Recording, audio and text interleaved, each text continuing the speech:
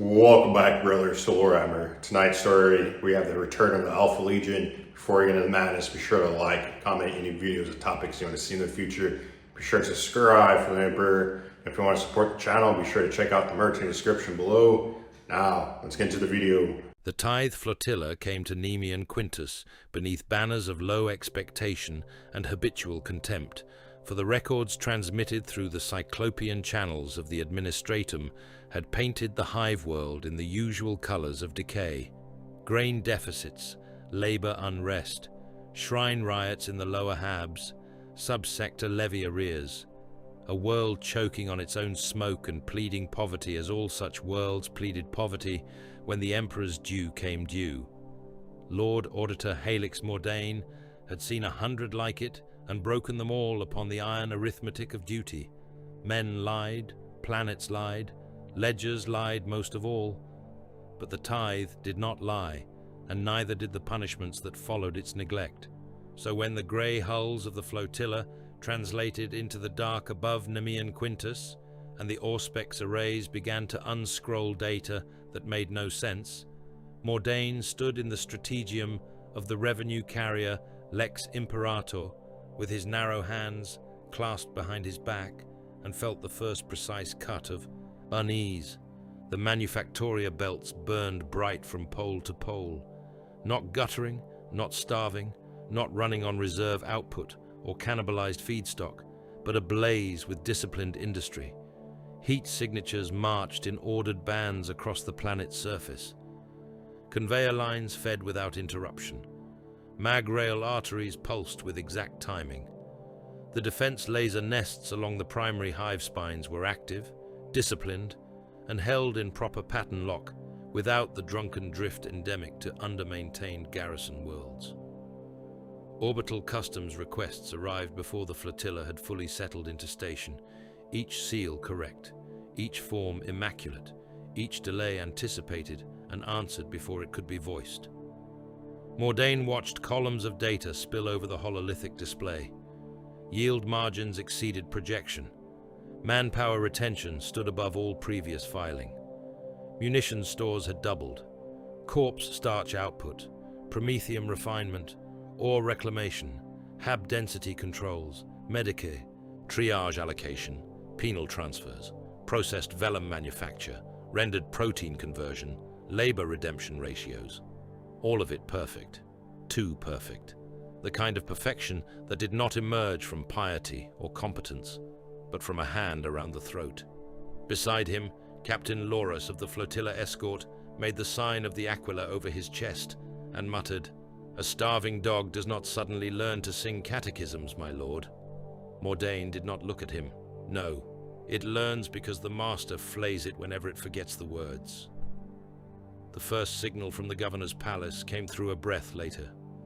It was measured, deferential, and smooth, in a manner that was almost offensive. Planetary Governor Ektan Vale requested the supreme honor of receiving the Emperor's auditors in person. Quarters had already been prepared, security sanctified, feast arrangements set according to Martian dietary canon, fleet protocol, and the dietary strictures logged in Mordain's own previous transit manifests. That last detail made the old auditor's mouth flatten. "He has read my files," Mordain said. Captain Laurus gave him a sidelong glance. A diligent servant, or a cautious liar. The descent to Hive Nemea Prime was made through ordered skies. No panicked civilian traffic cluttered the lanes. No half-feral haulers drifted where they should not. The void shield shimmer over the upper hive was clean. The landing bastions were scrubbed of rust and lined with soldiers who stood in ranks so still they might have been cast from iron and set there to rust for 10,000 years. Their uniforms were plain, their armor serviceable, their rifles well maintained. No devotional scraps hung from their webbing, no private tokens, no painted faces. Each man stared ahead with the dead, inward stillness of a penitent awaiting the lash. The governor received Mordain at the foot of a colossal stair of black stone veined red by reflected furnace light. Ektan. Vale was spare, silver-haired and elegantly austere, dressed not in peacock silks or crude military garb, but in severe robes the color of old parchment trimmed with sober thread. He bowed deeply. His smile was exact. It touched his mouth and nothing else. "Lord Auditor," he said, and his voice was soft enough to command listening. "Nemean Quintus offers gratitude for the Emperor's gaze." Mordain let the silence hang before speaking. "Your records suggested a world near administrative collapse." Vale inclined his head. "They were outdated, my lord. The necessary corrections have been made." Behind him, the court stood in ordered lines beneath hanging censers that bled slow streams of bitter incense. Ministers, factor lords, militia captains, clerks of the grain tithe, overseers of the corpse mills, confessors, tax abbots, labor prefects, every face composed, every spine straight. When Mordain addressed one, another answered with the same cadence. When he paused, they held their breath as one body. Their humility was a recitation, their reverence a drilled response. It was as though a single narrow mind had been broken into 100 lesser mouths. He took the governor's tour because refusal would have been a kind of surrender. The streets of the hive spread beneath smoke and scaffold in levels that should have seethed with life and misery, yet the multitudes moved in silence, broken only by the machinery of labor.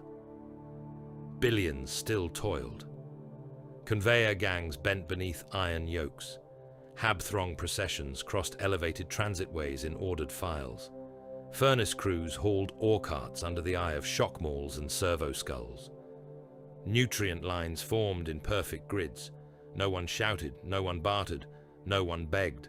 No one even lifted his gaze to the passing conveyance bearing the imperial auditor through the city. Mordain watched through armored glass as a child stumbled in a ration line. The boy's father did not turn to comfort him. He did not speak. He did not even blink. The child regained his footing and resumed his place as if some invisible barrel had been set against the back of every neck in the hive.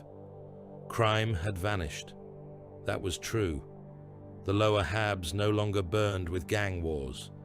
Looting reports had ended. Pilferage in the manufactoria had dropped to nearly nothing. Food distribution had improved. Water purity was higher. Production quotas had more than doubled. Nemean Quintus had become, in the ledgers, an obedient miracle. Mordain also saw the gallows. They lined whole transit arteries in disciplined rows, each beam occupied. Men in workers' grey, men in militia black, men in priestly ash robes. Some hung entire.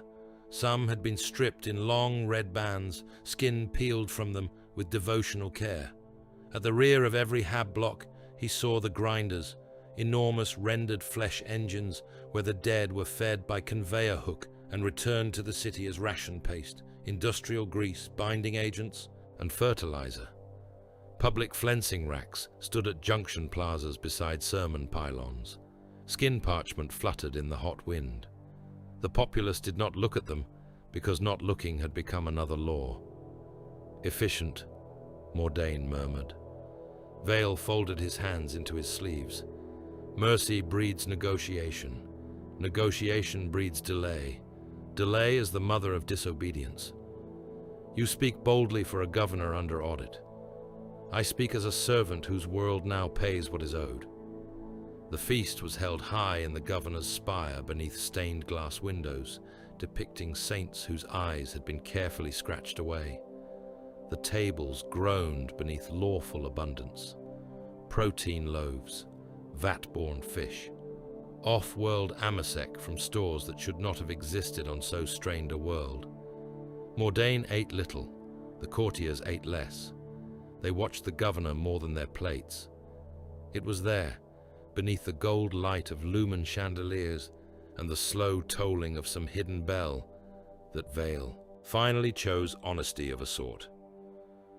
"You are disturbed, Lord Auditor. I am unconvinced." Vale smiled that bloodless smile again. "Of the figures? Of the method? The method is all that matters. The governor set down his cup with exquisite care. Men speak often of loyalty as if it were a virtue. It is not. It is a condition, like fever, like starvation, like dread.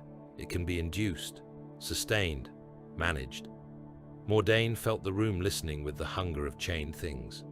Vale continued, calm as a lector reading Holy Writ. Hope must be broken first.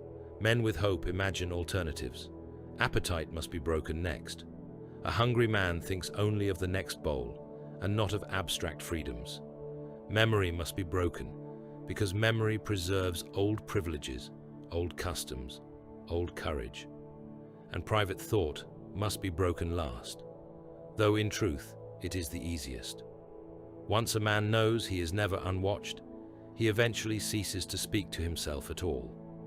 One of the ministers at the lower table whispered, in the same cadence as a prayer response, "Thus order is born."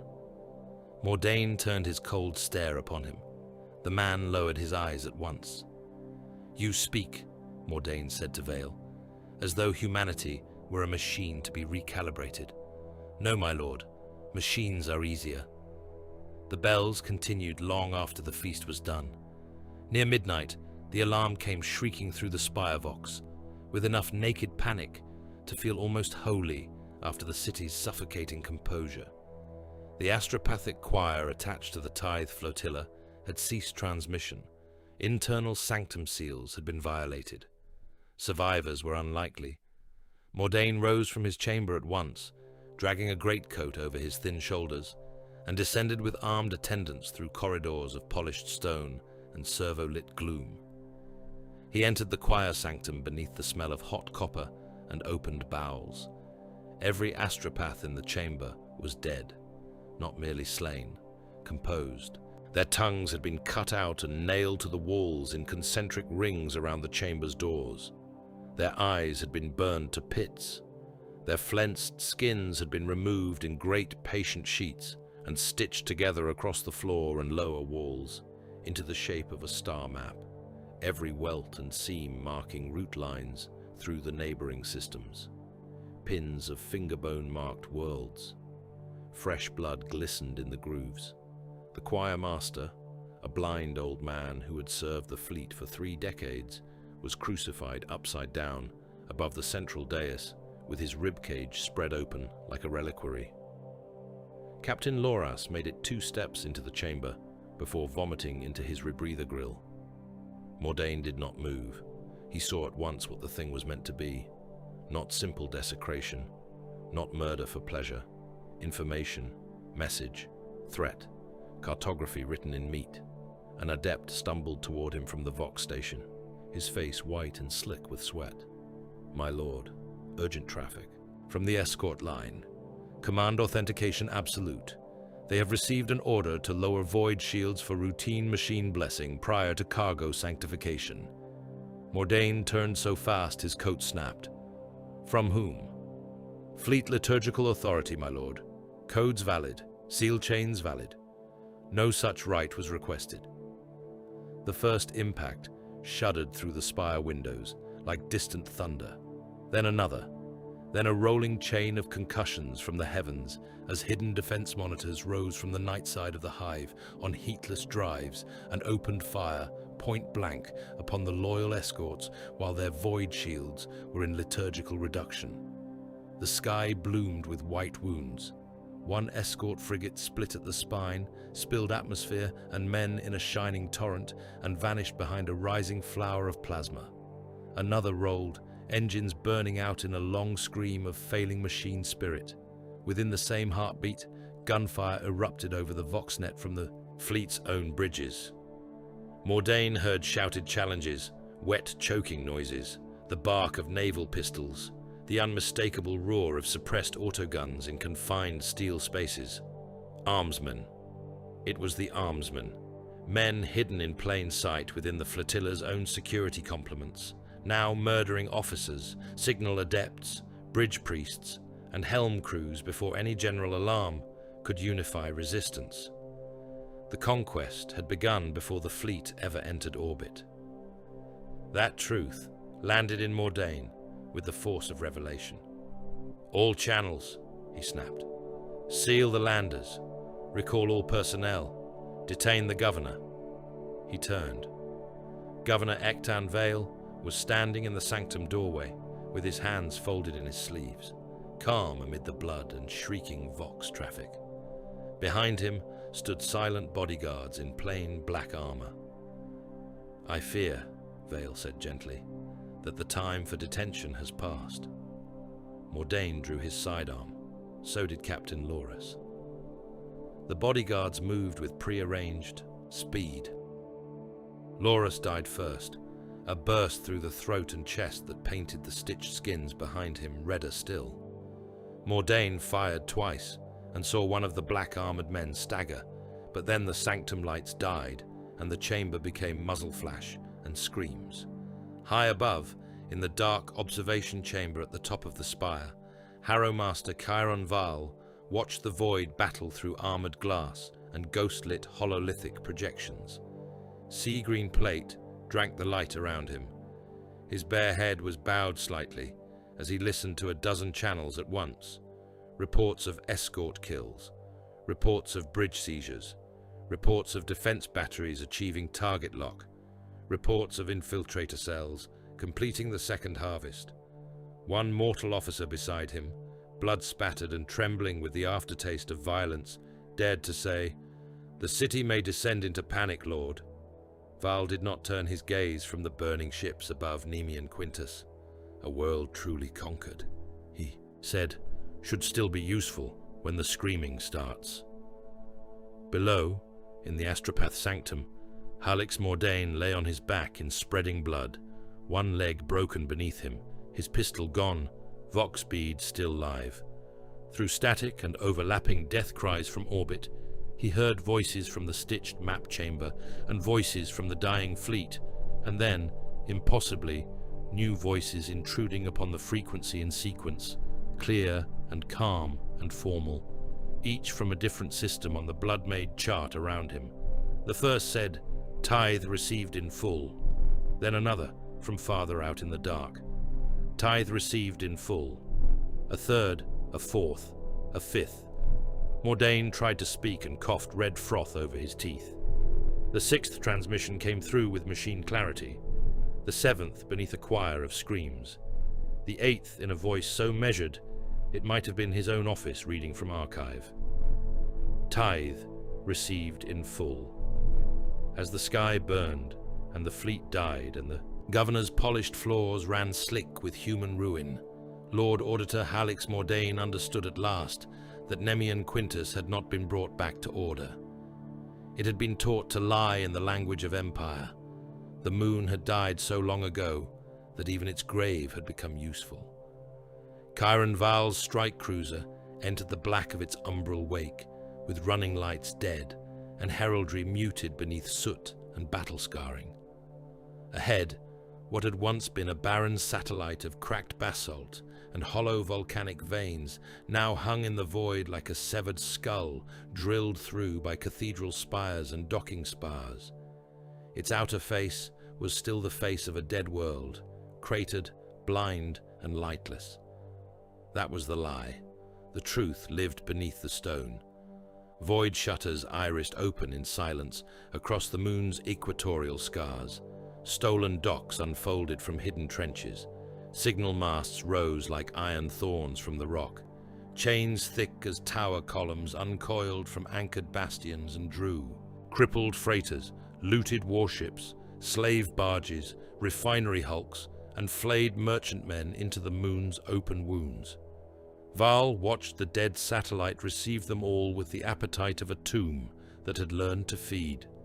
His helmsman, a stolen son of an imperial void clan whose tongue had been cut out for speaking his first master's name, bowed over the command pulpit as the strike cruiser entered the anchorage lanes.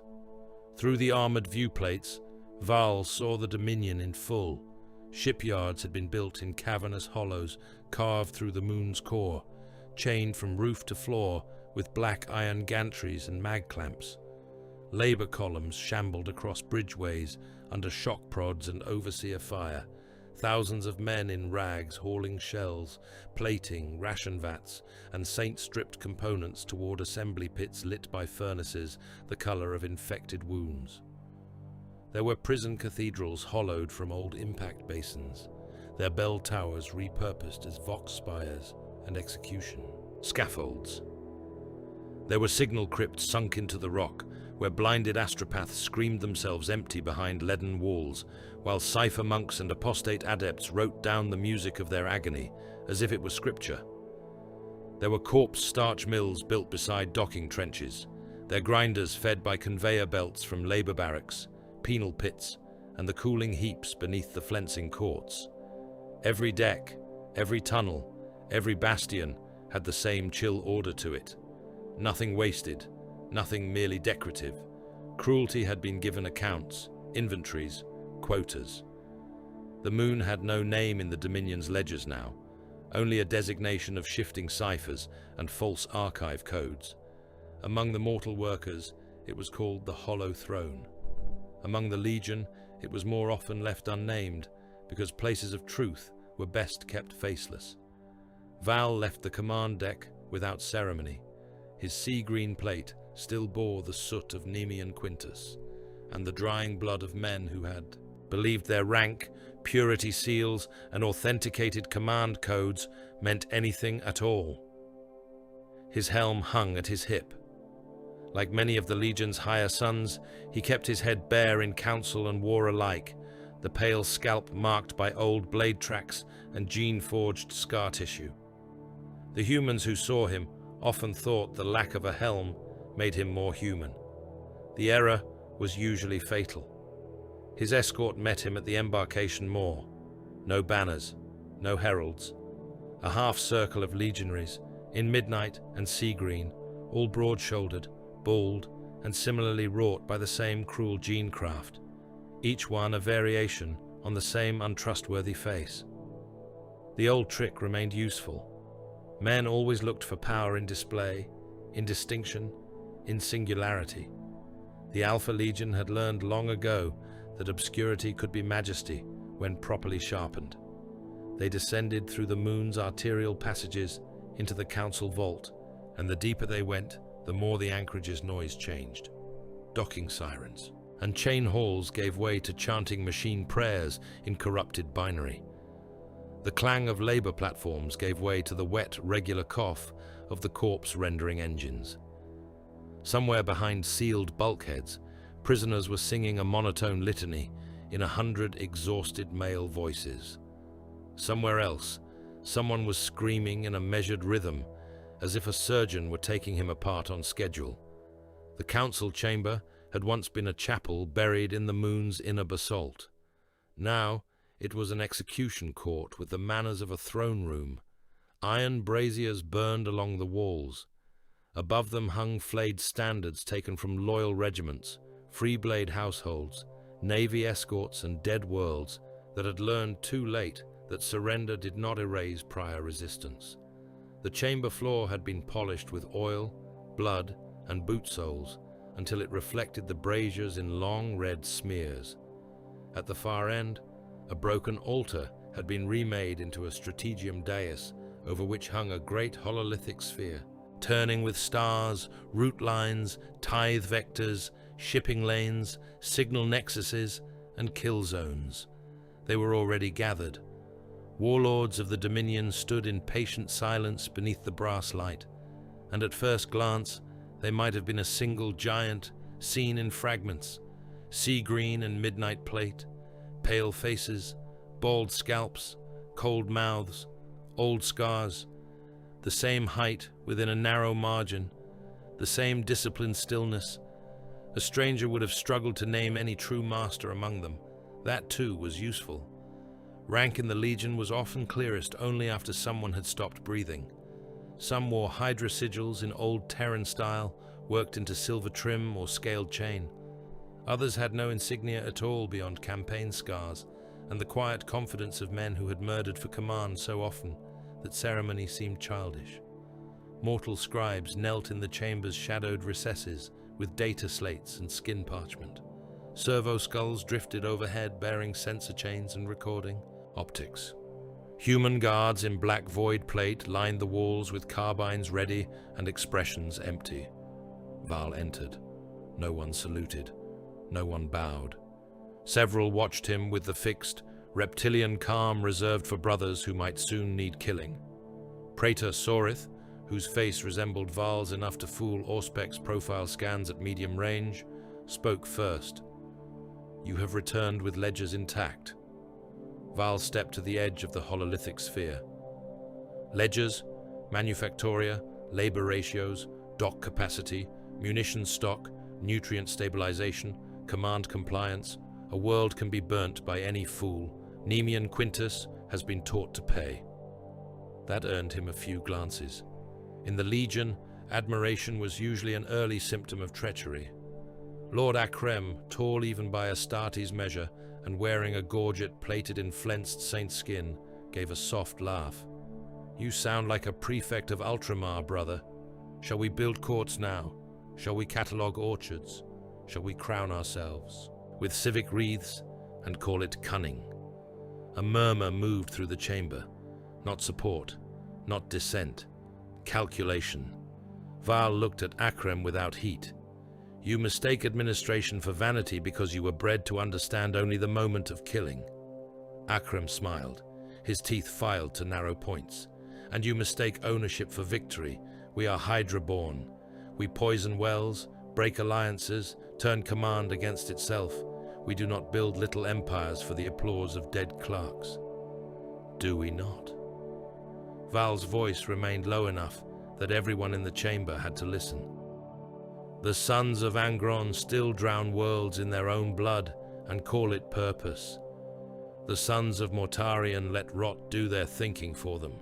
A dozen lesser warbands infest the dark like vermin gnawing corpse fat from the same cadaver. They ravage, they despoil, they glut themselves upon the carcass of empire." He laid one gauntleted hand upon the slowly turning hololith, and Nemean Quintus flared green beneath his fingers. "We conquered, we governed, we increased yield, we restored compliance, we armed the world, fed the grinders, sanctified the fear, and turned one hive planet into a weapon that murdered its own tithe masters on schedule. That is not vanity. That is memory. That is what a legion does." Acrem's smile thinned. "A kingdom of accountants and skin racks. A kingdom that functions." The chamber went still. That was the true beginning of the knife fight. Not when voices rose, but when they dropped. Acrem took one step forward. "And to whom does this kingdom belong, Harrowmaster? To the Hydra, to the Legion, or to Chiron Val?" Every head turned. Even the servitors seemed to pause. Val had expected the thrust. The question had been living in the chamber before he entered it. The Alpha Legion did not fear ambition. It feared singularity. One brother seeking command was a resource. One brother seeking primacy was an infection. He did not answer the accusation at once.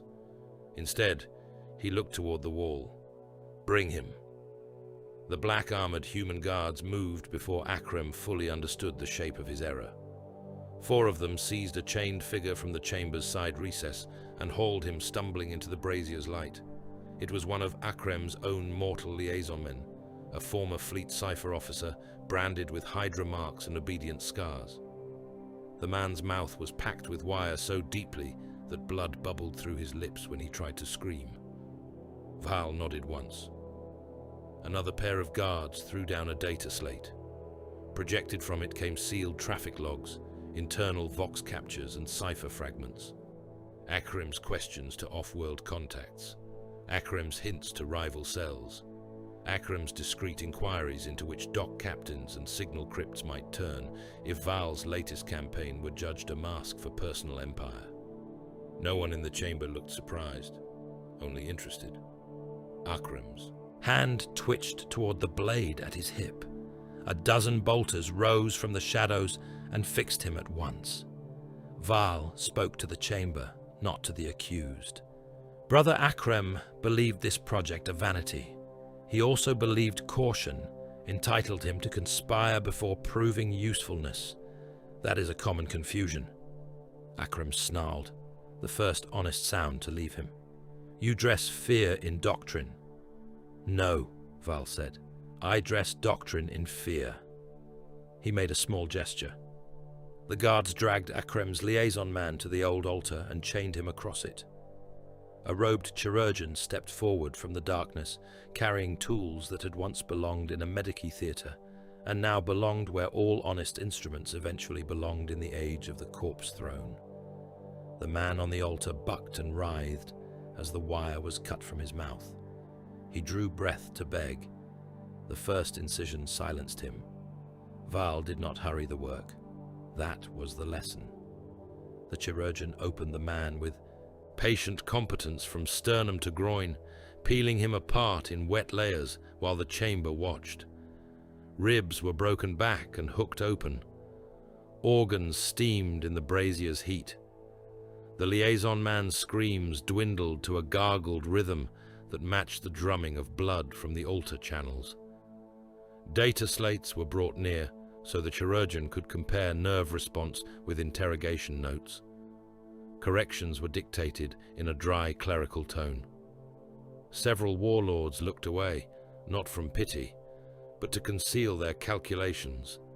At last the man became an anatomy instead of a servant. Val turned his eyes back to Akram. You were not dragged out, brother, because you still serve a function. But understand this. I will not have the dominion spoken of as vanity by those who cannot comprehend scale. If you doubt my loyalty, test it with usefulness.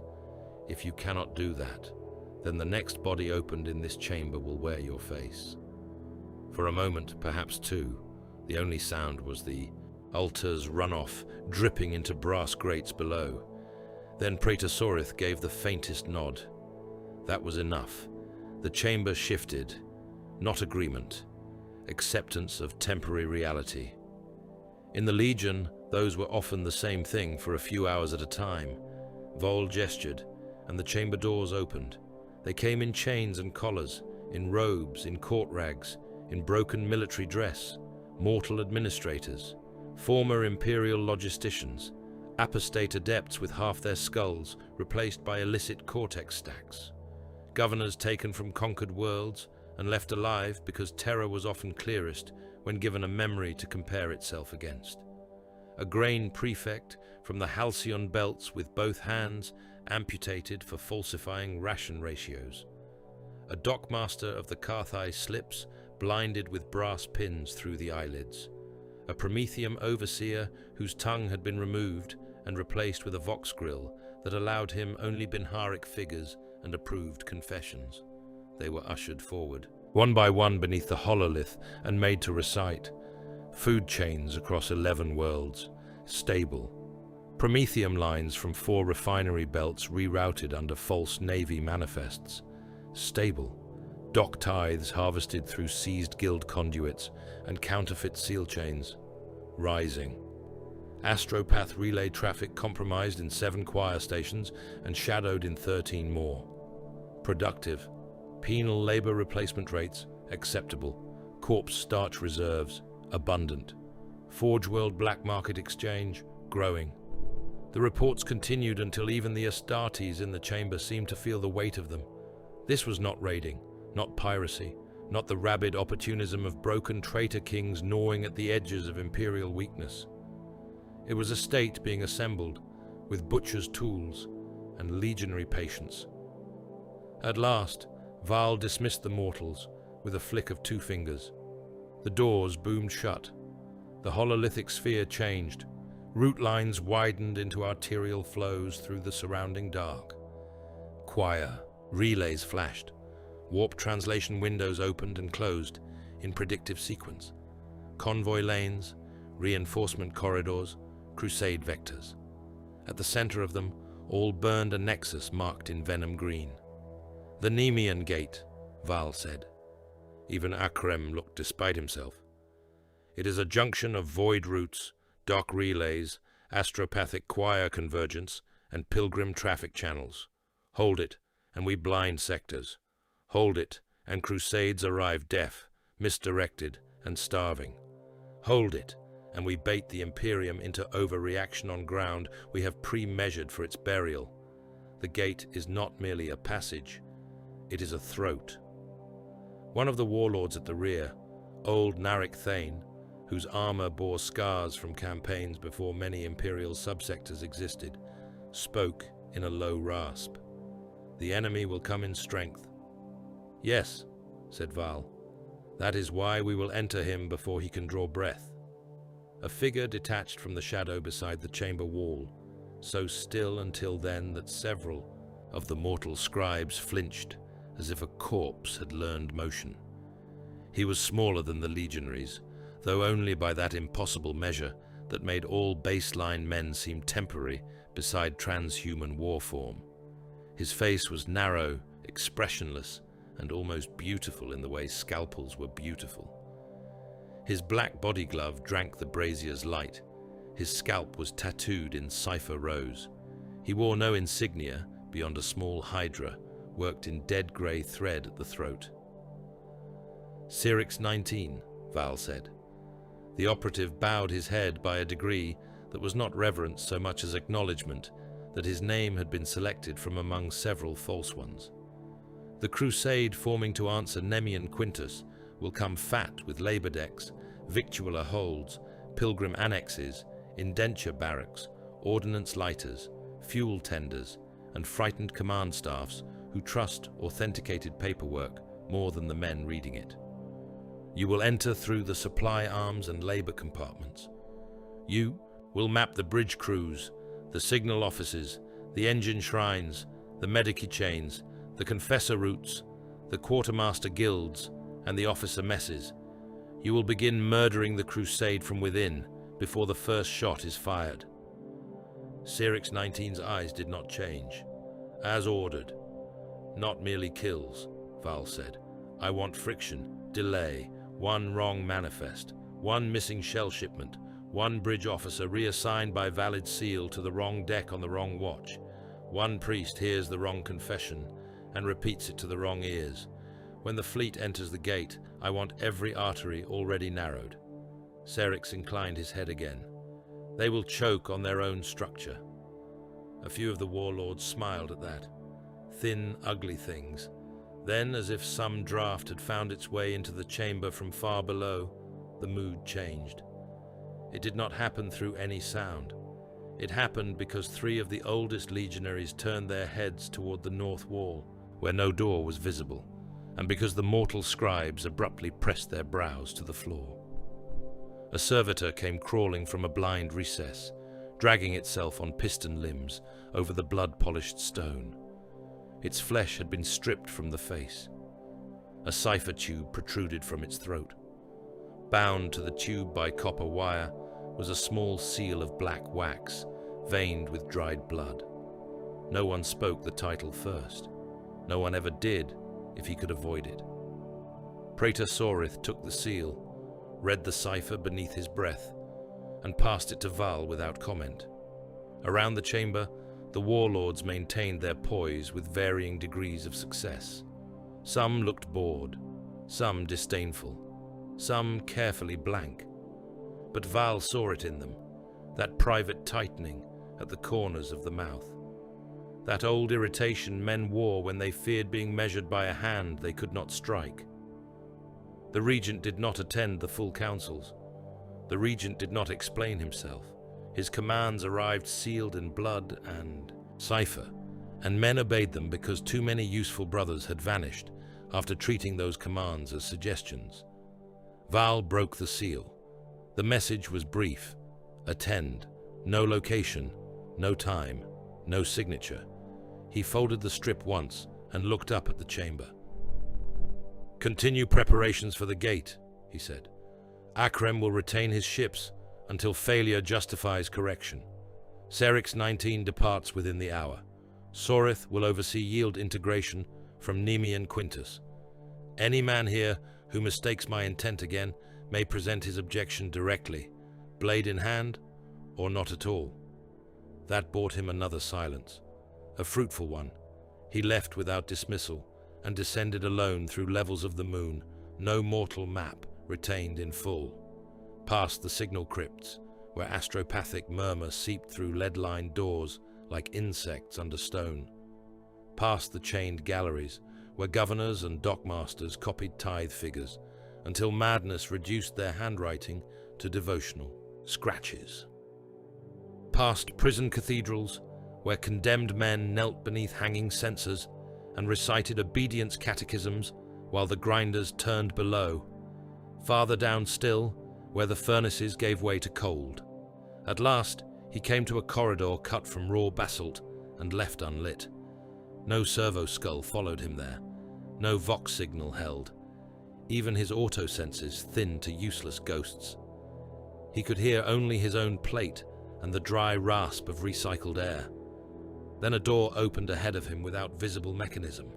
Darkness waited beyond. Not theatrical darkness, not the comforting dark of night or void. This was the kind shaped by intention, the kind made by a mind that understood concealment not as absence, but as force. Val entered. The door closed behind him. For a few heartbeats there was nothing. Then a voice came from somewhere he could not measure. Calm. Male, unhurried. No distortion, yet impossible to place. It asked, "Tell me, Karen Val, do you desire conquest, vindication, or the right to decide what mankind deserves?" By the time Inquisitor Malrek Voss came aboard the wreck of the Lex Imperator, the ship no longer resembled a vessel of the Emperor's revenue service. It was a mortuary hulk turning slowly amid a graveyard of scorched escorts, burst cargo lighters, and spinning chapel debris. Its flanks were peeled open in places where point-blank macro-cannon fire had gutted the armor. Whole sections of the spine had been depressurized, flash-frozen, and then thawed again by emergency atmosphere seals, leaving the deck plates filmed with pink rime and old blood. The aquila over the main embarkation lock had been caved inward by breaching charges and repainted by smoke. Voss crossed the docking threshold beneath a coterie of stormtroopers and sanction-marked adepts, his black coat unmoving in the cold, his rosette concealed but unnecessary. Men stepped aside when he advanced, whether they knew who he was or not. Some authority did not need introduction. It smelled of verdicts already reached. He paused just inside the lock and studied the kill space before anyone spoke to him. Armsmen corpses lay where they had died at their own posts, many with their throats cut from behind, others shot at such close range the impact had burst vertebrae through the front of their necks in white, blood-slick spikes. One signal adept had been nailed to a blast door with his own stylus spikes driven through both wrists, a data slate hanging from his torn chest by a prayer chain. Every line of the slate was administrative traffic, routing authorizations, liturgical compliance notices, shield reduction confirmations, cross-signed machine-sanctioned documents in perfect order. Voss read them in silence. Then he said, "Not rebels." Captain Confessor Jern, who had accompanied him from the cutter and still wore void frost on his beard, frowned. "My lord." Voss crouched beside the impaled adept and touched the edge of the data slate with a gloved finger. This was not panic, not cult frenzy, and not some gutter uprising made ambitious by fortune. A common traitor kills your officers and then takes the bridge. A common heretic jams the vox, broadcasts blasphemy, and mistakes noise for power. This enemy submitted the correct forms. He authenticated the murder in triplicate. Jern stared at the screen, as if the neatness of the script made it more obscene. Voss rose. He used our bureaucracy as a blade. The surviving crew had been gathered in the lower holds, where emergency lumen strips failed more often than they worked. The air there was damp with recirculated breath, engine oil, disinfectant, and the copper reek of men who had been too long trapped with their dead. Blood fog still drifted in some corridors where firefights had ruptured arterial seals in confined space, and the ventilation had not fully scoured the residue. Men coughed pink into rags. Servo lamps swung from chain hooks, painting the hold in sick, yellow arcs and leaving every face bruised by shadow. Voss took testimony without rest. One survivor after another brought to him beneath the sign of the Aquila and the gaze of his silent stormtroopers. A bridge lieutenant swore the false order to lower void shields had borne the authority chain of fleet liturgical sanctification and had included a correction phrase known only to command-grade readers. A Vox deacon insisted the order had first arrived from the governor's own relay spire and then been re-stamped by the flotilla's internal machine priests after verification.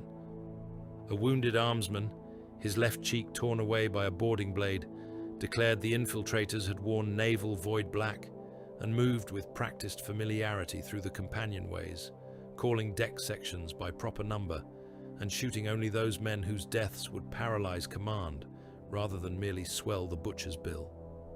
A cargo clerk swore blind that he had seen one of the killers die in the lower transit rails, only to later hear the same man's voice issuing evacuation orders on the upper command deck.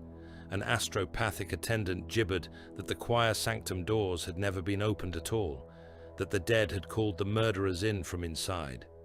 Voss listened, asked for timings, asked for corridor names, asked who had seen which face first, and who had heard which voice, and where exactly each man had been standing when the alarms rose. Every account contradicted another, not wildly, not in the useless, random way fear shattered memory among cowards. The contradictions were measured, fine cuts, just enough variation in sequence, wording, and apparent origin to ensure no single coherent picture could be assembled without doubt poisoning it. He stood at last in the hold center while another survivor was led away weeping. They were managed, Jern said quietly. Yes, Voss replied, by the attack itself, or by men placed to survive it. He looked over, the huddled remnants of the flotilla. Some stared at him with the drowned eyes of men already half in the grave. Others had begun to pray, not in hope, but because recitation filled the time before judgment. Voss had seen enough war-shocked crews to know the shape of ordinary trauma. This was not that alone. There were seams in their terror, places where thought had been nudged, certain phrases repeated too often across men who had never met. Certain details carried the false sharpness of planted memory. "Quarantine them all," he said. "No one leaves the ship. No one sends a message. I want every surviving armsman, signal officer, confessor, clerk, and cargo factor segregated by deck and watch rotation. Begin random cross-verification. Any man whose testimony aligns too perfectly with another is to be isolated for deeper examination." Jern gave the sign of the Aquila. "At once." "And if infiltration is detected," Voss added, his voice scarcely above a murmur, "purge the compartment." Jern hesitated only a heartbeat. "With respect, my lord, there are still loyal men aboard." Voss turned his pale eyes upon him. "Then let them die in the Emperor's service before they die in another's." He descended next to the choir sanctum. Even after the reports, even after years spent prosecuting cult worlds, Xenos conspiracies, noble treasons, and the polite cannibalism of imperial governance, the sight inside the chamber held him still for the span of 3 breaths. The astropaths had not merely been butchered. They had been arranged with doctrinal care, tongues nailed to the walls, flensed skins stitched into a cartographic spread of the surrounding systems, bone markers pressed into the hide map at route junctures, relay worlds, dock clusters, and choir stations. The choir master suspended above it all, opened like a reliquary, and left to drip onto the systems below. Jern made the sign again, more from instinct than piety. Voss did not. He circled the chamber slowly, studying not the horror, but the intelligence that had authored it. The mutilation was terror, yes. That much any fool could grasp. The sight of it would linger in every witness, infect every retelling, make the enemy feel larger than his actual footprint. But it was more than terror. The map was a message, and messages in war were almost never singular. It was also a false lead, for several marked systems were too obvious, too bluntly significant, as if selected for the benefit of anyone eager to lunge where the enemy seemed to be pointing. And beneath that, in the spacing of the bone pins and the order of the seams, there was pattern. Voss leaned close to one strip of skin, ignoring the stink. "Signal code," he said. Jern stared. "My lord." The corpses were meant to be found. The chamber was made to survive discovery. Every element performs more than one function. The deaths frighten, the map directs, the seams misdirect, and the spacing carries data for those already trained to read it. He straightened. This was a transmission written in meat and hidden inside sacrilege. He looked up at the hanging choirmaster. Deliberate, wasteful only in appearance. That narrows the breed of monster. By the time he left the sanctum, Lord Admiral Cassian Holt had arrived aboard his flagship and demanded immediate conference.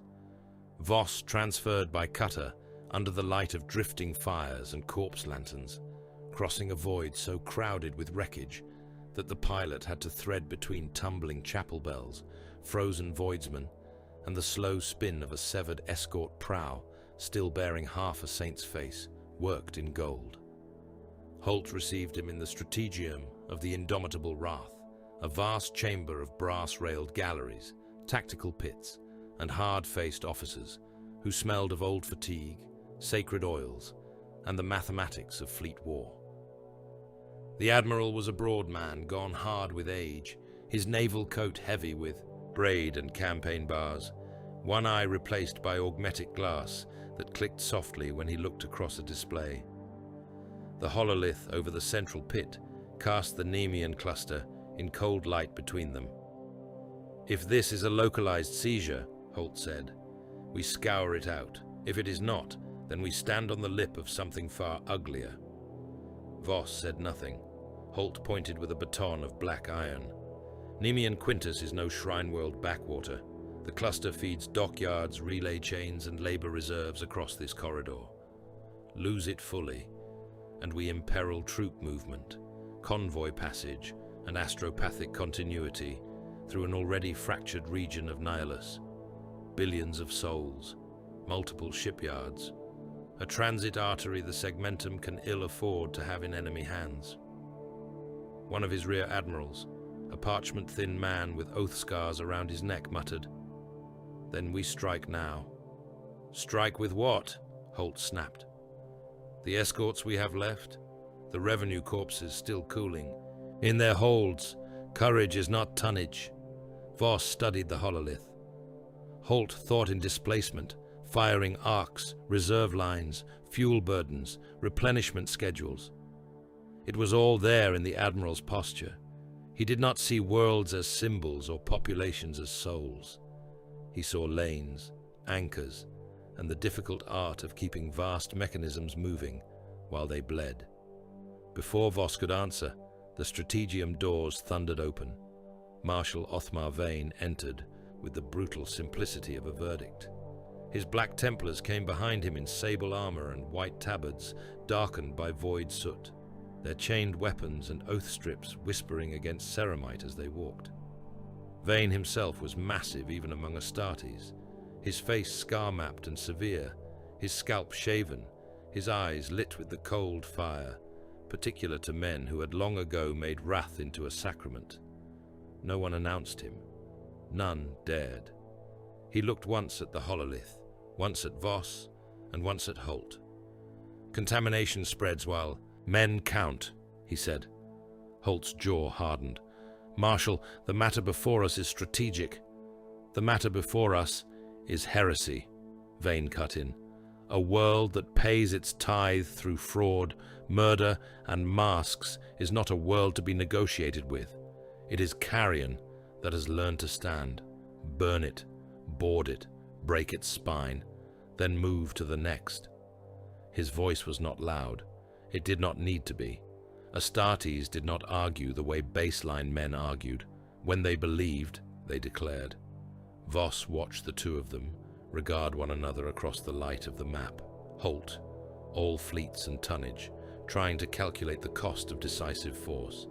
Vane, all vow and annihilation, already standing upon the imagined corpse piles of the campaign to come. They were both useful. They were both dangerous. "And you," Vane said, turning to Voss, "what do you see, Inquisitor?" "A web," Voss replied. Vane's mouth did not move. "Not because the enemy is subtle for the love of subtlety," Voss continued, "but because he intends durability. This was not raid doctrine, not cult insurrection, not a rabid warband snapping at a dying sector. The attack on Nemean Quintus was administered, sequenced, cognizant of our own command rituals. He has officers placed within our structures already, or men made capable of impersonating them." "Name him," said Vane. Voss held his gaze. "Not yet." "Then name the method." "Administrative predation," Voss said. "Governance as infiltration. Fear as labor discipline. Correct code chains used to open wrong doors. The hand behind this understands the Imperium well enough to wear it." One of Holt's captains made the sign of the Aquila, as if that alone might close the wound. The conference ran long into ship night. Signals poured in, requests for sanction, lost tallies, a partial list of compromised escorts, cross-references from neighboring systems. Each message widened the shape of the infection. By the time it ended, Voss had already dictated sealed petitions to his astropathic scribes. He requested officio assassinorum assets under highest emergency writ. Not one temple alone, but multiple disciplines, because the enemy's structure suggested both nodes of command and hidden channels best severed surgically. He requested a censure fleet empowered to isolate and punish suspect worlds without waiting upon the ordinary crawl of segmentum authorization. He requested authority, in writing, and without subsequent clerical delay, to execute entire command staffs should infiltration be detected in fleet, regiment, or shrine administration. Jern read the last request back to him with a strained face. "Entire staffs, my lord. If contamination has reached the command level, selective mercy is vanity," Voss said. The confessor bowed. He did not argue again.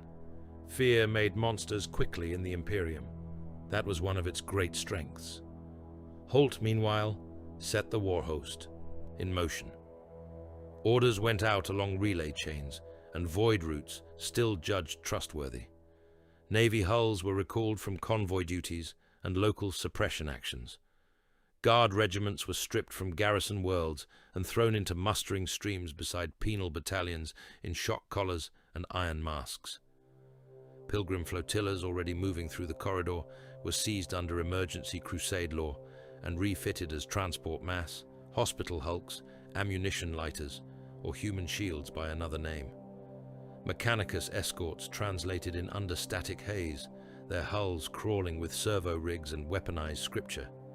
Fuel barges, victualler convoys, troop ferries, ordnance scows, shrine ships, prison hulks, and labor carriers began to knot themselves around Holt's growing battle line until the void itself seemed to thicken with the weight of imperial response.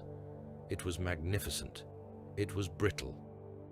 In the labor decks of the replenishment carrier St. Orfeo's Burden, a man in deck slave grey sat among cargo scribes and low-grade victual officers while ration tins clattered around him and the ship's bulkheads sweated heat.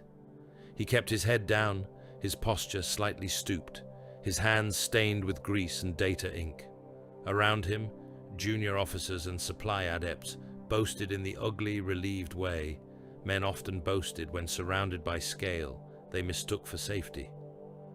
They spoke of the armada assembling under Holt, of the Crusade's eventual fury, of Black Templars among the spearhead, of fleet guns enough to scour continents, and guard boots enough to drown any rebel line in loyal flesh. One clerk laughed that whatever carrion kings had infested Nemean Quintus would soon learn the price of mocking imperial tithe law. The grey-clad man listened. Serix 19 had entered the carrier 3 watches earlier through a corpse transfer chain and now possessed 3 names, 4 access routes, a quartermaster's partial cipher, and the sleeping habits of the lieutenant responsible for ordnance distribution on the lower decks. Before the day cycle turned, he would know which officers drank with which confessors, which medici stations lied on their inventory returns, which labor gangs contained men ripe for recruitment through terror, and how long it would take one wrong manifest to delay ammunition at the exact moment a ship needed it most. He heard the boast about the coming campaign and nearly smiled. Mapped already, he thought. Not the ships alone, the men, the habits, the paperwork, the assumptions. They were building the noose with prayers on their lips and calling it Crusade. Much later, beneath the chapel gloom of Holt's flagship, Marshal Othmar Vane stood before his sword brethren. No unaugmented man had been permitted in the chamber. It was a warrior's crypt more than a chapel, lined with relic blades, void black banners, and the chained bones of martyrs taken from 100 campaigns. Candles burned in their thousands. Small against the dark mass of ceramite giants, kneeling in ordered rows. Incense thickened the air. Every helm rested at the warrior's side. Every gaze was fixed upon the marshal. Vane planted the point of his sword upon the deck and rested both gauntlets over the pommel. "We go to strike not merely traitors," he said, "but deceit enthroned. There are foes in this age who bark their blasphemies openly and come howling across the field with all the honesty of beasts. Such enemies are simple. Their souls are already carrion. This thing before us is fouler. It wears order as a disguise. It recites our forms. It feeds men and chains them. It speaks in the voice of command, while poisoning command itself." He looked over the kneeling, black-armored ranks. "Then let it learn what command truly is." A murmur of oaths moved through the chamber. Vane drew his sword free and raised it before the shrine light. "If a warlord lurks behind this, I will break him. If a false king lurks behind it, I will drag him from his stolen throne. And if a Primarch walks in the shadow of this heresy, by the throne and by Sigismund's blood, I will haul that demigod down by faith and chains and leave his corpse for the Emperor's judgment." The sword brethren answered as one, their voices like the striking of iron, and beyond the chapel walls, the Crusade gathered, vast and radiant, and doomed in all the ways that mattered most. The Crusade entered the outer Namian systems beneath guidance that was not false. That was the first cut. In the strategium of the indomitable Wrath, Lord Admiral Cassian Holt stood over the hololithic array, while coarse lattices, choir echoes, and translation corridors turned in cold green above the brass plotting pit. Every route had been sanctified by surviving astropathic chain, verified by machine count from 3 separate relay shrines, and checked again by naval augurs against archived beacon patterns. There was no discrepancy worth naming, no impossible vector, no hidden mass concentrations broad enough to alarm the Auspex screens. The enemy had not lied to them with the charts. He had told the truth in a way that served murder better. "Translation wake dispersal nominal," said Master Helmsman Reth. "Escort screen extending. Pilgrim annexes falling behind designated carrier groups. No hostile signature of sufficient mass to indicate prepared fleet action." Holt's augmetic eye clicked. He hated good news in tainted space. Across the strategium, Inquisitor Malrek Voss watched the same array with a predator's stillness. He did not seem reassured by the correctness of the data. If anything, the flawlessness of it made the hollows around his eyes darker. "Too clean," Voss murmured. Holt gave him a brief look. "You have said that about every signal we have received for 3 days. And I have not yet been wrong." The Black Templars waited in assault readiness beyond the main line, their strike vessels and battle barges holding like drawn blades behind the Crusade's swollen body.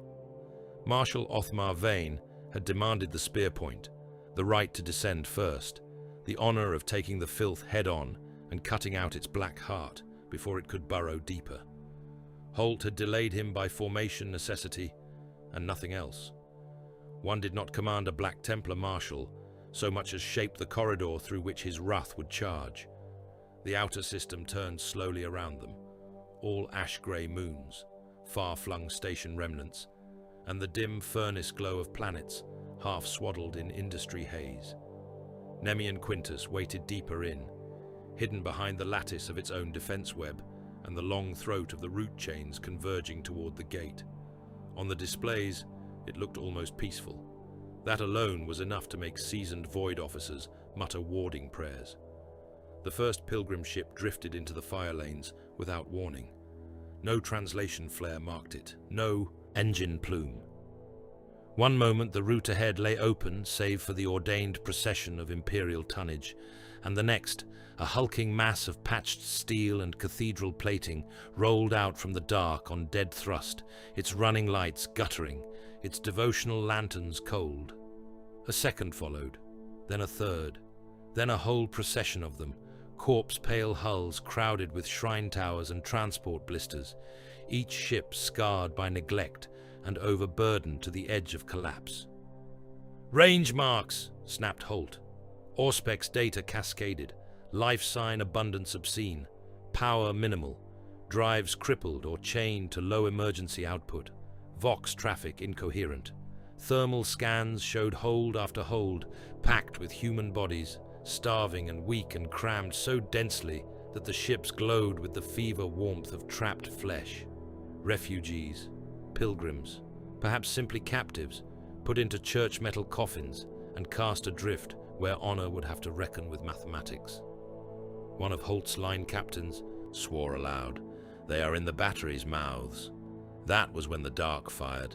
Torpedo nests hidden in cold asteroid cuts and dead station carcasses erupted first, their launch tubes masked until the very instant of ignition. Behind them, concealed macro stations buried in the black between auger sweeps awoke as if the void itself had opened eyes. The first salvo struck through the hesitation. An escort to port vanished in white violence, the torpedoes punching its prow open and blowing atmosphere, men and burning machine oil through the breach in a single expanding wound. Macro cannon fire followed from the dark in disciplined sequence, not a raider's wild barrage, but pre-sighted slaughter laid upon lanes the enemy had known the Crusade must traverse. "Return fire!" Holt roared. "Mark all hostile signatures. Clear the lane." No one moved quickly enough, because the pilgrim ships were still there, drifting broadside across the line of fire, their holds packed with human freight. To shoot through them was doctrinally permissible under censure law in a contamination theater. It was also a stain many captains would hesitate to claim until ordered. That heartbeat of conscience cost ships. Another escort died. Then sabotage bloomed within the fleet, like a plague flower opening all at once. The magazine decks of the ordnance carrier Piety of Carthis vented without warning, emergency seals slamming shut upon men still hauling shell racks as approved machine orders redirected atmosphere into the void. Hundreds suffocated in the dark, while the ship's upper batteries lost feed. Cogitator shrines aboard 3 destroyers, locked simultaneously under valid maintenance override, their systems accepting a command chain that should have come only from dockside refit authority. Targeting arrays froze. Helm runes dulled. One captain bellowed for manual control, just as a hidden torpedo wave reached him and cut his ship in half. On the escort frigate, Shield of Belor, reactor crews received authenticated liturgical correction from the vessel's own engineering rubric, instructing them to realign plasma buffers during battle load. The command was correct in wording, seal, and write order. It was also fatal. The ship's heart surged into catastrophic imbalance and burst up through 6 decks in a pillar of actinic ruin. Worse came after. Several escorts turned their guns on sister vessels. At first, Holt thought it was panic or misidentification. Then he saw the signal trails, fresh transponder validations, obsolete but once lawful Navy identifiers entering the net from angles that should have been empty, captured ghosts from dead ships and archived flotillas thrown into the battle stream at the exact moment when confusion was ripest. Friend tags became uncertain. Uncertain targets became enemies. One destroyer, trusting the wrong return code, held fire on an approaching raider long enough for boarding torpedoes to strike home. Another, receiving the right command phrase from the wrong source, fired upon an Allied munitions lighter and transformed half a flank corridor into burning debris and shrapnel. Voss stood near the command dais, while officers shouted over one another and Vox channels became a litany of ruptures, false orders, distress calls, and dying machine spirits. He watched the battle curdle and understood the shape of it with cold disgust. The enemy was not breaking the fleet's fists. He was severing the nerves that told those fists where to strike. Somewhere inside the St. Orfeo's burden, Serix 19 put a knife through a bridge officer's kidney and held him upright until the man's last strength failed. The lieutenant shuddered once, boots scraping the command deck grating, then sagged without cry or dignity. Serix lowered the corpse carefully, wiped the blade on the dead man's sleeve, and looked to the next task. Around the replenishment carrier and dozens of other ships, besides, Hydra cells moved at the same hour. Not toward the grandest guns, not toward the hardest bulkheads, toward the Vox shrines, the bridge adjutants, the chapel confessors whose words stabilized panicking crews, the signal adepts who verified command traffic, the petty officers who knew which cargo lifts still functioned, the scribes who held the distribution chains in their ink-stained hands. A fleet thought itself mighty because of battleships and escorts. In truth, it thought because of men no admiral ever celebrated. Those men were dying.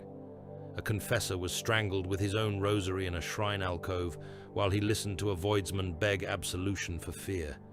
A Voxmaster had his face pulped against a relay casing before he could deny one last false signal. Bridge ratings were stabbed at data banks. Cargo officers vanished from lift junctions. Men who had spent their whole lives unseen died still unseen. And through their deaths, ships lost the capacity to act as part of anything larger than themselves. On the edge of the battle, beyond the pilgrim hulks and the screaming cross-traffic of torpedoes, ships emerged from dead angles beneath identifiers that should not have existed. They came in sea green and bruised midnight, where the paint had not been deliberately scarred away. Some bore imperial profiles mutilated by years of false service. Others, the cleaner predatory lines of Legion craft built for the treachery of speed and boarding war. Val's force did not arrive in triumphal spread or berserk charge.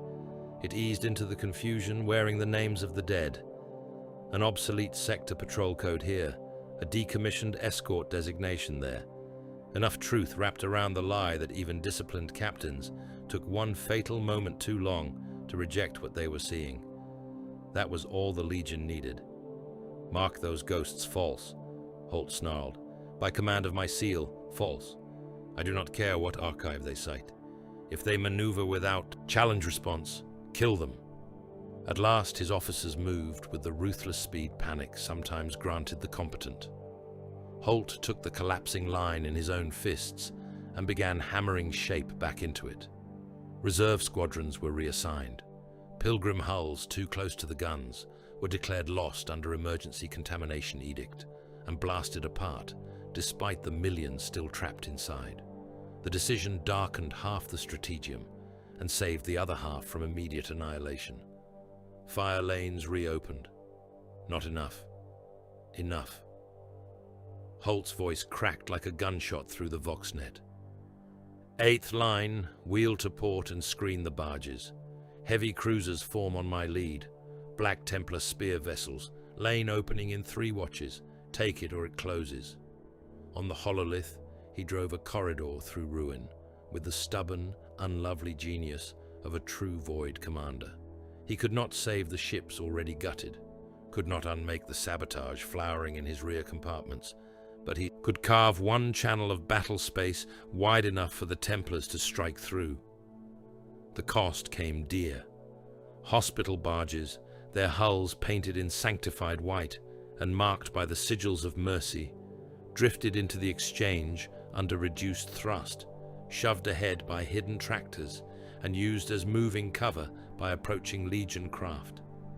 Ammunition tenders burned behind them, turning each broadside fired too close into a wager with apocalyptic consequence. Civilian mass haulers lurched between firing lines packed with men who had no idea which emperor, warlord, governor, or lie they were dying for. Again and again, Imperial captains hesitated. Again and again, the enemy used that hesitation to slide nearer, to launch boarding torpedoes, to put murder inside the hull, where honor meant less than steel and speed. One such torpedo wave struck the Sword of Dawn, a Black Templar strike cruiser already surging toward the opening Holt had bought. Boarding cylinders hammered into the upper command. Galleries and the forward chapel decks, blowing ceramite petals of metal inward and vomiting sea-green killers into the incense smoke. Vane was already moving before the alarms had finished their first howl. He met the invaders in a chapel corridor, lined with reliquaries and chain-hung skulls, sword in one hand, combi bolter in the other, his brothers around him like a wall of black iron. The first Alpha Legionary through the breach died in pieces, bolt shells tearing open his gorget and bursting the lower half of his face across the shrine wall. The second took Vane's blade through the sternum and was kicked back into the smoke. Then the corridor became close murder in its purest form, Astartes against Astartes at ranges so tight the muzzle flashes lit their armor with each other's blood. Vane had expected the usual things: boasts, hatred, the eager brutality of traitors drunk on the chance to test themselves against loyalist giants. He found none of it. The Alpha Legionaries fought with chilling economy, not seeking heroic duel or visible dominion, but motion, delay, confusion. One squad would engage just long enough to fix the Templars in place, while another vanished through side passages toward the Vox Crypts. A kill team would spend its own lives not to seize the bridge, but to sabotage the command reliquary and slit the throats of the men who carried internal order ciphers between stations. One legionary detonated his own melter charge against an armory seal the instant the Templars began to gain on him, forcing two sword brethren to turn aside or die in the blast and buying 3 heartbeats for another strike elsewhere. It enraged Vane more than open mockery would have done. "You refuse the honest kill," he growled, as he smashed a traitor's helm apart with the pommel of his sword.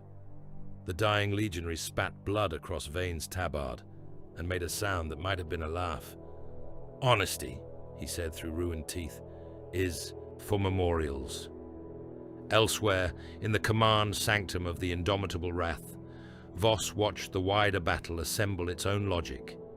He had expected, in some deep old chamber of his mind, that the ambush would reveal its ambition early, that the enemy would seek decapitation, annihilation, some vast and obvious victory to stain the stars and proclaim dominion. Instead, the assault distributed pain with exquisite discipline. A magazine here, a relay there, a hospital barge used to screen approach. One line forced inward, another line nudged deeper. Not enough damage to shatter the Crusade outright. Enough to wound it, divide it, strip it of tempo, and force it forward under conditions chosen by the enemy. He spoke without taking his eyes from the hololith. This is not the kill. Holt, still driving his line through wreckage and command static, answered with frayed impatience. "Then what in the throne's name is it?" "The opening lure," Voss said. "He means us. Injured, enraged, and committed. Not broken. Driven inward." Holt's silence lasted only a moment, but in that moment he saw it too. The route lines ahead remained open in precisely those channels the enemy could have denied entirely had he wished to spend his hidden batteries differently. Retreat corridors were fouled by debris and false beaconing. Advanced lanes, though blood-soaked, still existed. The way deeper into the cluster was not closed. It was invited. A beautiful ambush, Voss thought. Not because of spectacle, but because of discipline. Because it understood Imperial psychology better than many Imperial commanders did. Hurt the fleet badly enough, and Holt could not withdraw without inviting pursuit collapse. Let Vane taste close blood, and he would demand descent with greater fury than before. Humiliate the command net, and every surviving officer would want redress. The enemy had cut them in order to make them lean into the knife, on the shadowed edge of the battle, aboard a warship that still wore the transponder ghost of a vessel dead 3 centuries. Chiron Val stood in a narrow command gallery and watched the data crawl. The line had bent where it should bend. The Black Templars had entered where they should enter. Sabotage cells reported productive confusion across the supply arms, chapel networks, and signal chains. The Crusade was hurt, not crippled. Better this way. Wounded animals fled or fought without pattern. Wounded empires committed reserves. A mortal Vox adept near him swallowed and said, "Several of the hospital hulks were destroyed, Lord." Val did not look at the man. And the adept bowed lower. "Nothing, Lord." "Correct." His fleetmaster, another pale giant in battle-marked sea-green plate, studied the readouts and said, "We could press harder now. The line is frayed. And gain what?" Val's tone was patient enough to shame. "A famous victory, a few more burning hulks, a cleaner debris field for their retreat." He let the hololith turn. "No. Hurt them, disfigure them, let them descend carrying anger and damaged assumptions. The real war waits below." By the time the main exchange slackened into scattered slaughter and burning pursuit, the void above Nemean Quintus had become a drifting heaven of wreckage. Ships burned while still falling. Broken escorts rolled like censers through the upper atmosphere, their hulls trailing fire. Pilgrim barges split open and rained frozen bodies and burning shrine plating across the cloud tops. Ammunition carriers went down in blossoms so bright they turned the hive shield to a dirty gold. Holt had saved a lane. That was the truth, and the condemnation of it. Through that hard-bought opening, the first surviving troop carriers began their descent toward Nemean Quintus, with engines howling and hulls scarred black by near misses, carrying regiments, penal masses, armor cadres, and cargo holds of frightened men who still believed the ground would at least be simpler than the void. On one such carrier, in the dim red light of the assault deck, a guard colonel crossed himself and told his officers they would make Planetfall into a city shaken but salvageable. Below him, buried in the labor holds under false seals and corpses wrapped for cold storage, Serix 19 listened without expression. Already lost, he thought. Not the landing, not the first trench or avenue, the shape of it, the assumptions, the order of cause and effect. The world beneath them had been prepared long before the fleet arrived above it. The men descending now were not bringing war to Nemean Quintus. They were entering one. The first waves came down through a heaven still burning.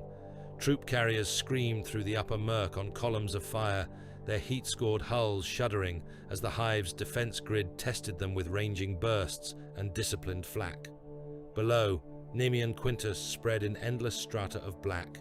Manufactoria, rusted transit spines, shrine towers, gantry forests, slag deserts, and stacked habitation cliffs vanishing beneath a pall of smog so dense it turned daylight into a furnace dusk.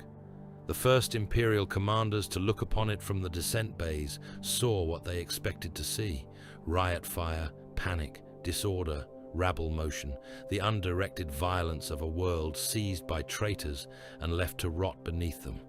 What they found on landing was worse. Colonel Arcturus Bale of the Vanek line stood in the open moor of his descending carrier and watched the lower hive districts wheel up to meet him. Searchlights swept through smoke and found roads packed with labor columns moving in silence between the ash plants and corpse refineries. Men in work rags, men in respirator masks, men with backs bent under ration crates, promethium canisters, shell casings, and body bags. None of them ran. None of them even turned their heads toward the incoming war. Hydra sigils had been branded into, many of them, into scalps, into cheeks, into the flesh between thumb and forefinger, where ration inspectors could check compliance at a glance. Others wore the markers stamped lead on throat tags, on mask filters, on labor passes tied to belts. Bale saw a loader gang, in which every man had the same burn mark at the throat, precise and deep as a seal pressed into parchment. His adjutant, a thin man named Kell, whose faith was practical and therefore usually silent, muttered, "No mob should look like that." Bale's boots hit Ferrocrete with the rest of the 1st Assault Company.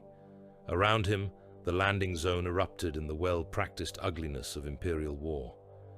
Ramps crashed down. Chimeras rolled free, belching black exhaust. Vox officers fought static. Commissars barked.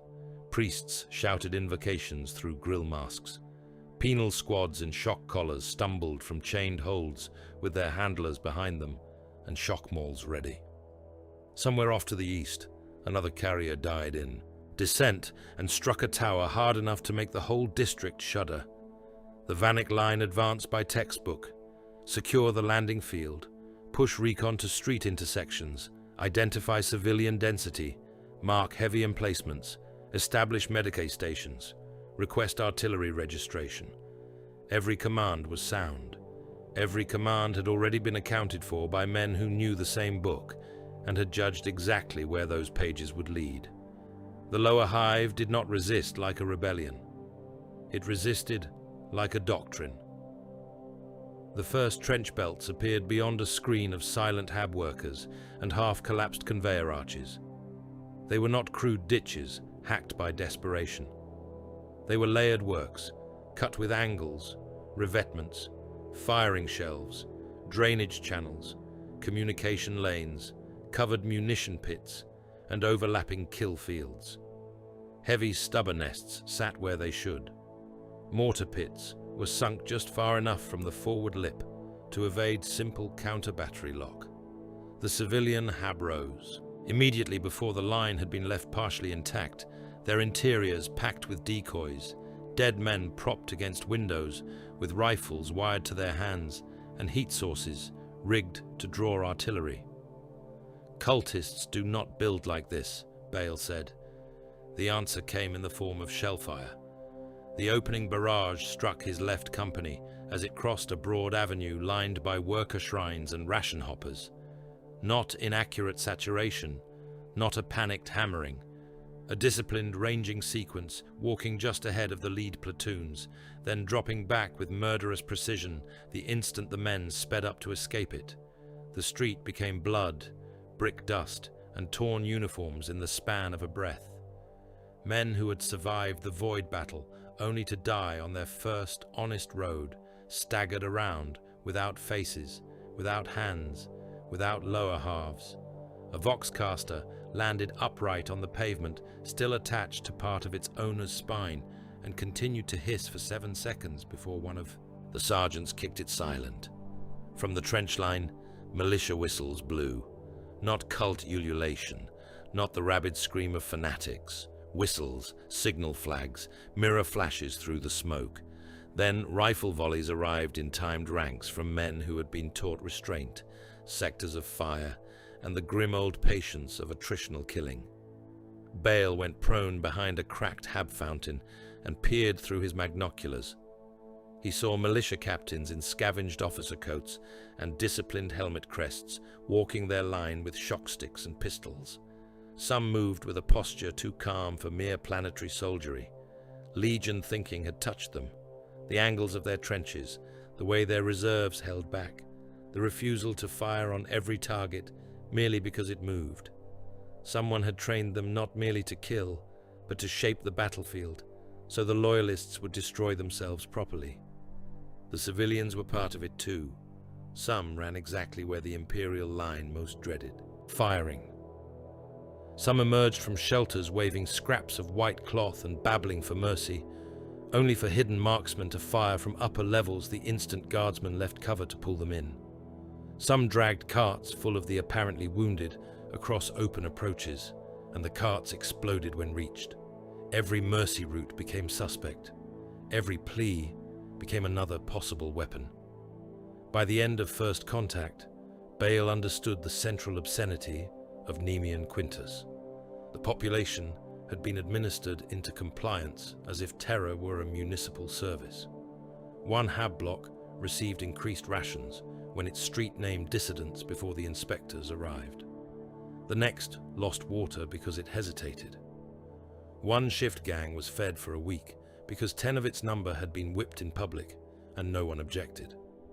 Another was worked until collapse because too many heads had turned when the condemned were hanged. Whole household registries had been rewritten around obedience tallies. Dependent sons were left alive as hostages to paternal usefulness. Old men vanished into the grinders when quotas slipped. The city had been taught the arithmetic of fear until cruelty felt less like punishment than weather. The Vanik line found the graves by smell, not burial grounds, processing fields. Excavation shells had ripped open a court behind the ash manufactorums and exposed layer after layer of bone paste, rendered fat, hair, cloth fiber, dental metal, and half-processed bodies stacked in industrial strata. Conveyor jaws led from the pits to grinders, from the grinders to storage vats, from the vats to ration presses, shell propellant mixers, bonding compounds, and hab sealant plants. The dead had become a supply chain. The city fed itself on punishment and then used the residue to arm itself better. Kell stared at the conveyor labels as if they were blasphemies cut into the world.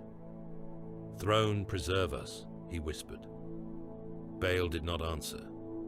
In the Imperium, there were always new ways to discover that preservation had never been the plan. High above the lower battle zones, the voice of Chiron Val rolled across Nemean Quintus through commandeered vox towers, shrine amplifiers, and civic alarm channels. It came calm, resonant, and almost paternal through the smoke. Workers of Nemean Quintus, remain in your assigned sectors. Ration integrity will be preserved. Bread allotments continue. Water purity remains protected. Disorder invites only imperial predation and the old corruptions. Hold to your marks. Hold to your work. Order is mercy. The message repeated in shift cant, in Binharic overlays for the adept enclaves, in the formal register of the administratum, and in gutter dialects the old governor's court had once pretended not to hear. It promised food. It promised continuity. It promised an end to tithe predation by distant men who had never smelled the ash of the world they taxed. It spoke not like a raider, not like a gibbering apostate, but like the nightmare offspring of a competent governor and a torturer who had learned statistics. Some men in the imperial line heard it and spat curses. Some heard it and remembered their own ration histories a little too clearly. That, too, was part of the plan. Marshal Othmar Vane came down in thunder and shrine smoke. The Black Templars did not make planetfall as ordinary armies made planetfall. They struck like verdicts. Thunderhawks roared low over the trench belts. Assault ramps slammed open before the craft had fully touched Ferrocrete. Black armored giants charged through smog and shell bursts with relic blades raised and tabards whipping in the heat wash, their battle prayers rolling out across the district like old cathedral bells rung at the end of the world. By oath and blade, by dawn and the Emperor, no step backward. Their fury bit deep where mortal regiments had stalled. Trenches were stormed, gun pits crushed, militia companies broken in close. Quarters by men who moved with the absolute killing economy only Astartes could sustain. Vane himself led the push through a district of bombed ecclesiarchal courts and toppled saints, cutting apart the defenders at the shrine line with sword arcs that left men in halves and thirds. Yet each decisive strike landed a little too late, or in the wrong place, or against positions already bled dry of true value. A bunker taken after heroic slaughter contained only second-line militia and ammunition too old to matter. A command bastion shattered by melter charges yielded dead signal officers with false cipher books. A push through a cathedral breach broke upon civilian screens packed into the nave by whips and hunger, forcing even the Black Templars to pause for one heartbeat beneath the weight of that ugliness before hidden gunners opened from the side chapels. "They yield nothing worth the blood," growled Sword Brother Edrin as he tore his chainsword free from a militia captain's ribcage. Vane stood amid incense, dust, and arterial spray, helm off, face blackened by soot. "Then we carve deeper." He did not yet understand that the depth itself had been measured for him. Elsewhere, Serix 19 became rumor. Guardsmen whispered of a grey labourer who walked untouched through artillery. Militia captains spoke of a lean, expressionless killer who appeared only to adjust a firing line and vanish before the first shells landed. Wounded men crawling toward surrender corridors found the routes mined beneath the rubble and blew apart in red fog, while loud hailers on the far side shouted for the next wave to come forward and be spared. Sniper nests appeared where retreat routes seemed safest. Whole platoons followed false withdrawal signals into alley kills marked hours earlier. A penal officer swore he had spoken with a logistics adept scribe who knew the exact route to a medici station and sent his wounded there. The building was empty when they arrived, save for a hanging line of skinned bodies and one live grenade wired beneath the first cot. A Vanik sergeant later claimed he saw the same scribe on the roofline opposite, calmly directing marksmen with a signal lamp before vanishing into the smoke. By then, no one trusted any face long enough to confirm it. On the orbiting command decks, Holt's line officers discovered a humiliation almost more galling than defeat. The enemy knew their timings, not in broad stroke, not by lucky interception. Exactly. Resupply lifters arrived seconds before pre-sighted shelling walked across their drop zones. Field Medicae stations established in supposedly concealed transit crypts received sniper attention within minutes. Ammunition tolerances were somehow understood so precisely that militia mortar crews targeted the moments between replenishment runs, knowing when forward lines would be half a crate from silence and forced to rush exposed carriers through the streets. Rearward quartermasters began shouting at one another through the vox. Accusations of negligence multiplied. Manifest chains were checked and checked again. Every officer who had ever signed a cargo seal suddenly looked like a possible enemy hand. Inquisitor Malrek Voss made matters worse because he believed correctly that worse was already present. He established purge lines behind the front. Any platoon whose testimony varied too neatly after engagement was segregated. Any command cell that suffered unusual communications interference was audited at gunpoint. Whole labor decks from the surviving carriers were emptied into screening yards where confessor interrogators, stormtroopers, and sanctioned Psychana handlers sifted men by accent, scar pattern, and paperwork chain. Several junior officers vanished between one watch and the next because a seal on their assignment histories had been discovered in the wrong shade of red wax. A company commander who argued against the detention of his signal corps was shot in the mouth by Voss's own troopers and left where he fell until his men had finished answering questions. The effect was immediate. Panic deepened in the rear echelons. Men began to fear their own side almost as much as the silent branded laborers in the streets ahead. Rumors spread that the Inquisition intended to cleanse the survivors once the ground war was won. Hydra broadcasts seized on it at once. "You see," said the calm voice over the city's public channels, "they always meant to butcher you. We merely do so honestly." Even some loyal men heard that and did not answer.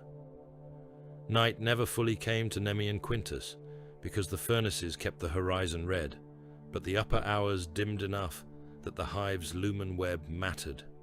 Vast strips of electric light burned along the upper transit rails, the Hab cliffs, the manufactorum crowns, and the old processional roads. It was ugly light, industrial and jaundiced, but it held pattern. So long as it burned, the city remained legible. Colonel Bale was in a shell crater behind a wrecked ore hauler when the upper lumen web died, not in sequence, not from grid damage. It simply went black all at once, district after district after district, as if a giant hand had passed over the hive and pinched out its eyes. One moment the smog glowed in layered yellows and rust red. The next the world shrank to muzzle flashes, burning wrecks, and the fitful strobe of failing warning beacons. The silence that followed lasted no longer than a heartbeat. Then every gun on both sides opened at once. Tracer fire scribbled through the dark. Men shouted challenge and prayer and screamed for bearings that no longer meant anything. Somewhere to Bale's right, a chimera drove blind into a trench mouth and vanished nose first, hurling men from its hull. Above, anti-air sirens rose, not the flat wail of ordinary descent warning, but the deep iron howl reserved for armored atmospheric insertion. Bale looked up through the black smoke. At first he thought the falling shapes were debris from orbit. Then the firetails steadied into disciplined vectors, drop pods, dozens, then scores, then far more than his eye could count through the haze, punching down through cloud and soot like iron rain. Their retros flared blood orange against the smog, each descending shell a blunt promise of sudden close death. Some carried the sigils of the Black Templars and came toward the districts Vane had marked for breach assault. Others came dark and unmarked from angles no one had expected, their machine spirits silent, their trajectories murderous. All across the lower hive, men on both sides lifted their heads, despite fear, despite discipline, despite the wisdom of never looking up when death was choosing where to land. Nemean Quintus held its breath. Then the first pod struck. After the black descent into Nemean Quintus and the butcher's arithmetic of its lower hives, Lord Admiral Cassian Holt abandoned any remaining hope that the war could be won by honorable progression through the wounds already opened on the planet. The enemy had prepared the world too thoroughly. Every street consumed men and munitions at a rate that mocked conventional advance. Every gain on the ground seemed to feed some deeper engine hidden beneath the visible battle.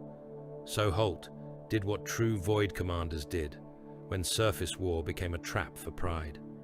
He sought the artery that fed the hand at the throat. Helix 9 circled the cluster's deadwood edge like a black coin hammered from furnace slag and old prayer iron. Once it had been a loyal forge moon of middling output, not glorious enough to draw the full hunger of Mars, not poor enough to be neglected. It built what wars always required in obscene quantity: engine housings, shell casings, drive rings, lass coils, augmetic joints, promethium couplings, reactor baffles, the patient ugly bones of campaigns. If Nemean Quintus had become a blade then, Helix 9 was one of the foundries where blades learned their edge. Holt stood over the campaign hololith aboard the indomitable Wrath and set his scarred finger against the moon's image. "We cut this out," he said, "and the enemy bleeds in earnest." Across from him, Inquisitor Malrek Voss watched the Tactica returns with the expression of a man reading a confession too practiced to trust. Or we discover he expected us to say precisely that. Expected or not, he cannot be permitted production at this scale. Holt's augmetic eye clicked as fresh data streamed over the display.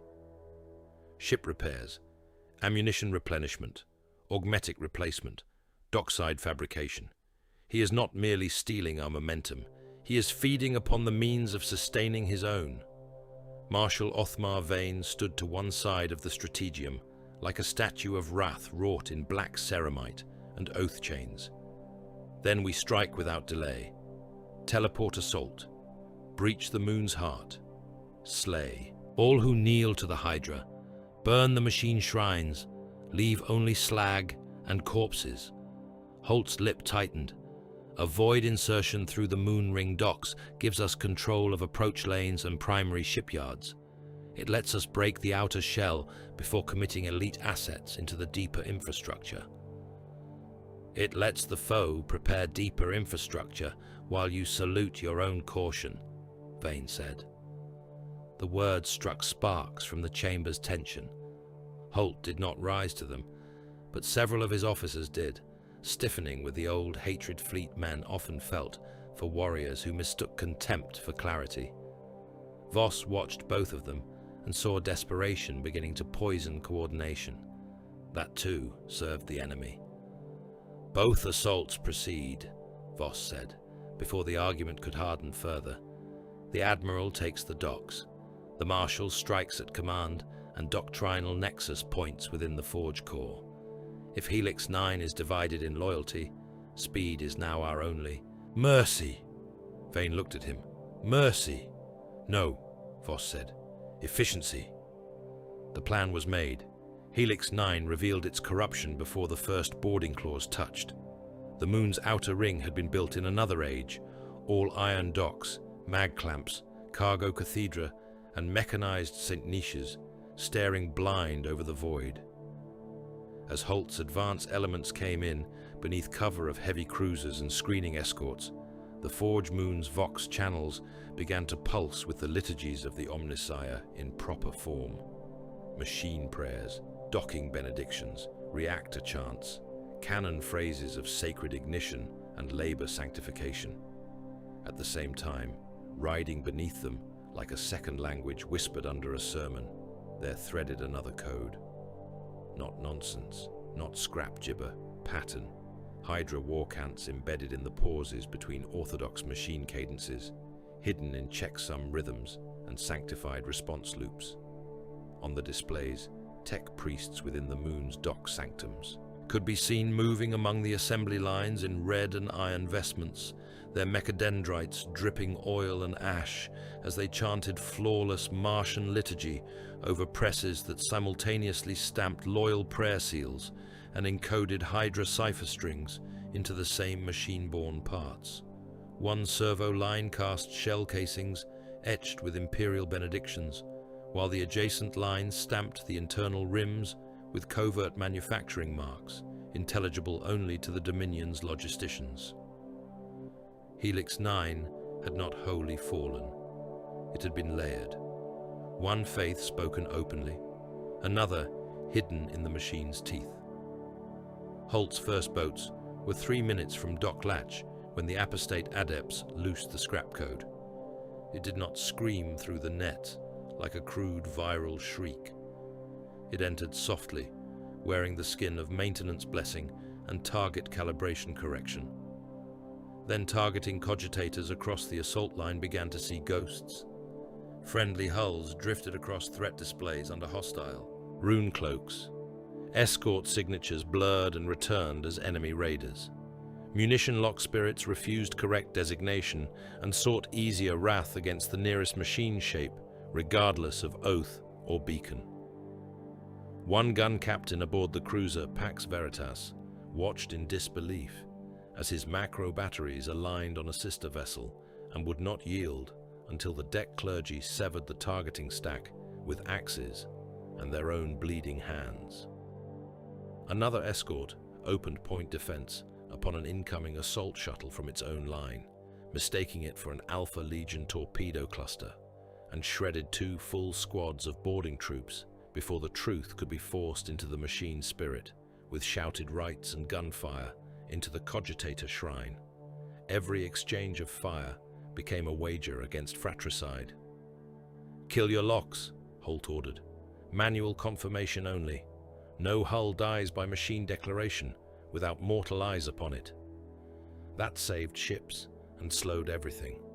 The price was bought in blood as always. The void insertion began under that curse of uncertainty. Imperial breaching boats slammed into the moonring docks, while heavy assault cutters spat out naval armsmen, stormtroopers, Skitari detachments of dubious confidence, and chained penal work, gangs fitted with explosive collars and grav hooks for hull seizure. The first wave secured a gantry span wide enough to land the second. The second vanished under enfilading fire from dock towers the augurs had misread as dormant until the instant they awoke. Helix 9's docks were not mere berths. They were industrial cathedrals hung over black vacuum and plasma pits so deep their bottoms glowed like the mouths of furnaces in hell. Cargo rails crossed the void between towered stations. Chain lifts moved engine blocks the size of chapel naves. Servitor lines ran along every level bearing shells, augmetic limbs, steel ingots, gene cleanser caskets, reactor membranes, and the dead. Fighting there became savage at once, because there was nowhere for it to become anything else. Men were not simply shot. They were hurled from gravlock breaks into the abyss below, where their screams cut off as fast as prayer candles in hard vacuum. Servitors burned in linked lines when plasma feed conduits burst. Dock workers, half faithful and half damned, swung chain tools at borders until shock mauls and lasfire knocked them off the walkways. Whole gantries gave way under melter breach and collapsed in showers of molten rivets, taking men, cranes and munitions loads down together into the red-lit pit. Holt came in with the third insertion wave because at times of true crisis, Void Admirals either hid behind range and tonnage or walked into the steel weather themselves. He wore void armor over his command coat and carried a naval cutlass at his side more from tradition than vanity, though before the day was done, he would use it. He reached the primary ring command span, just as another burst of scrap code rolled through the local machine network and turned a cluster of defense servitors upon the very Skitari cohorts that had been advancing under their cover. "They know our tolerances," snapped one of his dockmasters, ducking a burst of ricochet fire. "Every delay point, every calibration patch." "Yes," Holt said, his face lit by plasma glare. "They have been reading us for months." Far below, deeper within the moon's machine sanctums, Val's doctrine was being enacted in full. He had no interest in relic hoarding for its own sake, no hunger for ceremony stripped of utility. Helix 9 mattered because war on the scale he intended did not live on bold proclamations or berserk charges. It lived on engine components arriving when needed, on shell calibers matching barrel tolerances, on augmetic replacements preserving combat-effective manpower, on fuel arriving before piety curdled into starvation. Strip the moon of these things, and the Dominion could continue beyond, the first blaze of terror, into something more hateful, something enduring. That truth was spoken aloud in a command vault lined by data shrines and chained clerks, where mortal administrator Damin Vark stood before a hololithic inventory cascade, while the deep guns trembled through the floor. He had once served the Imperium as a logistics savant attached to 3 subsector fleet commands. His gift had been memory so precise it bordered on augury, tonnage curves, Prometheum burn ratios, ration attrition, Medici throughput, dock cycle inefficiencies. He had spent half a life telling superiors truths they punished him for, because those truths implicated noble vanity, clerical waste, and military stupidity. Now he wore a plain black coat, marked only by a Hydra seal, pinned neatly at the throat. No armor, no weapons. Men like him did not need either if their ledgers were defended properly. A younger Alpha Legion officer beside him, blood on his gauntlets and impatience in every word, snarled, "The outer ring buckles. Why preserve inventory staff while the docks burn?" Vark did not look up from the projection. "Because you are still thinking like a murderer rather than a conqueror." The legionary's lip curled. Vark went on, his tone as dry as archive dust. "Empires are not won by slaughter alone. Slaughter only opens the ledger. Empires are won by ration books, shipping lanes, replacement schedules, fuel accounting, labor assignment, and fear delivered on time. An empty dock is a wound. A functioning dock under terror discipline is a kingdom. The legionary might have killed him for that insolence in another chamber. Here, under the weight of Val's standing priorities, he only glared and turned back to the tactical display. The teleport assault struck then. Vayne and his Black Templars arrived in Helix 9's core manufactorum sanctums, in blasts of blinding actinic light and roaring displaced air, materializing amid assembly lines where macro shell casings turned in sacred clamps and servo thralls swung sensors over conveyor altars. The first men to die were not warriors, but machine adepts. Their red robes and mechadendrites exploded across the decks as bolter fire tore them apart before they could finish alarm cants.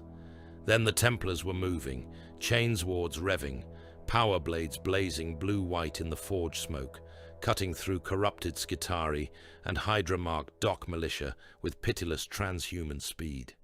"Cleanse the line," Vayne ordered. "Spare no relay, spare no code shrine." His brothers obeyed with the cold joy of men whose purpose had no internal contradiction. They smashed machine altars. They hacked apart data looms. They drove straight for the command sanctums by Auspec's beacon and instinctive hatred. Yet even here the enemy refused honest set-piece battle. Some defenders fought to delay.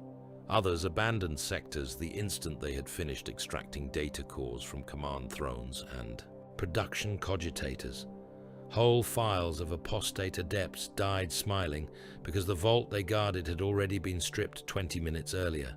Holt's void insertion and Vayne's teleport assault should have met in the moon's central dock nexus under clean timing. Instead, desperation had frayed them. Holt's line ran late under scrap code interference and ringdock bloodletting. Vayne arrived early into a furnace maze already rigged for partial evacuation. The result was victory in fragments, failure in sequence. Still, the Imperials hurt Helix 9 badly. Primary shipyards along the outer ring were crippled by concentrated melter demolition. 3 dock crowns collapsed into the abyss when Imperial breaches severed their gravitic anchors. A munitions cathedral detonated from stem to stern, hurling brass and burning propellant into neighboring gantries in a cascading storm. Vayne personally took the head from a corrupted Magos Dominus before the machine priest could initiate a reactor sanctum scuttle. Skitarii, loyal enough or terrified enough to remain obedient, helped seal 2 scrap code cores and turn their suppression fire upon former brethren. It might even have become a true victory had the enemy chosen to defend position rather than information.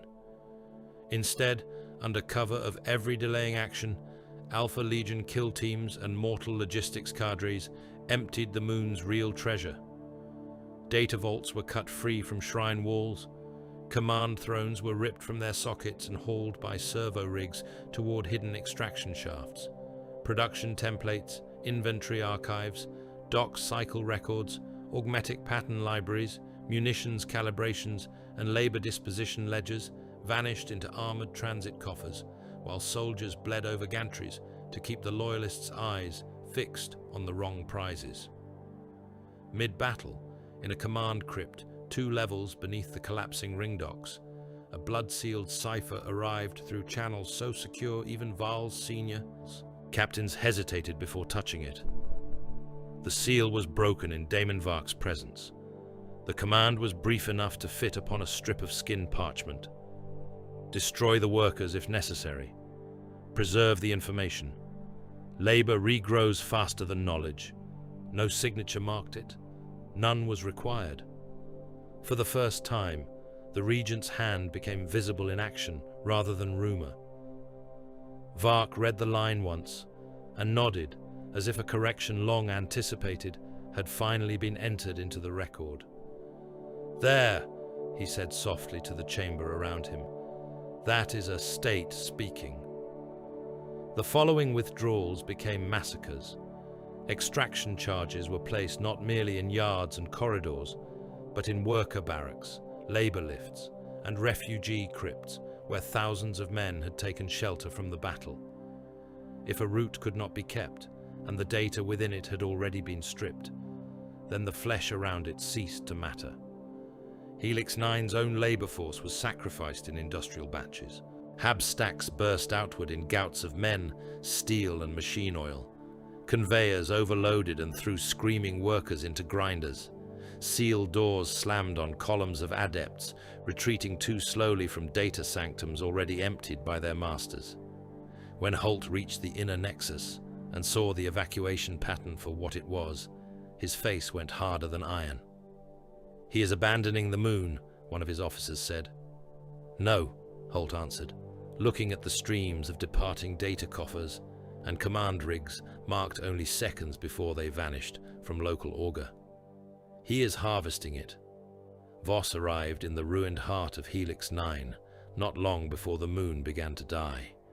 He moved through chambers where burning servitors still twitched on hook lines and dead adepts lay in heaps beside opened vault sockets stripped clean. He saw the smashed command thrones, the empty archive braces, the conveyor marks where immense data cores had been hauled out under fire while other men died too. Protect the labor of carrying knowledge away. Then the reactor ring began to fail.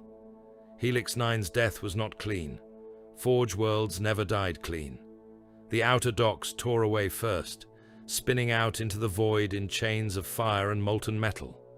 Gantry forests peeled from the ring and rained like burning thorns across the black. Then the moon's inner manufactorum ruptures found the fuel reservoirs, and whole sections of the forge face blew outward in incandescent slabs. Molten debris fell in long, glorious wounds through the surrounding darkness.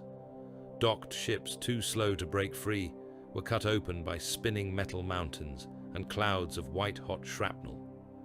Debris storms tore through both loyalist and traitor extraction paths alike, because death rarely distinguished the clever from the faithful once it had been properly invited. From the broken observation platform where he stood amid the ruin, Voss watched data barges and stealth transports slipping away under the veil of catastrophe, and the shape of the truth struck him with a force greater than any shell. They had not beaten the enemy here. They had paid to strip the enemy's obsolete shell, while the enemy carried away its mind. The partial success was real. Key yards were gone, ships burned, manufacturing mass had been reduced to ruin, but the Dominion had taken the command thrones, the production templates, the logistical intelligence, the dock rhythms, the useful patterns. It had traded fixed infrastructure for portable mastery. The enemy had turned defeat into harvest. Around him, Helix 9 came apart in a rain of debris and furnace-bright metal, the sky above the forge moon becoming a storm of falling industry. Voss smelled hot iron, cooked flesh, sacred oils, and the bitter incense of machine shrines dying badly. He closed his eyes for the span of a single breath. Then he opened them again and looked into the burning ruin with the expression of a man who had just understood how much worse the war was about to become. Chiron Val was not brought to a throne. That, more than the blood seals on the summons or the silence of the escort that collected him from the aftermath decks, told him he was being taken somewhere honest. The Dominion's flagship hung in low anchor over the dead moon's inner void, chained into the dock crown like a blade, thrust hilt deep into a corpse. Its outer decks were all the expected things: war shrines, signal masts, launch vaults, armories thick with sea-green plate and stolen munitions. Galleries where Legion officers practiced lies upon one another with more care than lesser warbands gave to devotion. But beneath the armored belly of the vessel, below the maintenance intestines, below the shielded command crypts and reactor cloisters, there ran another architecture. Hidden shafts, negative spaces within spaces, old stone hollowed from the moon's basalt and married to voidship iron with cruel precision. The escort took him down, there without a word. They passed through blast doors without visible locking mechanisms and corridors lit only by hooded lumen cages whose glow never reached the ceilings. The air changed as they descended. Less machine oil, more parchment rot, old blood, hot dust, and the medicinal tang of surgical preservatives. He heard no chant of triumph, no court music, no theatrical machinery of sovereignty. He heard scratching, endless scratching, pens, styluses, engraving needles, cogitator keys, all moving in staggered rhythm like vermin chewing through bone. Then the last vault opened, and Val stepped into the Dominion's true heart. It was not grand, it was vast. The chamber spread through the stone in tiers and galleries, a subterranean court built not to glorify rule, but to enact it. Chained clerks worked at iron desks under the eyes of legion overseers, their wrists bound not because escape was possible, but because habit made obedience smoother. Data vault priests in skin aprons and augmetic crowns moved between cogitator banks mounted directly into the rock, chanting inventory cant over towers of memory cores and black brass cylinders packed with seizure records, labor tallies, ration decrees, and death audits.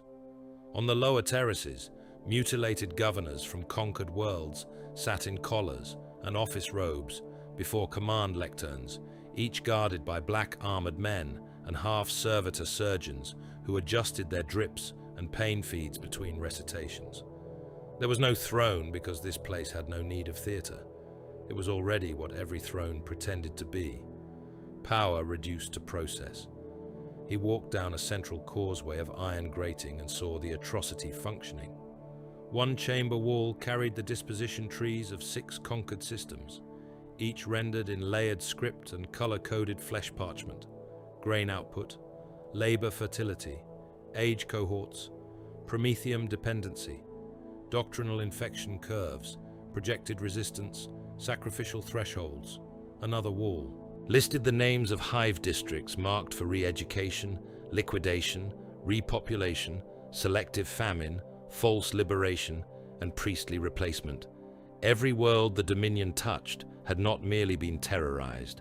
It had been audited, categorized, drained, corrected, and fed back into the machinery of war with monstrous efficiency. A penal moon too prone to riot had been stripped of adolescent males and repopulated with veteran labor serfs from 3 compliant worlds whose fear responses tested higher under random inspection. A shrine city that resisted tithes had been spared orbital chastisement not out of mercy, but because its pilgrimage traffic made an ideal covert disease vector for whispers, forged decrees, and embedded logisticians. An all-world judged spiritually useless but structurally sound had been converted into a prison forge where inmates were blinded after intake, so no surviving memory of its layout could ever leave it. The paperwork of damnation ran to the ceilings. Val saw former imperial nobles seated along one raised gallery, each blind, each robed in the remains of his office dignity, each fixed into iron lecterns by spinal braces and cuff chains. Their eyes had been taken, their tongues remained.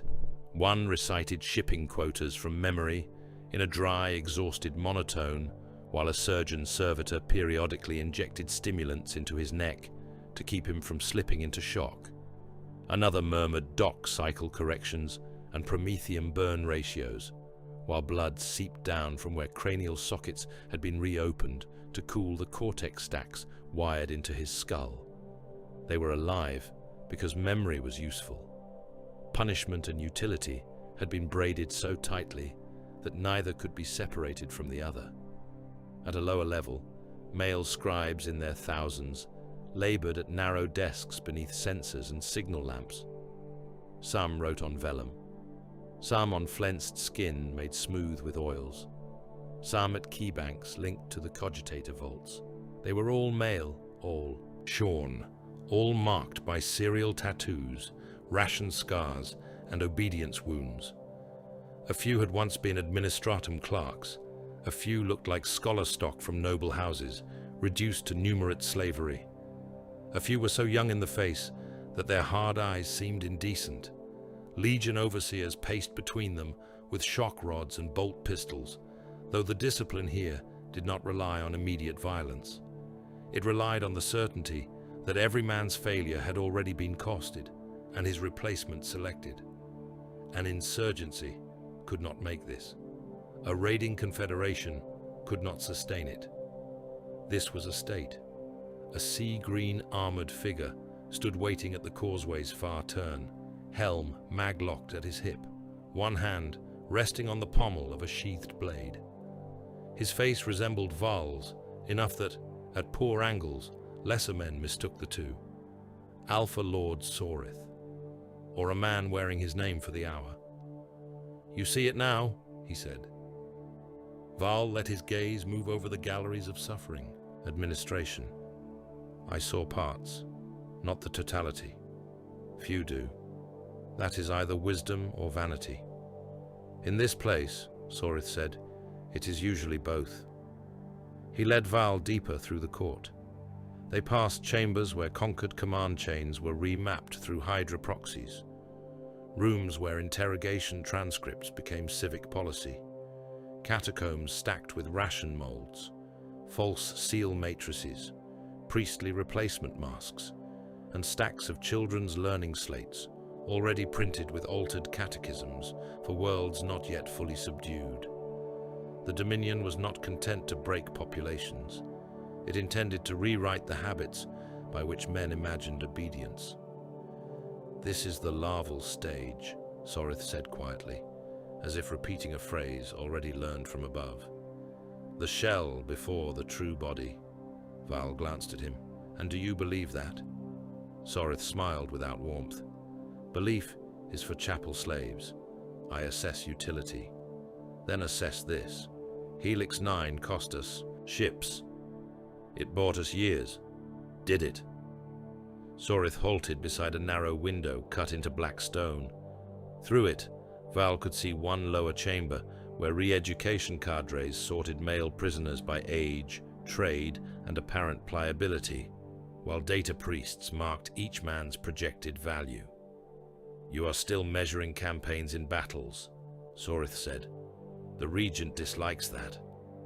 The words were bait, or warning. In the Legion, the distinction had no permanence. Before Val could answer, another figure joined them from the shadow of a record vault.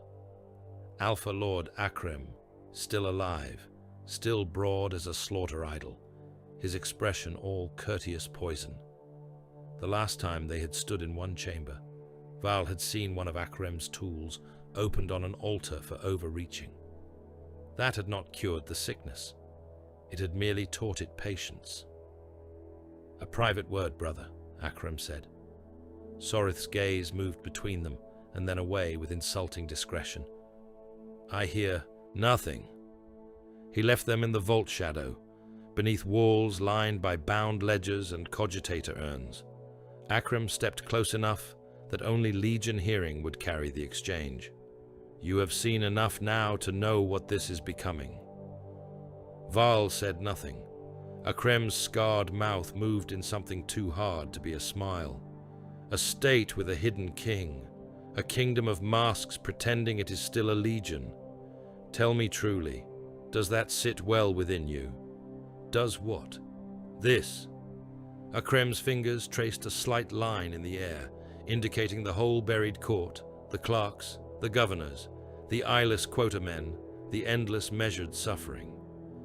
"We were not bred to kneel beneath one unseen will while it breeds accountants." "Speak carefully," Val said. "Carefully is why I still breathe." Akrem leaned in by another fraction. "There are brothers who would rather see the Dominion remain a weapon than harden into a crown. Brothers who would choose a first. Among blades they can understand over a veiled sovereign who speaks in blood and ciphers. You have victories. You have men. You have the look of one whom others follow even when they intend treachery later. That is rare." There it was, not a declaration. Never that. An opening shaped like possibility. Val let the silence stretch until Akrem had to live inside it. "And if such brothers existed," Val said at last, "what would you have them do?" Akrem's eyes sharpened. "Wait. Count strength. Cut the right throats when the old dark hand reaches too far." Val considered him with perfect stillness. "Then wait. Count. And see whose throat the dark hand reaches for first." It was neither assent nor refusal. In Alpha Legion politics, that made it a rich answer. Akram inclined his head as if a pact had been half-spoken and withdrew into the ledger gloom. Treason could be bait, so could the appearance of appetite for it. A bell chimed somewhere beyond hearing, more a pressure in the stone than a true sound. Sorith reappeared and inclined his head toward a veiled archway ahead. "You are called."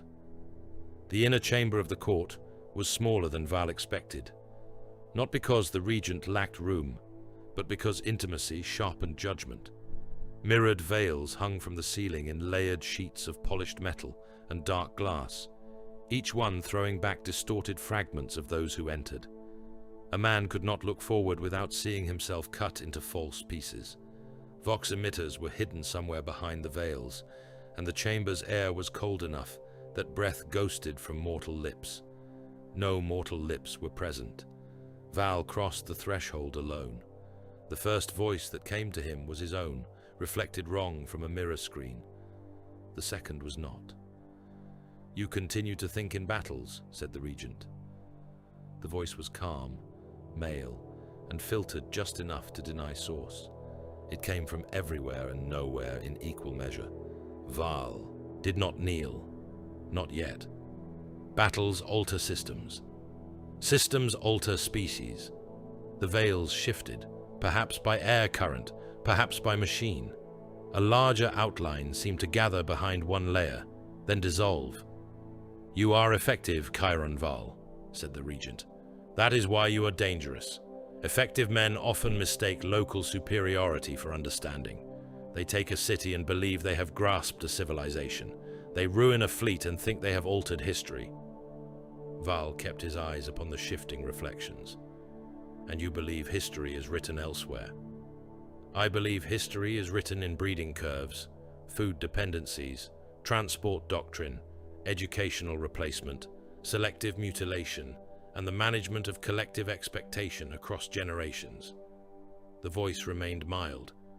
"The Imperium's weakness is not cruelty. Cruelty is common. Its weakness is waste, not oppression. Oppression is trivial.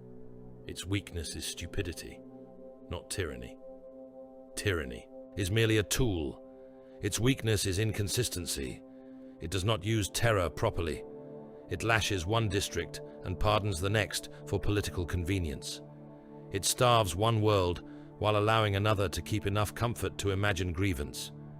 It kills in spasms and calls that rule. A mirror veil angled, and for the briefest instant, Val thought he saw a vast male silhouette beyond it, motionless as a standing blade. "We do not waste," the regent said. "We do not forgive randomly. We do not make examples and then abandon the lesson. A man is fed or flayed according to utility. A world is preserved or reduced according to yield. A priest is replaced when his voice ceases to shape obedience. A population is lied to until the lie performs better than truth. That is not savagery. That is survivability." The last word lingered in the cold. Val said, "You mean to outlast, not merely conquer." "At last." There was the faintest suggestion of approval. "This dominion is larval, a shell, a rehearsal organ. We are not founding a kingdom for vanity's sake. We are pressure testing a human order remade through lies, selective slaughter, and absolute command discipline. What survives of mankind will not be the most virtuous strain. It will be the strain best able to endure reality without the narcotic of illusion. And if men hate it, they will hate while obeying. Later their sons will call it normal." The veils moved again. "You wish to decide what you are, Chiron Val," said the regent. "Conqueror, avenger, keeper of a truer empire. Those distinctions matter less than whether you can think beyond your own lifetime, beyond this war, beyond the vanity of seeing your enemies burn and hearing them admit you were right." Val felt the rebuke because it was not wholly unjust. "Then instruct me." "No, demonstrate." A side door opened soundlessly. Serix 19 entered and bowed his shaven head. He had cleaned most of The dock blood from himself after the Void ambush and the Descent Wars, but some dried dark remained beneath the nails and around the cuffs of his plain black body glove. He stood like a knife wrapped in skin. The regent spoke to him without change of tone. Several warbands within the Dominion remain formally obedient and strategically doubtful. Certainty is now required. Feed each a different fragment of the next strategic plan, distinct enough that every leak flowers in a different direction. Watch where the bloom appears. Name me the doubters. Serix answered at once. And when named, a pause. Then they become useful in another way. Serix bowed again. As ordered. Val understood the elegance of it. No interrogation, no overt accusation, simply information distributed as poison dye through the bloodstream. Wherever it surfaced, treachery would declare itself. The regent went on. You will oversee the broad architecture of the next phase, Val, not the details, the species scale. Think in corridors, not clashes, in inheritance, not applause. Before Val could answer, the chamber trembled, not from distant gunfire, from a different violence, a coded impact transmitted through the court's hidden alarm lattice. One tone, then another, then a third, tighter and more urgent, like a blade being drawn between teeth. Elsewhere beyond the mirrored veils, klaxons began to howl beneath the stone. The first voice over the emergency vox was clipped, disciplined, and already bloody with strain. Outer crypt level breached, black-clad hostiles, silent insertion, guard stations cut. A second voice, farther in and dying badly, choked.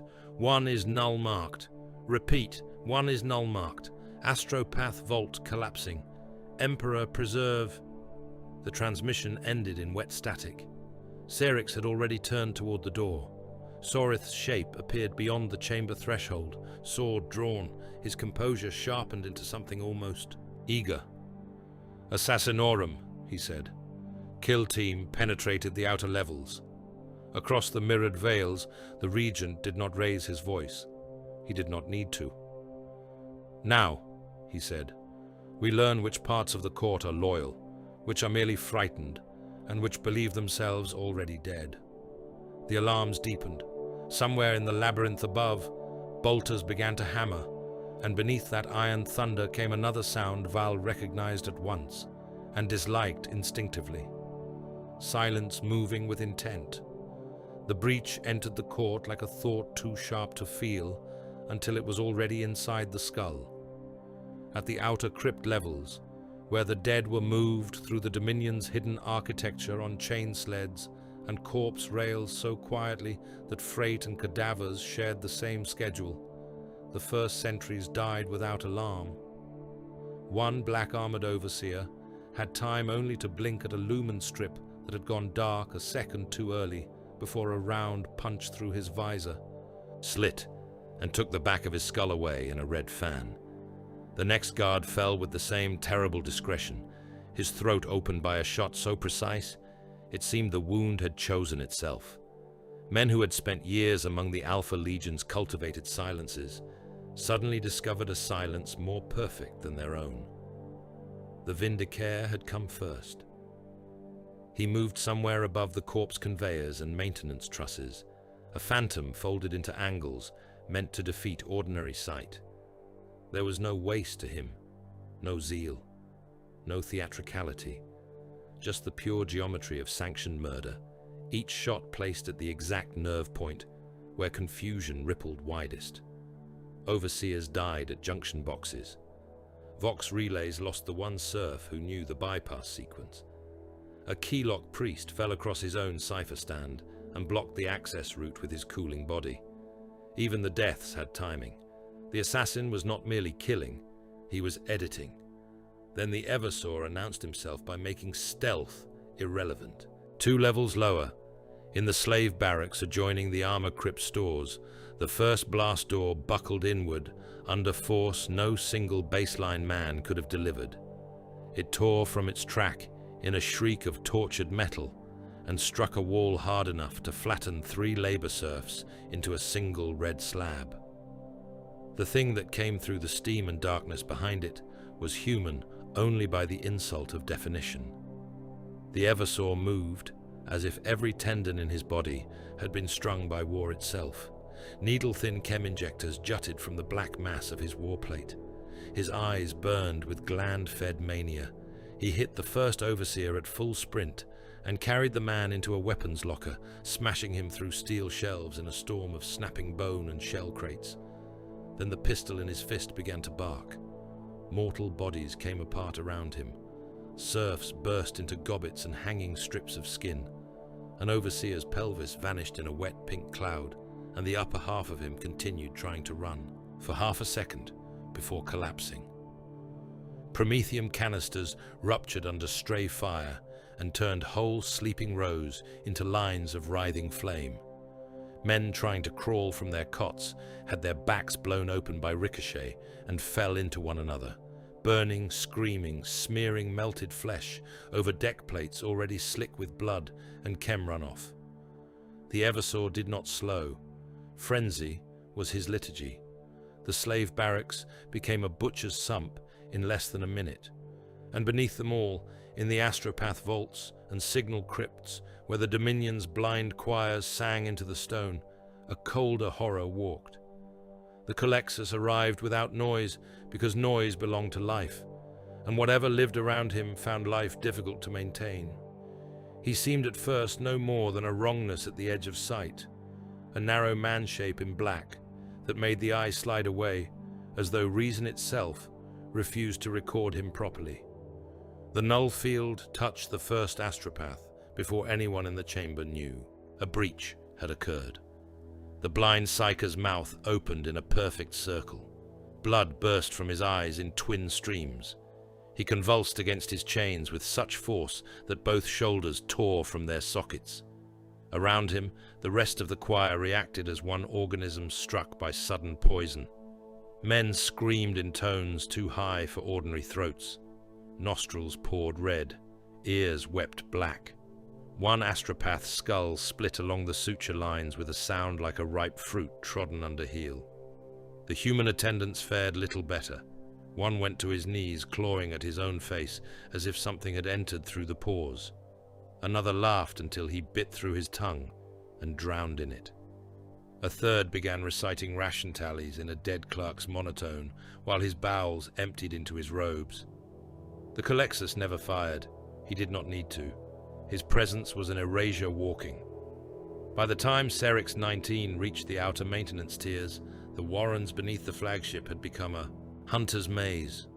Dead lumen strips left whole corridors in abrupt blindness, while other sections flickered with stuttering yellow light that turned every moving shadow into a possible blade.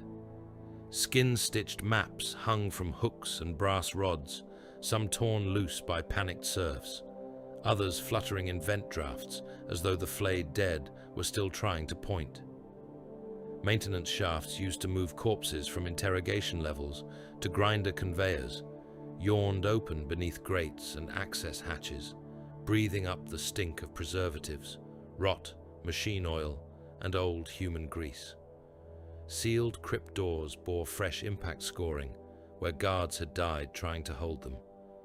The place had always been built to conceal process. Now concealment belonged to everyone inside it. Serix knelt beside the body of a black-armored sentry and touched the wound at the visor seam. Clean entry. No powder bloom. No hesitation in the angle. The vindicare was above, moving routes known only to internal transport staff, or to someone who had been shown those routes by a traitor hand. That interested him more than the death itself. Around him, legionaries were already adapting with bruised speed. Fire teams sealed tertiary corridors. Servo skulls were released in swarms with lumen eyes and motion shrines. Human guards were herded into blocking lines they would almost certainly fail to hold.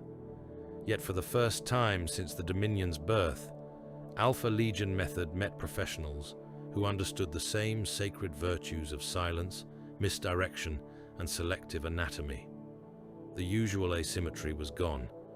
No terrified governor, No plodding naval officer, no doctrinal fool. Only specialists entering darkness with permission to erase. Syrinx bared his teeth in something that was not pleasure, but near to it. A shot cracked from somewhere impossibly distant through the maze of shafts. One legionary beside him spun and collapsed without cry, the back of his head blown into a red fan across the wall. Another. Round followed so quickly that only Syrinx's sudden drop into a maintenance recess kept it from taking him through the throat. The bullet punched through a hanging skin map instead, taking a circular bite from the flayed chart and burying itself in brass shelving beyond. Vindicare. Syrinx did not return fire. He rolled into the corpse shaft, let himself fall 2 levels among chain hooks and shrouded dead, and landed in darkness that stank of drained blood. Somewhere above, the sniper adjusted. Good, Syrinx thought. Follow.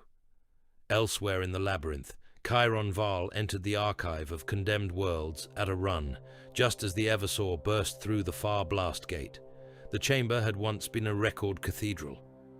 Now brass shelving climbed from floor to vault in serried rows, bearing bound ledgers, flesh maps, cased memory cores, governor confession rolls, and census skins, hung to dry like trophies of arithmetic. The Eversaw came through all of it like a shell round given limbs.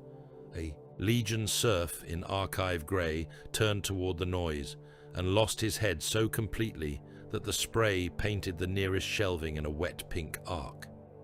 Another was caught bodily and used as a club against a brass rack, his spine snapping with an almost delicate sound before both men disappeared beneath a toppling shelf.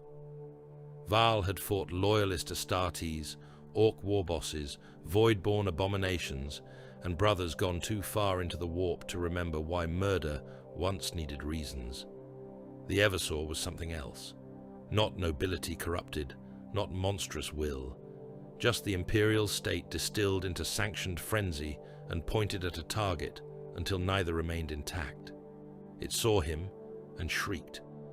The sound was animal only in the way chain blades were animal. Every chem gland in the assassin's body seemed to flood at once. He crossed the chamber in a single convulsive rush, combat blade sparking from one gauntlet, toxin pistol barking from the other. Val twisted aside. The first shot blew a row of skin ledgers apart behind him, spraying him with parchment scraps and atomized preservative. Don't forget to like, comment, and subscribe. Support really helps. The blade followed at rib height. He caught the Eversaw's forearm on his gauntlet, felt strength there like a machine about to over-rev into self-destruction, and drove his own shoulder into the assassin's chest. They hit a shelving stack hard enough to bend brass. The Eversaw stabbed for the neck, the groin, the eye seam, every motion built for rapid anatomical conclusion. Val answered with brutality and leverage, turning the assassin's speed against the cluttered archive around them, smashing him through hanging records, kicking shelving into his line, forcing him to burst through obstacles rather than flow around them. It worked only insofar as the assassin's body obeyed pain less than momentum. A blade scored Val's gorget. Another punched through a lower abdominal plate and skidded along the underlayer. The pistol fired point blank into his side and filled the chamber with burning chem vapor when the round struck shelving instead of flesh. One of Val's bodyguards rushed the Eversaw from the flank and died in 2 pieces, opened from clavicle to hip, so fast that his top half turned before the lower understood it had been discarded. Val took the distraction and seized the assassin by the skull. The Eversaw's masked faceplate was slick with blood, not all of it his own. He slammed needle-sharp gauntlet spikes into Val's forearm again and again, trying to tear free. Val roared and drove the assassin backward through a brass shelving column. It folded. Ledgers, flesh maps, and memory cylinders exploded outward. They crashed through the next shelf and the next, turning ordered archives into a hurricane of paper, skin, iron, and breaking bone. The Eversaw bit at Val through his face grill like a rabid beast. Val answered by smashing the assassin's skull into a load-bearing vault strut once, twice, 3 times. On the third impact, something in the assassin's neck gave with a wet crack. Still, he fought. Chem feed flooded. Muscles swelled grotesquely beneath the black warplate. The assassin managed one last surge, driving both of them sideways into the archive's central support stack. The whole chamber shuddered. Brass shelving toppled in a chain collapse. Hanging skins tore loose in sheets. A memory vault burst and scattered burning data wafers like luminous insects through the dark. Then Val got his gauntlet under the assassin's jaw and tore. The head came free with most of the spine still attached. A heartbeat later, the corpse's internal kill chemistry began to go bad. Val hurled it across the chamber just before the dead assassin's body burst into a spray of toxin sludge, bone shards, and alchemical fire that took half the remaining archive with it. Brass shelving flew. Skin ledgers ignited. A nearby legionary vanished beneath the expanding ruin. Val hit the deck behind an overturned record coffin, while a storm of steel, flesh, and chemical gore rained down around him. When the blast surge ended, the archive had become a wrecked charnel vault, its orderly atrocities reduced to burning heaps and sagging brass. Val rose through smoke and dripping preservative, blood running from a cut beneath one eye, and keyed his internal vox. "The frenzy beast is dead," he said. "If the null still lives, kill every psycho root between it and the court. If the sniper breathes, I want him whole." Syrinx heard the order through static and corpse shaft echo, while he watched the vindicare's path resolve. The sniper was too disciplined to fire from the same perch twice, but discipline had pattern, and pattern in confined architecture became geography. Syrinx moved through a service crawl space above the crypt levels, belly to steel, following tiny signs no ordinary hunter would have noticed. A smear where the killer's elbow had shifted dust on a vent lip, the faint oil ghost of weapon maintenance against cold brass. 2 dead lumen strips shot out rather than deactivated, their glass drilled with near-invisible holes to blind pursuit routes without announcing sabotage. The vindicare understood infrastructure. That made him legible to the right mind. Ahead, near the final approach, galleries to the regent's mirrored sanctum, one of the suspended veil relays chimed and shattered. A single round had come impossibly close. In the inner chamber, the bullet punched through 3 hanging mirror veils, sheared a brass support rod in half, and buried itself smoking in the basalt wall, just to the right of where the regent's unseen voice had most recently emanated. Any lesser sanctuary, any more ordinary sovereign, would have called the miss a miracle. Here it was a humiliation. It proved the intruders had penetrated farther than any imperial servant yet. It proved the hidden court's internal security had routes mapped from without or betrayed from within. It proved that beneath all the Dominion's beautiful systems there were still vulnerable arteries no doctrine had fully sealed. Legion officers reacted as officers always did when the myth of control cracked. Some tightened into icy competence, some barked redundant orders to conceal panic. A few thought first of preserving themselves. The regent noticed all of it. He did not rage. He did not order immediate full seal and extermination. Instead, his filtered voice moved through the emergency net with glacial composure. "Do not close the breach," he said. The words froze several channels. Sorith answered first. "Lord, do not close it yet. I want the routes they choose. I want the names of the men who panic. I want to know which stations they were shown, which crypt lines they guessed, and which hands inside the court made those guesses possible." Even under alarms, Val felt the cold intelligence of that at once. The regent had allowed the wound to open wider, because pain revealed loyalties more honestly than comfort ever could. The court became test as much as battleground. Syrinx reached the Vindicare in a dead signal gallery above the sanctum approaches. The assassin had set himself amid hanging cables and extinguished lumen housings, rifle braced on a collapsed relay shrine, body half hidden beneath strips of flayed map skin that shifted with the vent draft and broke the outline from below. A patient killer's nest, the sort Cyrix admired in the same breath he prepared to ruin it. The vindicare sensed him a fraction late. That fraction was enough for Cyrix to throw the grav mesh snare. The monofilament web hit the sniper across the shoulders and rifle barrel just as he pivoted for the sidearm. Cyrix was on him at once, driving a shock blade through the firing arm, smashing the pistol hand against the deck until the fingers broke around the grip and wrenching the assassin backward into the relay shrine. The vindicare fought with vicious economy, even netted, trying to reach a molar ampule built for death before capture. Cyrix jammed 2 fingers into the man's jaw hinge and dislocated it.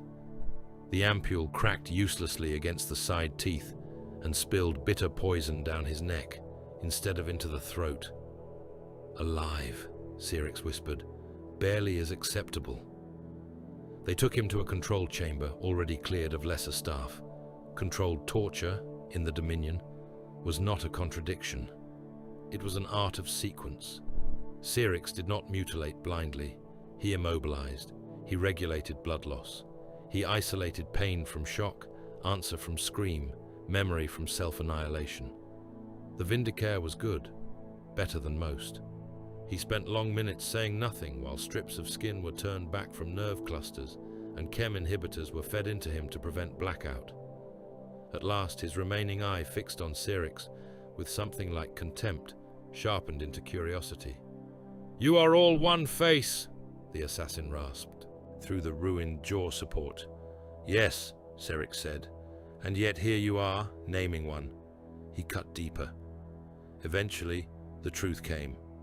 Inquisitor Voss had embedded an attack signal within the strike parameters, not a broad command, a survivor mark. If any assassin lived long enough to reach the inner court or its adjoining command levels, he was to set a beacon sequence into whatever relay spine he could touch. The signal would not summon rescue. It would carry timing. It would mark the exact hour at which the Imperial Grand Offensive should begin, synchronized against the internal dislocation the assassins created. A blade plunged into the dark, then twisted from afar by fleets and armies moving on that one measured beat. Cyrix absorbed the information without visible reaction, though inwardly he admired the malice of it. Voss had not sent assassins merely to kill. He had sent them to wound the Dominion's nervous system at the same instant the wider crusade lunged. "So," Cyrix said softly, "you were a clock as much as a bullet."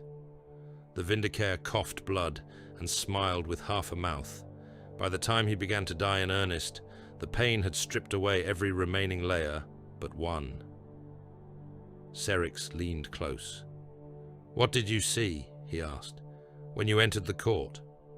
The assassin's breath rattled. "One face," he whispered, "everywhere. Clerks, guards, lords, all one damn face wearing different scars." Cyrix said nothing. The vindicare's eye, filmed now, shifted towards some memory beyond the chamber. Fear moved there at last, not of death, of scale. "And one shape," he murmured, "larger than the rest, in the veils. Even your giants were afraid to name him." Then the sniper's heart staggered once, twice, and stopped. In the deep warrens beneath the flagship, alarms still moaned through dead lumen corridors and blood-slick corpse rails. The Eversaw lay in chemical ruin. The null had been tracked into collapsing, psycho routes where every surviving astropath died to keep him from touching the sanctum again. The vindicare was dead with his secrets harvested. The breach had cost the court dearly. And above the wreckage of that hour, the regent's calm voice returned to the command net, colder than before. "Now," he said, "we know where to cut." Idolica rose from the poisoned plain like a fossilized prayer stabbed through the skin of the world. Its hive spires were not manufactorum towers or hab stacks dressed in chapel stone after the fact. They had been built as sanctity, from foundation to pinnacle, every transit bridge a processional way, every defense bastion disguised as a reliquary crown, every cathedral wall thick enough to take artillery and still preserve the saints carved into it. From orbit, it resembled a blackened candelabrum thrust into a sea of ash, its highest cathedra peaks haloed by smoke and furnace light. Beneath the stained glass, beneath the gargoyle runnels and martyr niches, beneath the bells and incense burners and endless stairs of penitent stone, it was as hard and militarized as any fortress on the Emperor's blood-soaked map. Marshal Othmar Vane saw in it exactly what he needed to see: an answer. Not a puzzle to be solved with more caution, not another civic labyrinth to be audited, infiltrated, and doubted into paralysis. Idolica was a shrine hive. Faith had built it, faith had filled it. Faith would reclaim it, not with whispered counter-ciphers or inquisitorial excisions in the dark, but with visible wrath so absolute that deceit itself would wither before it. He stood in the assault bay of the Sword of Dawn beneath hanging censer chains and the low red light of embarkation runes, while his crusaders knelt around him in ordered ranks, helms mag-locked at their belts, armor black as judgment, tabards scabbed with old blood and fresh oath wax. Servitors shuffled between them bearing bolt magazines, holy oils, fresh chains, and relic banner shafts. The Thunderhawks waiting beyond the blast shutters growled like caged beasts eager for descent. Vane planted his sword point down upon the deck and let the silence sharpen around him. "This city has been made into a mask," he said. "The foe hides his lies behind altar stone, behind the voices of clergy, behind processions and censers and sanctified architecture stolen for filth. So we will answer in the one language a shrine world remembers beneath all corruption. We will descend as oath-made steel. We will tear down every false icon, burn every poisoned chapel, and make the streets learn again what true devotion sounds like when it is shouted through bolter smoke." Around him, gauntlets tightened on chained weapons. "They think deception will spare them honest battle," Vane said. "Then let them learn the cost of dishonor. They think faith can be bent to order stripped of the Emperor. Then let them die hearing his name from our mouths as their towers fall around them." He raised his sword. "Advance without doubt. Kill without hesitation. Repent afterward if breath remains." The bay answered him in a thunder of oath and ceramite. When the Thunderhawks descended, they came in wave upon wave through a sky the color of bruised iron. Flak rose to meet them from the hive's crown batteries and processional towers, but the Templars did not drift, juke, or cower from the fire in the way mortal pilots did. They drove straight through the bursts, trusting armor, prayer, and fury to carry them the last span. Assault ramps dropped before the skids had fully touched tower tops and cathedral plazas. Black-armored giants charged through smoke with relic banners whipping behind them, chains wards already revving, melter teams running low and hard toward bastion doors, their shouted vows crashing off stained glass and bell housings. The first cathedra gate died in a sheet of white glare when melter fire reduced its sanctified hinges to streaming metal. Templars poured through the wound and butchered the defenders in the vestibule before the brass fragments had finished bouncing across the flagstones. Another squad dropped by grav chute into the upper bell towers and hurled the corpse of a Hydra-marked militia priest from the parapet before turning the tower guns inward against the city below. Across Idolica, bastions were breached, reliquary walls shattered, shrine vaults opened by demolition charges and righteous impatience. Yet even in the assault's first glorious violence, the enemy refused the honest line. Bridges collapsed beneath advancing squads with almost prophetic timing, their support bolts cut only after enough Templars had committed to make the fall worthwhile. Whole files of militia defenders abandoned parapets the instant the Black Templars closed, leaving nothing behind but dead spotters and pre-sighted demolitions. Censers swung in chapel aisles, not with incense, but with poisoned vapor that seeped under armor seals and made mortal auxilia claw at their own throats, while Astartes waded past them toward the next kill. Vox traffic flooded the assault net with distress calls in proper cant, each one placing loyal elements in need of aid inside martyr chapels and reliquary cloisters already mined or pre-ranged for artillery. Vayne heard it all and hated it, as only a son of Sigismund could hate deceit-made doctrine. A sword brother to his left pointed at a side transept where white lanterns flashed in the pattern for loyal distress. Marshal, survivors. Vayne looked once at the ruined chapel, once at the street line beyond it. "Burn the transept," he said. The melter beam punched through the stained glass, and the interior vanished in a bloom of fire so hot the saints in the windows ran like wax. A heartbeat later, the floor collapsed inward, and a chain of buried charges detonated, proving the signal false and the rescue route built as another snare. "Cowards," spat the sword brother. "No," Vayne said, his face lit by the blaze. "Cowardice requires shame."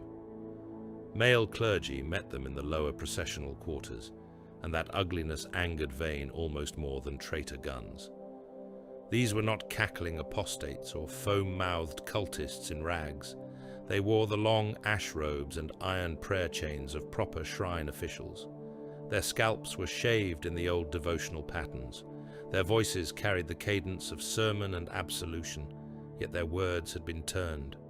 "Order is salvation," cried one from a processional stair, as terrified Hab workers huddled behind him under guard rifles.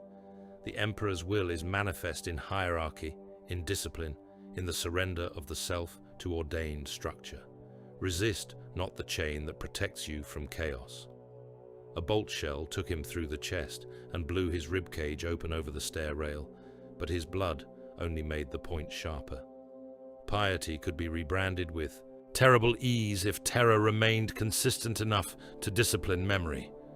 Another priest shouted from a chapel tower, while militia marksmen fired from the murder slits beneath him. Obedience is holiness. Hunger is instructive. The lash clarifies. The self is the seed of rebellion. A Templar flamer answered him. The tower window became a furnace mouth. The preaching stopped. Still the words lingered. Men had once used the same architecture and much of the same liturgical shape to praise the throne. Now they praised order itself, stripped of every sacred center but fear. Vayne felt then what the Inquisitor had perhaps understood sooner.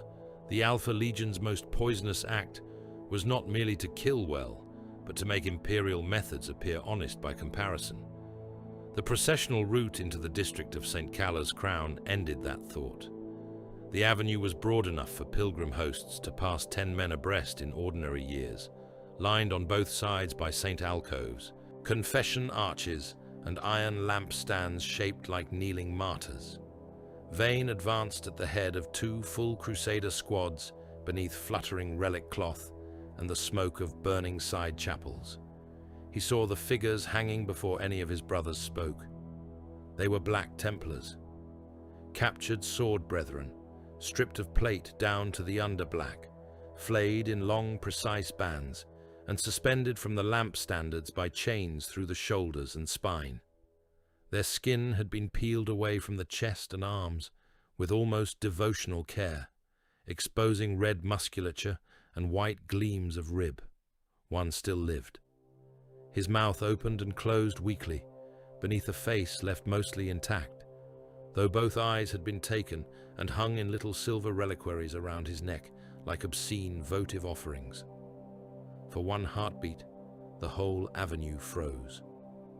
Vayne stepped forward until he stood directly beneath the nearest dangling corpse. Blood dripped from the sword brother's heels onto his pauldrons. A vox-amplified voice rolled over the avenue from hidden emitters in the St. Niches, calm as ever, heavy with the insolence of control. See what becomes of devotion without discretion. Kairon Val, or a recording crafted with his cadence. It did not matter. The message had done its work. The route was no longer simply an avenue of approach. It was fury made navigable. Somewhere behind Vane, a younger brother growled, "It is a lure." Vane looked up at the butchered remains of his own. Then he drew his blade and cut the first body down himself. "Of course it is," he said. He turned, gore dripping from the sword edge, and his face beneath the soot and blood was like iron heated white. "Deceit," he said to the crusaders around him, "is only cowardice given a doctrine. They hang our dead to choose our path for us. Then we answer not by shrinking from the chosen road, but by making it the road upon which they choke."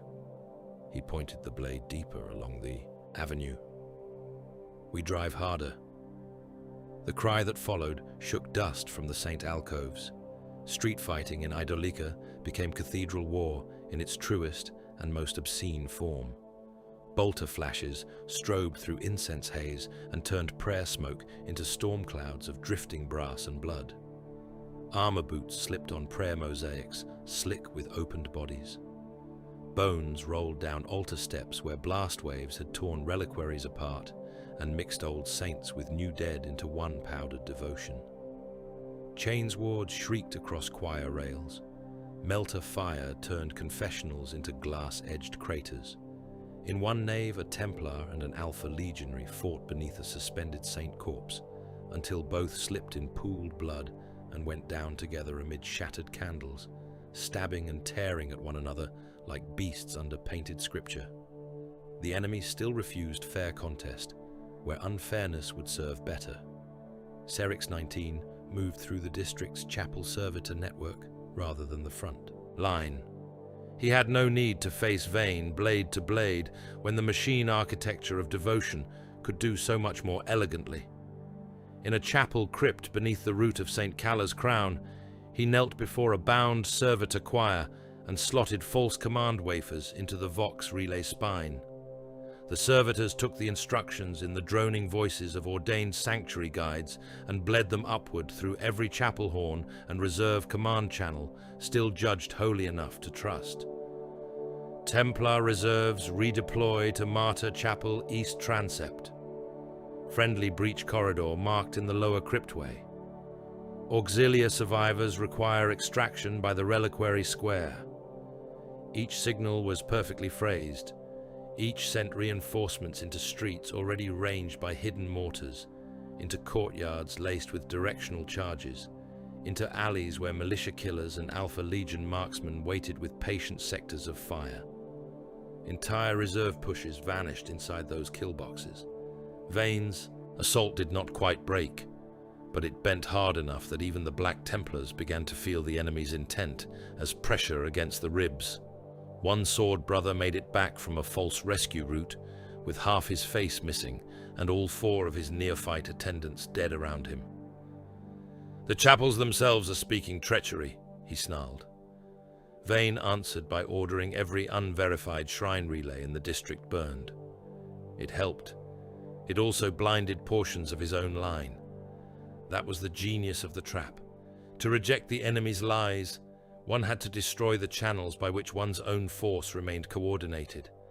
Idolica made clarity expensive. Still, he drove on. Tower after tower fell. Cathedra bastions were stormed with melter and chainblade. Militia ranks broke in heaps of torn robes and shattered rifles. Even the Alpha Legion's surgical evasions could not fully absorb the sheer physical will of the Black Templars when it was brought to bear like a hammer. Vane cut down Hydra-marked officers, broke a bridge collapse by leaping the gap and hauling a chain across under fire so his brothers could follow, smashed through a reliquary gate with his own shoulder after the melter-bearer beside him lost both arms to sniper fire. At last the fighting drove him to the inner sanctum line. This was the district's holiest core, or had been before the Dominion made holiness into one more logistics layer. Vaulted shrine walls enclosed reactor crypts that powered the upper hive. Processional stairs climbed between St. Towers toward the sanctum keep. The defenders here were better. Alpha legionaries in sea green and midnight plate finally showed themselves in numbers enough to matter, fighting from barricades built into chapel fronts and crypt mouths, supported by disciplined mortal screens who died exactly where delay required them to die. Vayne almost broke them. That was the terrible part. Sheer zeal, sheer refusal to concede that deceit could stand. Against open wrath, carried him and his sword brethren across the killing space in a storm of shell bursts and falling icon stone. A barricade of armored hearse wagons and saint statuary vanished under crack charges. One Alpha legionary lost both legs to a power sword and still fired upward into the faces of the charging Templars until Vayne stamped his skull flat. Another came on in silence and died in silence, opened from throat to hip beneath a mural of the Emperor enthroned above a field of the dead. The sanctum doors were there, reachable, real. Then Val closed his fist. Deep below Idolica, beneath the sanctum keep and the prayer vaults and the processional stone, the shrine hive's vault reactors still burned in their armored catacombs. They powered the lumen crowns, the defense bastions, the chapel vox, the life support of whole vertical districts. They were not weapons in the minds of the faithful who built them. But any enough pressure trapped beneath enough stone eventually becomes a weapon. Vol triggered the overfeed. Warning bells tolled through the sanctum district, half a heartbeat before the ground changed beneath Vayne's boots. Not shook, changed. As if the city had remembered it possessed a molten heart, and now meant to thrust it up through its own ribs.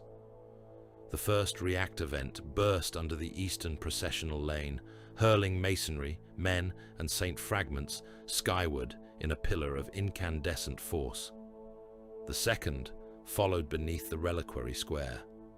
The third took the lower transept district and turned it into a sun-bright wound.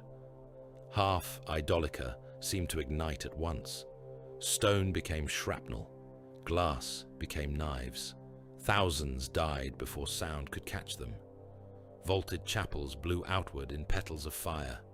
Towers cracked and folded. Whole stairways vanished into sudden red depths as support crypts collapsed beneath them.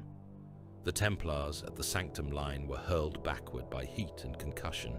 Black armor turned gold in the blast glare before vanishing into the ash storm. Loyal militia, Hydra screens, chapel slaves, wounded, priests, relic bearers, all were taken together in one indiscriminate convulsion of holy architecture and industrial murder. Vayne remembered only brightness. Then wait. He woke beneath broken stone, half buried in ash and masonry, hot enough to steam blood where it touched skin. His helm was gone. One arm would not answer him. His left side felt open to the furnace air. Around him, Idolica no longer looked like a shrine hive. It looked like the aftermath of divine wrath interpreted by engineers. Great sections of the district were simply gone, replaced by cratered fire pits, vomiting black smoke. Saint towers leaned drunkenly or collapsed inward. Melted bells lay half submerged in rubble like enormous brass skulls. He dragged himself free with his good arm, stones scraping ceramite and flensed flesh beneath the rent in his side plate. Nearby, one of his sword brethren burned on, his knees without voice. Another, legless, still tried to crawl toward the vanished sanctum line, with a chain blade clutched in both hands. Vayne hauled himself over a mound of ash and shattered icons and looked toward where the inner keep had stood. Hidden, withdrawn, preserved by distance and design, while the district around it had been immolated for time. He coughed black soot and blood onto the broken shrine steps and forced himself upright on one knee. Around him, the surviving Templars were regrouping through the ash storm, stumbling forms of black iron and stubborn hatred. Above them, through the smoke, the last upper towers of Idolica burned like funeral candles. Vayne put his gauntlet into the ash, as if swearing upon an altar, and lifted his face toward the dark, where the enemy king, whatever name he wore, still hid behind veils, doctrine, and sacrificed cities. "I will find you," he rasped. His voice was raw, barely human through the blood in his throat, but it carried. To the brothers nearest him, and then father as they turned and heard the vow in it. I will tear you out of your dark with my own hands. I will break your masks.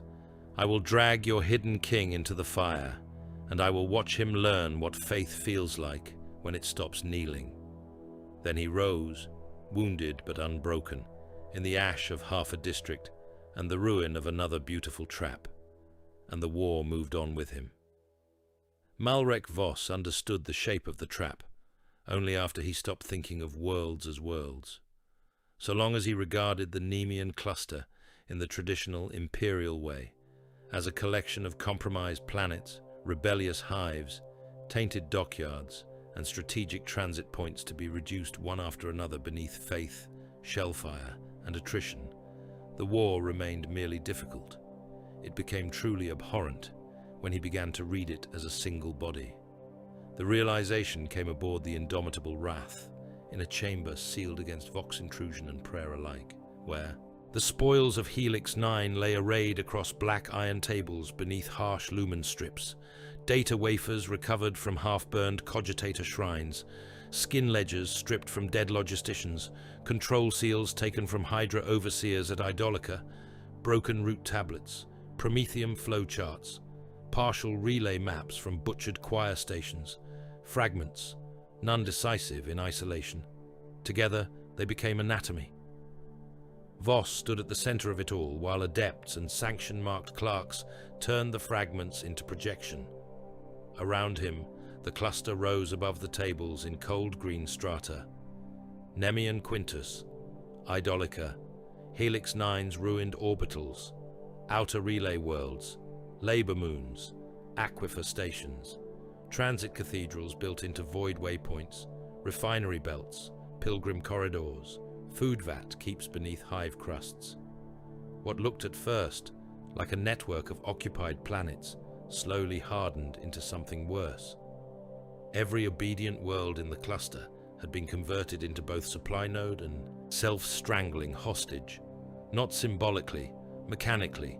Prometheum aquifers were linked to overpressure lattices and deep ignition keys that could either feed fleets for decades or turn whole underhive continents into fire tombs in a single ordained sequence. Air scrubber towers in the major hives were chained to purge inversions capable of converting breathable districts into suffocation pits within hours. Food vats beneath compliant population centers were wired to toxin bypasses, starvation throttles, and bacterial release nodes so that the same systems preserving civilian labor could liquefy it into plague and rot. Void docks, choir relays, and transit cathedrals carried nested contingencies in their machine architecture. Seize them gently, and they sustained war. Strike them crudely, and they killed populations on a scale that would make liberation spiritually indistinguishable from extermination. One of Voss's adepts, a little grey man whose lips trembled whenever conclusions became human, whispered, "They have made every world a noose." "No," Voss said, watching the lines pulse between the projected planets. "A vein." The man looked up. "A noose strangles once," Voss murmured. "This lives. It circulates. It feeds and kills by the same channels." He reached out and touched a projected refinery line. Instantly, the neighboring air scrubber grids lit, then the food vat distribution chains, then the transit cathedral beneath which 3 million indentured pilgrims were housed in sealed dormitories, awaiting dispersal into the labor machine. Every system touched every other. Any decisive imperial thrust against the control nexus would risk triggering cascades that slaughtered the very populations the Crusade still claimed it had come to save. To win the worlds back intact, the Imperium would have to move with agonizing slowness, cutting each artery by hand while the war bled them white in the meantime. To move quickly, to strike at command and force the knot apart, it would have to accept a civilian death toll so high that the triumph would taste of the same ash as defeat. It was a choice only the 41st millennium could consider practical. Holt arrived first when summoned. He strode into the sealed chamber in his battle coat, augmetic eye ticking as it drank the display. He saw the network and understood enough of it at once to swear under his breath in a tone more reverent than many men prayed. "How many?" he asked. "If the full cascade is triggered carelessly," Voss said, "billions. Not all at once. Some by fire, some by atmospheric inversion, some by starvation as secondary systems fail, some when the void docks rupture and take hab crowns with them. The enemy has built redundancy into murder." Holt's jaw tightened. "Then we withdraw from the deepest exposed sectors, preserve what remains of the Crusade, and begin targeted evacuation where possible. We thin the front, isolate the least compromised nodes, break this thing by inches rather than drama." That was fleet thinking. Preserve tonnage, preserve command capability, bleed space before pride. Vane entered before Voss could answer, soot still black in the scar lines of his face, one arm plated in a fresh field brace from the wounds of Idolica. He took one look at the projection, and his expression became not uncertainty, but disgust at uncertainty's existence. "Retreat," he said, hearing only the last of Holt's words, "is surrender dressed in measured language."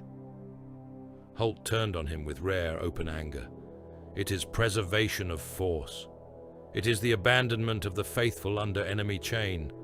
It is the refusal to feed more men into a grinder whose workings are only now becoming visible." Vane stepped closer to the table, to Holt, to the pulsing map of hostage worlds. "Every hour we yield is another hour the serpent tightens itself through them.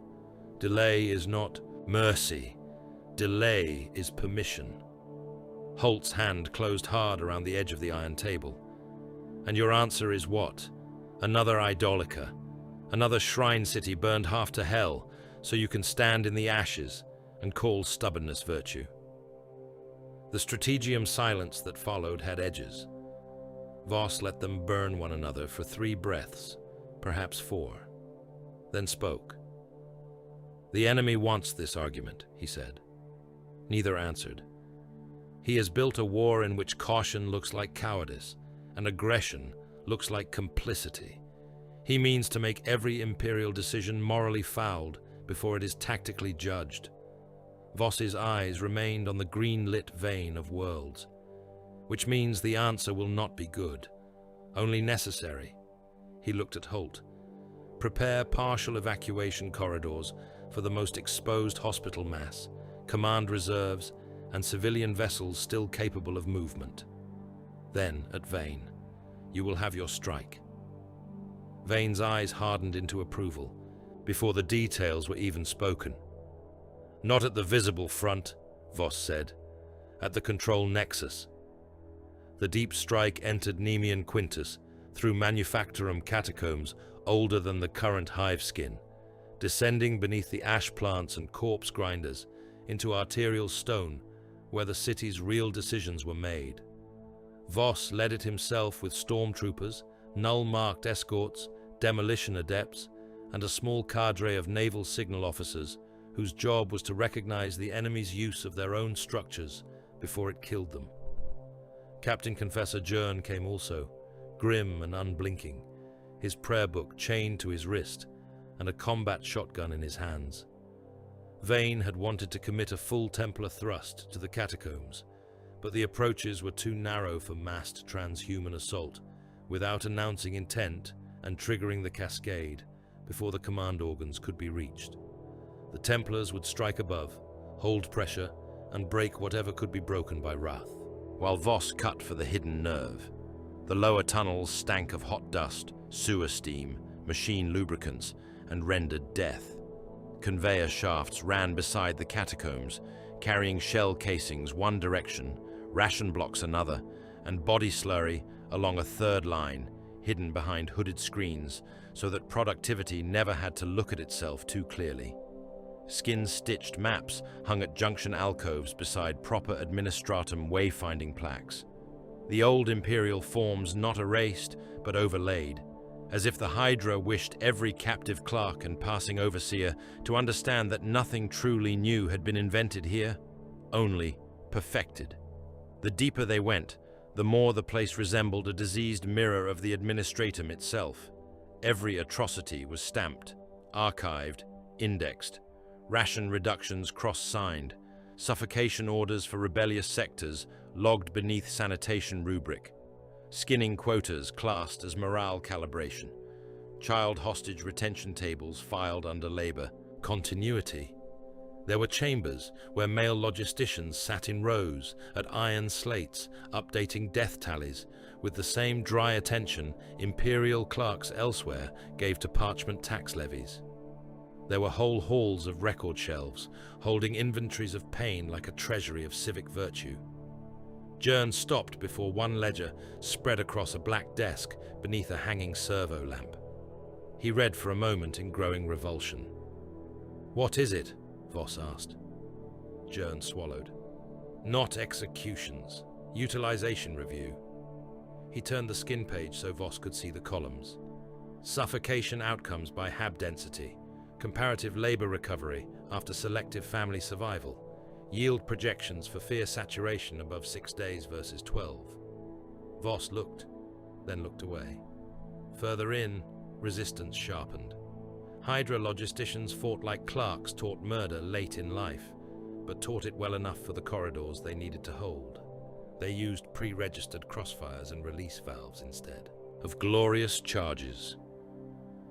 A locked blast door became a weapon when atmosphere was vented from the chamber beyond, and the men waiting at the threshold staggered breathless into the shooting lane. Counter-assault servitors lurched from alcoves, carrying stamp hammers converted into skull-breaking pistons. Mortal militia in office black died over archive banks, rather than surrender the ledgers within them. At the center of it all, in a control nave built around reactor-fed data towers and chained command thrones, Damin Vark waited. He stood unarmored beneath a forest of descending cables and projected ledgers, his black coat immaculate despite the tremors running through the catacombs above. Around him worked the core of the Dominion's civic murder.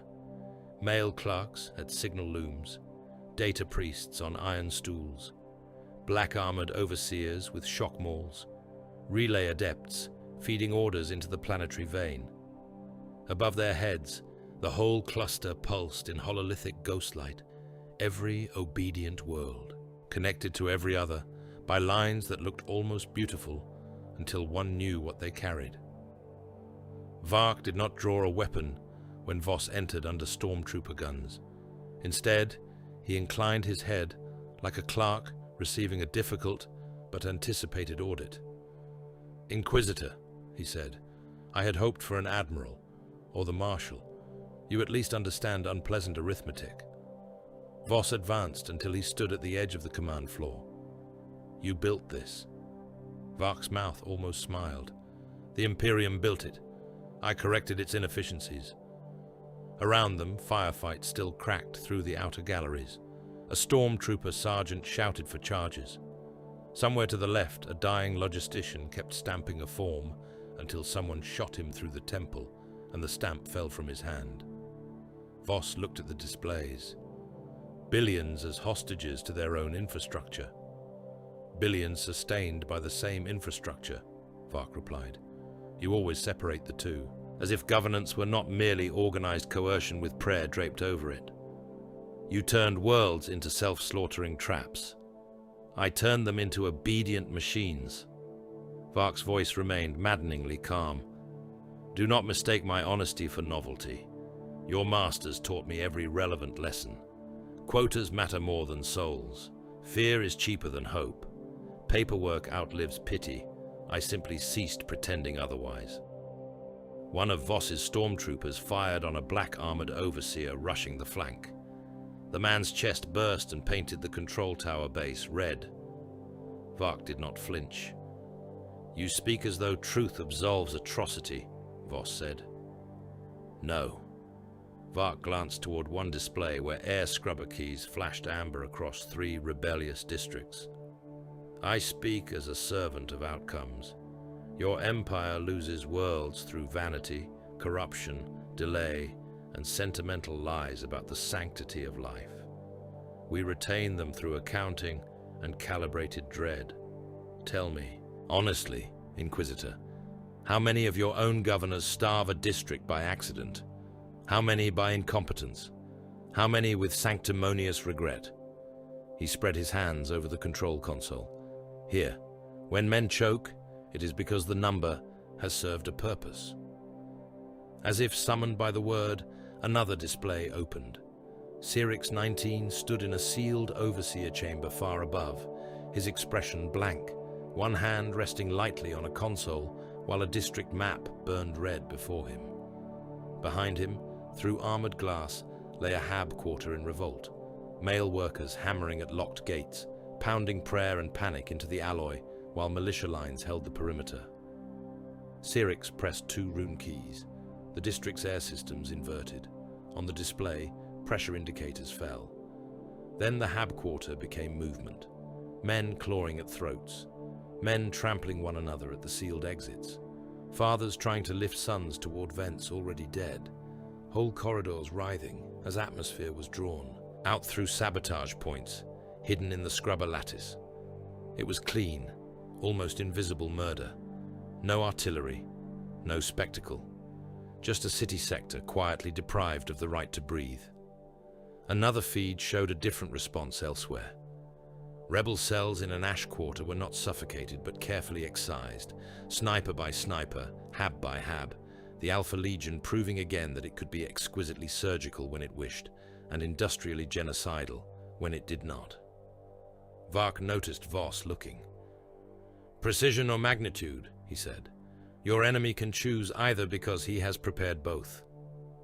Above the catacombs, Holt's Vox orders began to bleed through the interference, partial evacuation under duress, rear echelons to preserve medical tonnage, selected withdrawal from overextended street fronts before the control nexus turned every retreat path into a pyre.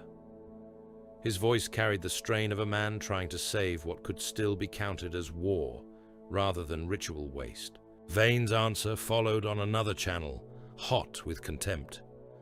"Any withdrawal now cedes sanctified ground to heresy. Press the line. I repeat, press the line. The beast feels the knife. Do not soften the hand."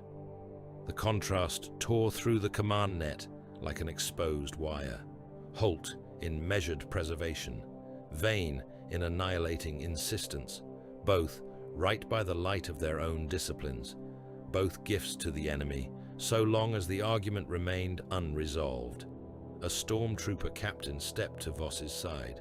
"My lord, we have the central consoles rigged. Charges can take the Nexus." "And trigger the cascade," Jern said. "Or not," the captain replied with soldierly honesty. "Depending on what this filth has keyed where." There it was. The worst necessary option standing in plain sight, ugly as any altar of the age. If Voss delayed, the war above would go on bleeding into systems the enemy still partially commanded. Holt's preservation would become disintegration. Vane's fury would spend itself against hostages and misdirection, while the planetary vein remained intact. If he struck, he would almost certainly kill civilians by the million, perhaps more, in the rupture that followed, not through malice, through the structure the enemy had built and the force required to tear it apart. He looked once at Vark. "You knew this decision would come." "Of course," Vark said. "That is why the system is elegant." Voss hated him then, with a stillness greater than shouting. Before he could answer, one of the outer vault doors blew inward, and a captured Alpha Legionary was dragged in by stormtroopers. Sea green plate scorched, helm gone, face bloody and pale and strangely calm despite the bolt wound leaking through his side. He had been taken alive only because a collapsed stair and 3 dead serfs had pinned him long enough for shock mauls and sheer luck to do what nobler means often could not. The stormtrooper, Sergeant forced him to his knees. Voss turned. "Name." The legionary smiled through blood. "All of them." The sergeant struck him across the mouth with a rifle butt. Voss crouched to eye level. "Tell me something useful." The legionary's gaze moved over the command nave, over the displays, over Vark, over the charges being set. He looked almost sympathetic. "Half your order traffic now originates from Hydra hands," he said. "Not false traffic, yours. Routed, authenticated, improved. You are receiving yourself through us. The offensive already belongs to the enemy." Jern went white beneath soot. "Lies." The legionary shrugged as much as his wound allowed. "Believe what lets you die with posture." Voss searched the man's expression and found no urgency there, no desperate attempt to derail the Nexus strike. Only the quiet of one who had watched the war move beyond the current room. That, more than the words, convinced him. He stood. "Prime." "The charges," he said. Jern stared at him. "My lord." Voss did not raise his voice. "Prime them." The confessor's jaw clenched, but he obeyed. All through the control nave, adepts ran. Stormtroopers sealed exits. Demolition charges were fixed to command thrones, relay hearts, and the central artery stacks, feeding the planetary contingencies. Vark watched the work with the gaze of a man observing an experiment at last reaching its inevitable conclusion. "You will kill millions," he said. "Yes," Voss replied. "And still, perhaps not enough." "Yes." Vark inclined his head again, almost respectful now. "Then you do understand Empire." The first detonation took the eastern relay wall and threw men, parchment, and cogitator shrapnel into the nave like a storm of sharpened memory. The second blew out the lower artery stacks. Alarms rose at once. On the displays above, the green-lit vein of worlds spasmed into red. Some lines failed dead. Others flared into emergency overdrive. In distant districts, scrubber systems locked open and vented breathable air into poison haze. In others, toxin bypasses failed before completion and left men sick rather than dead. Some food vat towers burst and drowned their own lower habs in steaming nutrient slurry. Some promethium lines ignited and drew curtains of fire through transit ways crowded with pilgrims and wounded. It was not total annihilation. It was partial rupture, uneven and monstrous, the kind of killing that happened when an atrocity machine was destroyed from within while still running at full burden. The control nexus began to collapse around them. Voss withdrew under stormtrooper guard through chambers full of screaming data priests and burning clerks.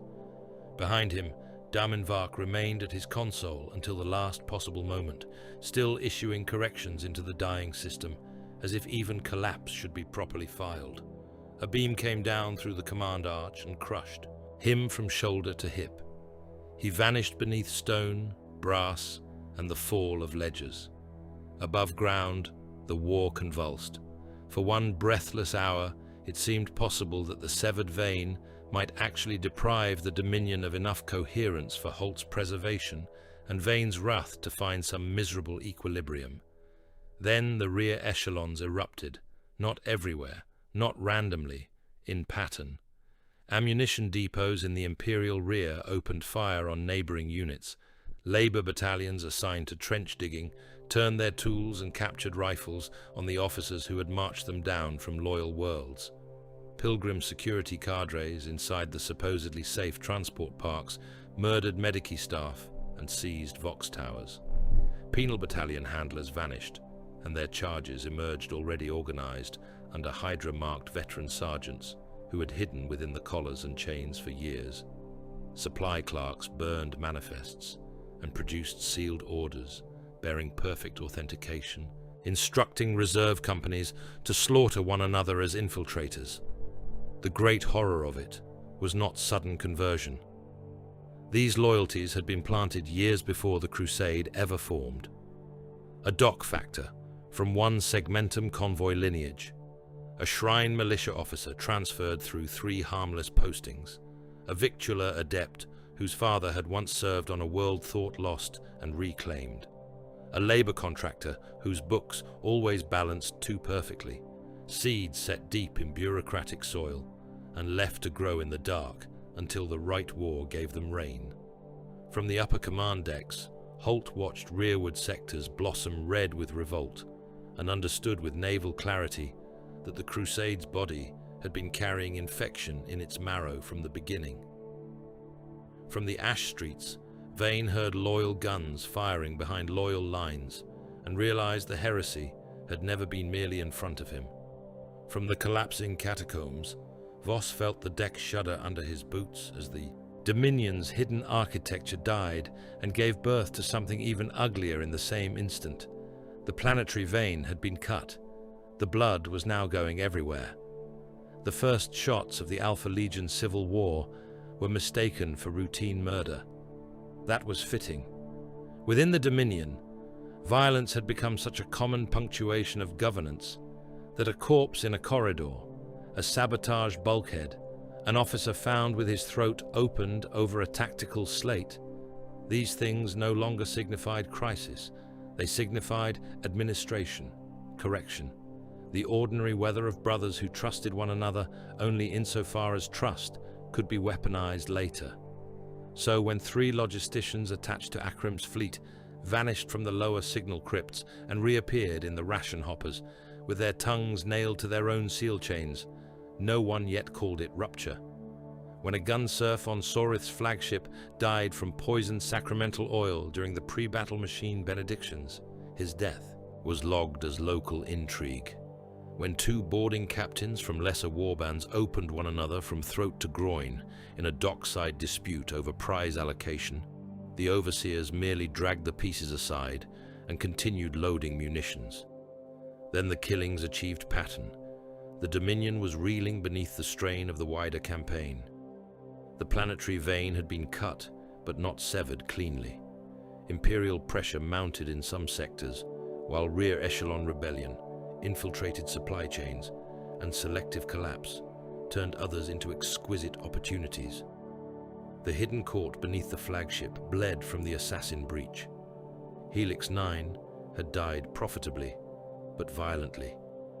Idolica still smoldered beneath the vows of a wounded marshal, too stubborn to die properly. The regent's hand remained present in everything, and visible in nothing. Under such pressure, the Alpha Legion did what it had always done best. It began to test itself by treachery.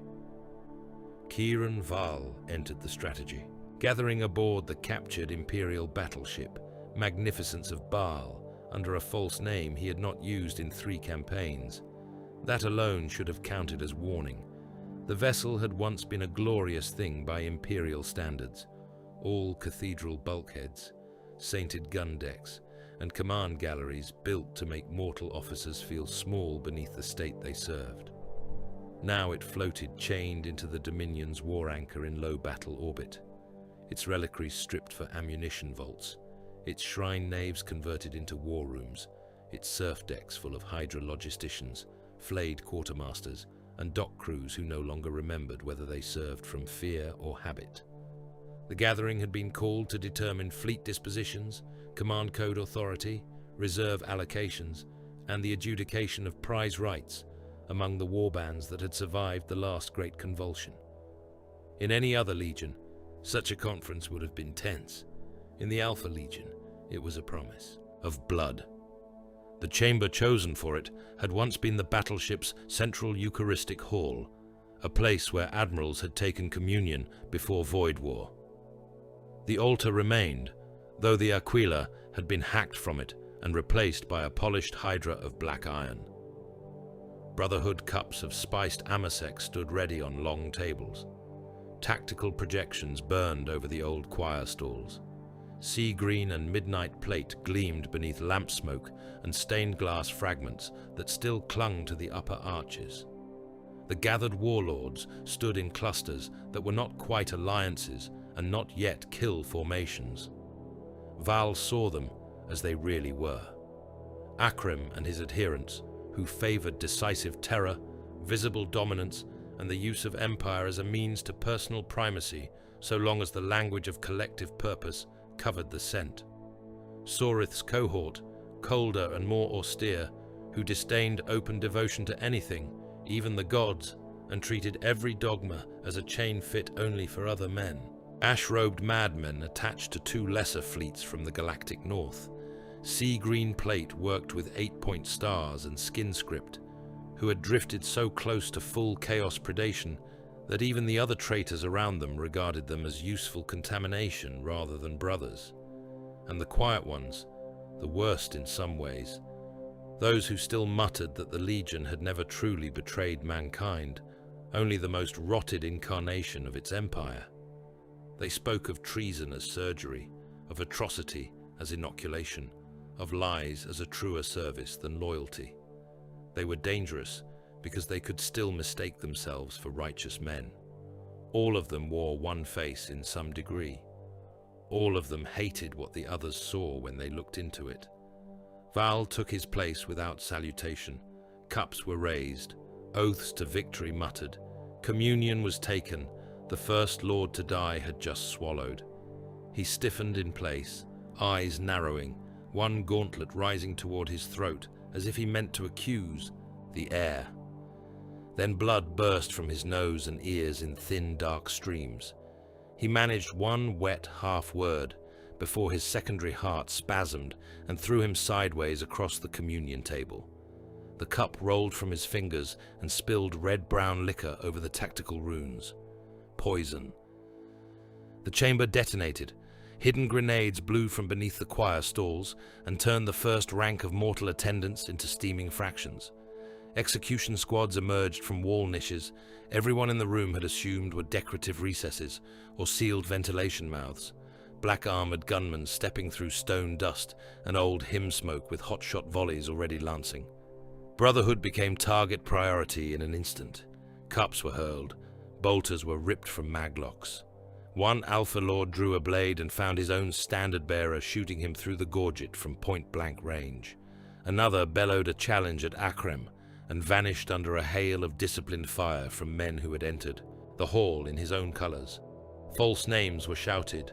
False challenge ciphers answered. One warlord screamed that he was under regent protection and had his jaw blown off before the claim could be verified. Val moved as the first grenade burst, vaulting the communion table as amasec, blood, and burning oil sprayed the chamber. A round took the legionary behind him through the eye and burst the back of his skull over the altar. Another warrior lunged from the smoke, wearing Sorith's face and Akrem's gait, which meant he had meant to profit no matter who died. Val caught the incoming blade on his vambrace, drove his elbow into the man's throat, and shot him under the chin as they crashed into the old choir rail. To his left, Akrem's voice roared through the chaos. Val means to take us all. A useful lie, close enough to truth that frightened men would help complete it. Val kicked a corpse from his path and saw Sorith fighting 3 brothers beneath the shattered Hydra altar, every motion lean and hateful, not because he loved Val, but because he loved being killed without permission even less. Above them, the stained glass dome gave way where some idiot or genius had planted charges earlier, and colored fragments rained over the battle like martyr jewels. The gathering became massacre. One lord choked to death on poisoned sacrament, while his bodyguards fought to drag him clear and died in a pile over his spasming form. Another was caught between hidden execution squads and his own retainers, who had decided the moment of confusion justified ambition, and vanished under overlapping fire before he could even choose which betrayal to honor first. The floor became slick with spilt drink, oil, and opened organs. Brotherhood cups rolled between armored boots. Every shout of identity was suspect, because any man using his true name in that chamber had already misjudged the hour. When the killing finally broke into fragments rather than one central convulsion, the Eucharistic Hall looked like a place where liturgy had been vivisected. Bodies lay in heaps beneath the long tables. Smoke crawled through the rafters. The black iron hydra over the altar was pocked with bolt impacts and strips of human pulp. Val stood amid the ruin, breathing hard, his left pauldron cracked, one cheek painted with another man's blood. Syrinx-19 stepped from a side crypt in the aftermath, carrying 3 data wafers and 1 severed hand. "You were expected to die," he said. Val looked at him. Syrinx tossed the severed hand onto the altar. It still wore a signet ring used by the court's inner evaluators, men charged not merely with measuring enemies, but with measuring replacements. A retrieval courier tried to reach the chamber during the fighting. He carried comparative profile notes on you. Val's gaze dropped to the hand, then to the wafers. "Replacement," Syrinx said. "Not immediate, contingent." No outrage touched Val's face, only a deeper stillness. In the Dominion, usefulness outranked loyalty. That had never been secret, yet there was something colder in seeing it reduced to ledger notation. Chiron Val, operationally effective. Chiron Val, charismatic beyond preferred threshold. Chiron Val, possible strategic over-consolidation risk. Chiron Val, replacement candidates viable where cranial profile, speech rhythm, campaign familiarity, and behavioral imitation align within acceptable margin. Resemblance outranked identity. That, more than treachery itself, was the Legion distilled. Syrinx watched him read the brief lines. "You were being measured for succession while being elevated." "Of course," Val said. "They do not know whether you are a blade or a future problem." "That is because the answer is yes." They left the butchered hall and entered a battleship already dividing against itself. News of the massacre spread in half-coded bursts across the Dominion's internal channels.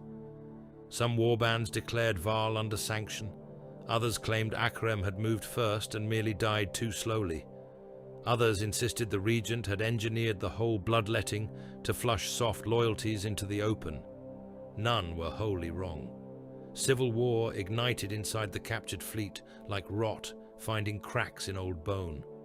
Boarding battles erupted within ships that had already been stolen from the Imperium and repurposed for larger war. On the magnificence of Baal, one Hydra warband stormed the gene seed vaults once held sacred for loyal successors, killing over the right to claim biological patrimony it had no intention of honoring. On the cruiser, Vigilant Martyr, 2 companies of Alpha legionaries fought room to room through gun decks and shell elevators over command codes to the outer sector reserves. One side preached operational purity. The other shrieked praises to powers that should have remained beneath language, both killed with identical efficiency. Elsewhere, void crews loyal to one set of masters were vented through maintenance locks by men wearing the same heraldry and almost the same faces. The broadcasts became fevered. By order of the inner court, false. By blood seal of the regent, counterfeit. Stand down, brothers. Gunfire. The deep truth of the Legion revealed itself in those hours. They were brothers, but not friends. Unified in war, but divided in purpose. Every act of trust among them had always been a calculated self-harm, performed in the hope that the resulting vulnerability would produce greater strategic yield than immediate suspicion. They could cooperate magnificently so long as the target lay elsewhere. Turn the blade inward, and every old philosophy became another reason to murder. In a signal crypt seized from a rival cell, Val interrogated a surviving captain of the ash-robed warbands who had thrown in with the open predators. The captain laughed. Blood through broken teeth. "You still think this is about control, about fleets, about governance. Some of us came to watch the species rot beautifully. Some came because order is just another sacrificial geometry. Some came because the Hydra's old lies still whisper of saving mankind by stabbing it in the spine. Which of us are you, brother?" Val broke the man's fingers one by one and received no better answer than a grin wider with each pop of bone. Elsewhere, Sorith sent him a transmission while fighting a deck war inside the Vigilant Martyr. "The Regent fed us all different truths," Sorith said, over the sound of bolter recoil and venting atmosphere. Akrem thought he had sanction to cut you down if you reached too far. The ash-robed filth believed the Dominion was being prepared as tribute to darker patrons. The anti-dogmatists were told the court would soon purge all warp-stained elements. And the humanists among us, those tiresome surgeons of civilization, were led to believe the next stage would cast down the hidden king and return authority to a brotherhood of necessary traitors. Val listened while a wounded legionary in the foreground died noisily against a bulkhead. The regent wanted every possible betrayal ripened at once, Sorith finished. We are not merely surviving a purge, we are the data of it. Harvest, Val thought. Always harvest. By the third watch, he had decided spectacle was required. Akrem, wounded but not yet dead, had barricaded himself inside the command amphitheater of the magnificence of Baal with the remnants of his loyalists, 6 command thrones, and a stack of authenticated blood seals he insisted proved regent favor. He raged over the internal vox, denouncing Val as empire drunk, crown hungry, overpraised by mortals, and too beloved by operational success to be permitted further ascent. It was not wholly untrue, which was why it carried. Val breached the amphitheater from beneath. Melter. Cutters opened the floor grating under Akrem's final redoubt, while seal charges blew the doors inward from 3 levels at once. The last battle was brief and ugly. Akrem killed 5 men in the first rush, and nearly tore Sorith in half, before Val came through the smoke and buried a power blade in his hip joint. Even then, the bastard fought on, roaring through blood and sparks, dragging himself upright with one arm, while the other still swung his axe in bright arterial arcs. Val beat him to the deck at last, before the command thrones, knee on chest, gauntlet around throat. Akrem glared up through blood. Then do it in private, if you are still ashamed. Val looked at the Vox altar beside the nearest throne. Then he keyed the ship-wide internal broadcast. No, he said.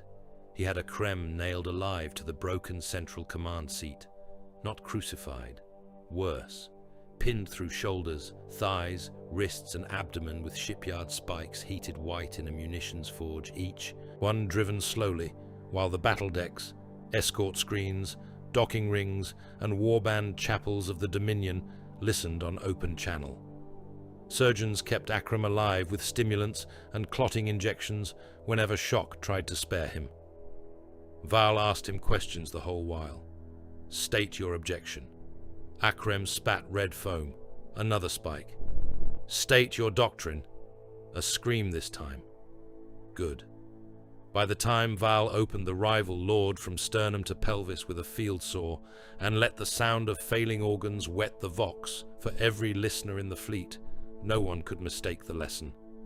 Dissent sounded like lungs filling. Treachery sounded like intestines slithering free under chain rattle and machine prayer. Every warband heard it. Every warband understood. When Akrem finally died, the sector fleets belonged to Val. Not by acclaim, not by trust, by elimination, terror, and the temporary comfort men took in any hierarchy that promised fewer immediate variables than the chaos of equal treachery. Sorith bent just enough to acknowledge operational precedence. The ash-robed predators withdrew into sullen obedience after losing too many cadres to keep posturing. The austere anti-dogmatists accepted Val because he had proven willing to mutilate ambition publicly, which at least suggested discipline. Even the humanist mutterers of necessary treason settled into silence, seeing in him either a possible instrument or the next monster to prune later. He had won. That was the shape of the victory and the source of its poison. Now only the regent stood above him, and the regent could not be read. Val stood alone at the viewport of the magnificence of Baal after the last internal gunfire faded to isolated executions. Beyond the armored glass, the Dominion's fleets drifted in stained formation around the dead moon and the broken worlds beyond. Below him, decks were still being scrubbed of brother blood. Signal chains were being rewritten, new command codes issued, replacement profiles amended. Somewhere in the dark beneath all of it, behind veils and filtered voices, the one sovereign in the Dominion who had not been forced to show his true face remained untouched. Serix entered without sound. "The fleets answer your signals," he said. "For now." Serix inclined his head. "For as long as fear remains correctly timed." Val said nothing. After a moment, Serix added, "If you are to die as a pawn, this is the hour to discover whose game you serve." That earned him a glance. Was that counsel, Val asked, or a test? Serix's expression did not change. In this legion, those are usually the same thing. When he had gone, Val remained at the glass a while longer, looking out over the war he had tightened into his own fist, only to feel how little of the arm above that fist he truly understood. If he was to die as a measured instrument, catalogued and perhaps replaced by another brother with his face, and a better obedience curve, then before death he would at least take one thing from the dark. He would look upon his master's true face. The grand offensive began beneath every banner. The Imperium still had strength enough to raise. Lord Admiral Cassian Holt committed the surviving mass of the fleet in a synchronized advance across the cluster's bleeding arteries. Damaged cruisers lashed together by emergency braces. Escort squadrons patched with cannibalized hull plates and fresh grave crews. Munitions hulks dragged back into service by threats, prayer, and wire. Pilgrim armadas refitted as troop carriers until their shrine decks groaned under the weight of armored columns and penal holds. Mechanicus convoy lines, victualler trains, medici barges, fuel tenders, armor landers, servitor cohorts packed in iron racks. Beneath the void assault came the surface push, a continental heave of human mass so vast that no single man could honestly imagine it entire. Billions of soldiers, millions of condemned, rail convoys of battle tanks and siege crawlers moving under cathedral smoke, landers blackening whole skies. Penitential battalions marched forward in shock collars and chain harness. Priests screamed benedictions from transport roofs, while artillery trains dragged their iron lungs toward firing planes already covered in old shell scars and new bones. If the Imperium had ever possessed a proper moment of overwhelming force in this war, this was meant to be it. Marshal Othmar Vane called it a reckoning. Holt called it necessary concentration. Malrek Voss called it the last geometry left. The enemy called it right on time. The first sleeper codes activated before the fleet had even reached full firing spread. On a reservoir world feeding 3 hive basins with glacial melt and filtration water, the old dam locks opened at once under authentic maintenance authority, then sealed themselves against manual override. The walls held for 5 minutes, while alarm hymns rang over the valleys. Then demolition charges planted years earlier in repair housings blew inward, and a black inland sea came roaring down through hab terraces, labor farms, pilgrim camps, and artillery marshalling grounds alike. Men, tanks, shrines, and ration depots vanished beneath one advancing sheet of grey ruin. On a refinery moon, air systems inverted in all loyal command sectors, while enemy-held zones remained untouched. Officers began coughing blood over tactical slates.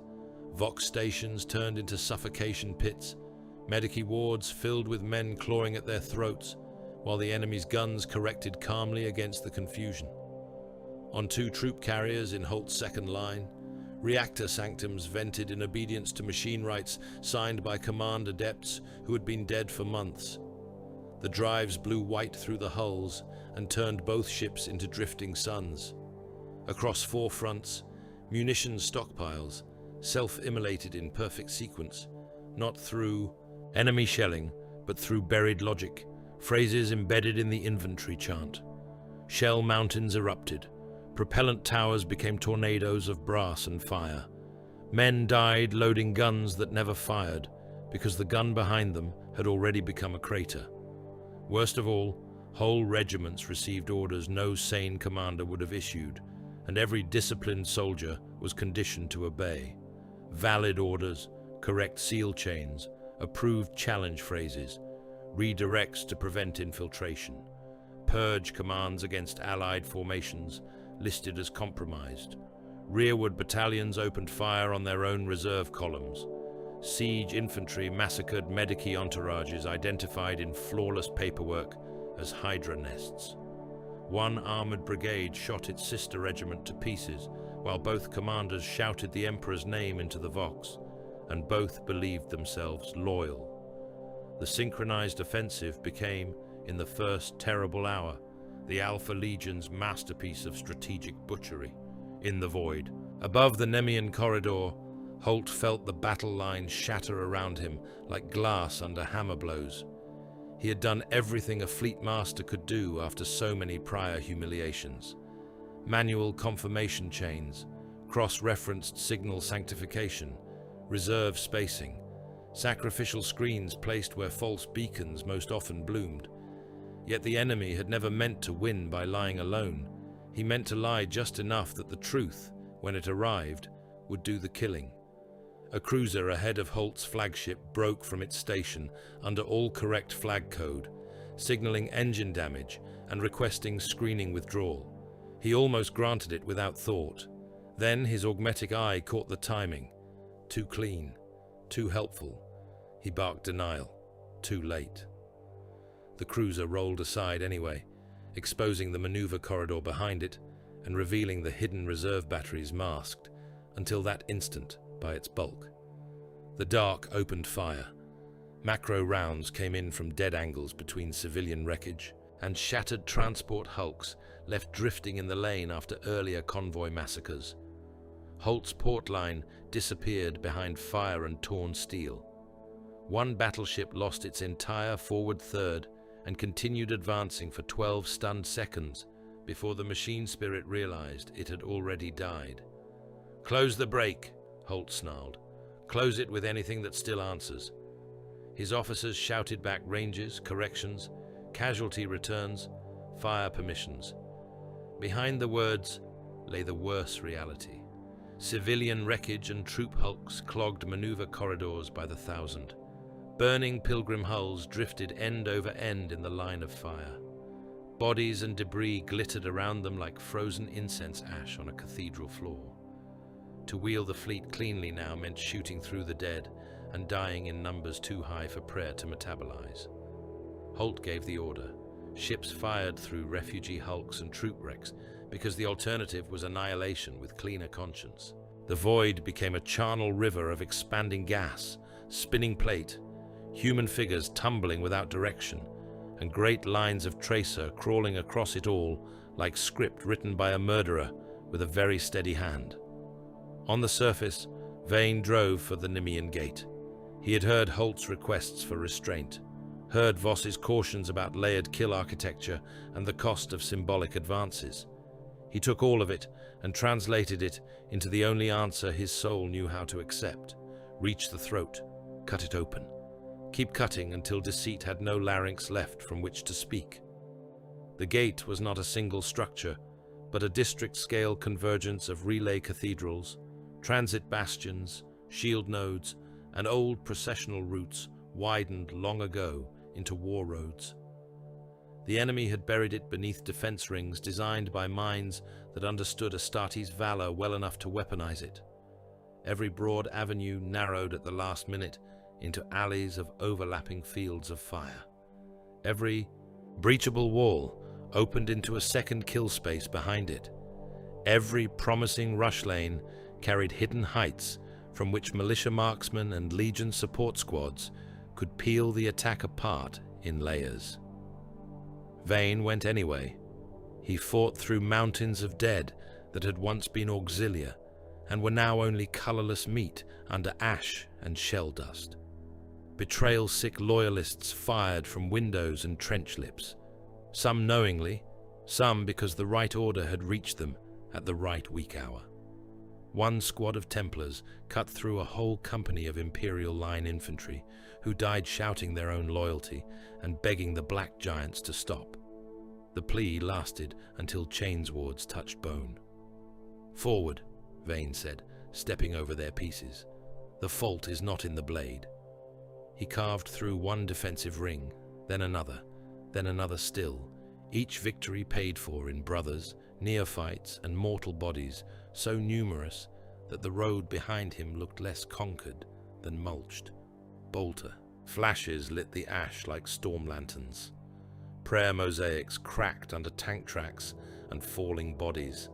Relic banners burned and kept burning because no one had time to put them out. The closer he came to the gate, the more the enemies stripped away all pretense of honorable contest. Surrender flares drew flamer ambushes. Rescue corridors became mortar graves. An entire wall of chained prisoners was dropped from a transit bridge into the Templar advance simply to buy 6 seconds for a retreating Alpha Legion squad to reach the next firing tier. Vane's rage became so pure, it almost looked like calm. In the catacombs beneath the relay quarter, Voss found Damon Vark alive. Not whole, not dignified, alive. The former logistics savant had been dragged from the collapse of the control nexus by men who understood the worth of a functioning mind, even when most of its body had been broken into meat. He now hung in a mobility cradle of brass braces and suspensor arms, the left half of him sealed in medici iron and black tubing, one shoulder replaced by a crude augmetic mount, half his face scarred into a permanent sneer by the beam that should have killed him.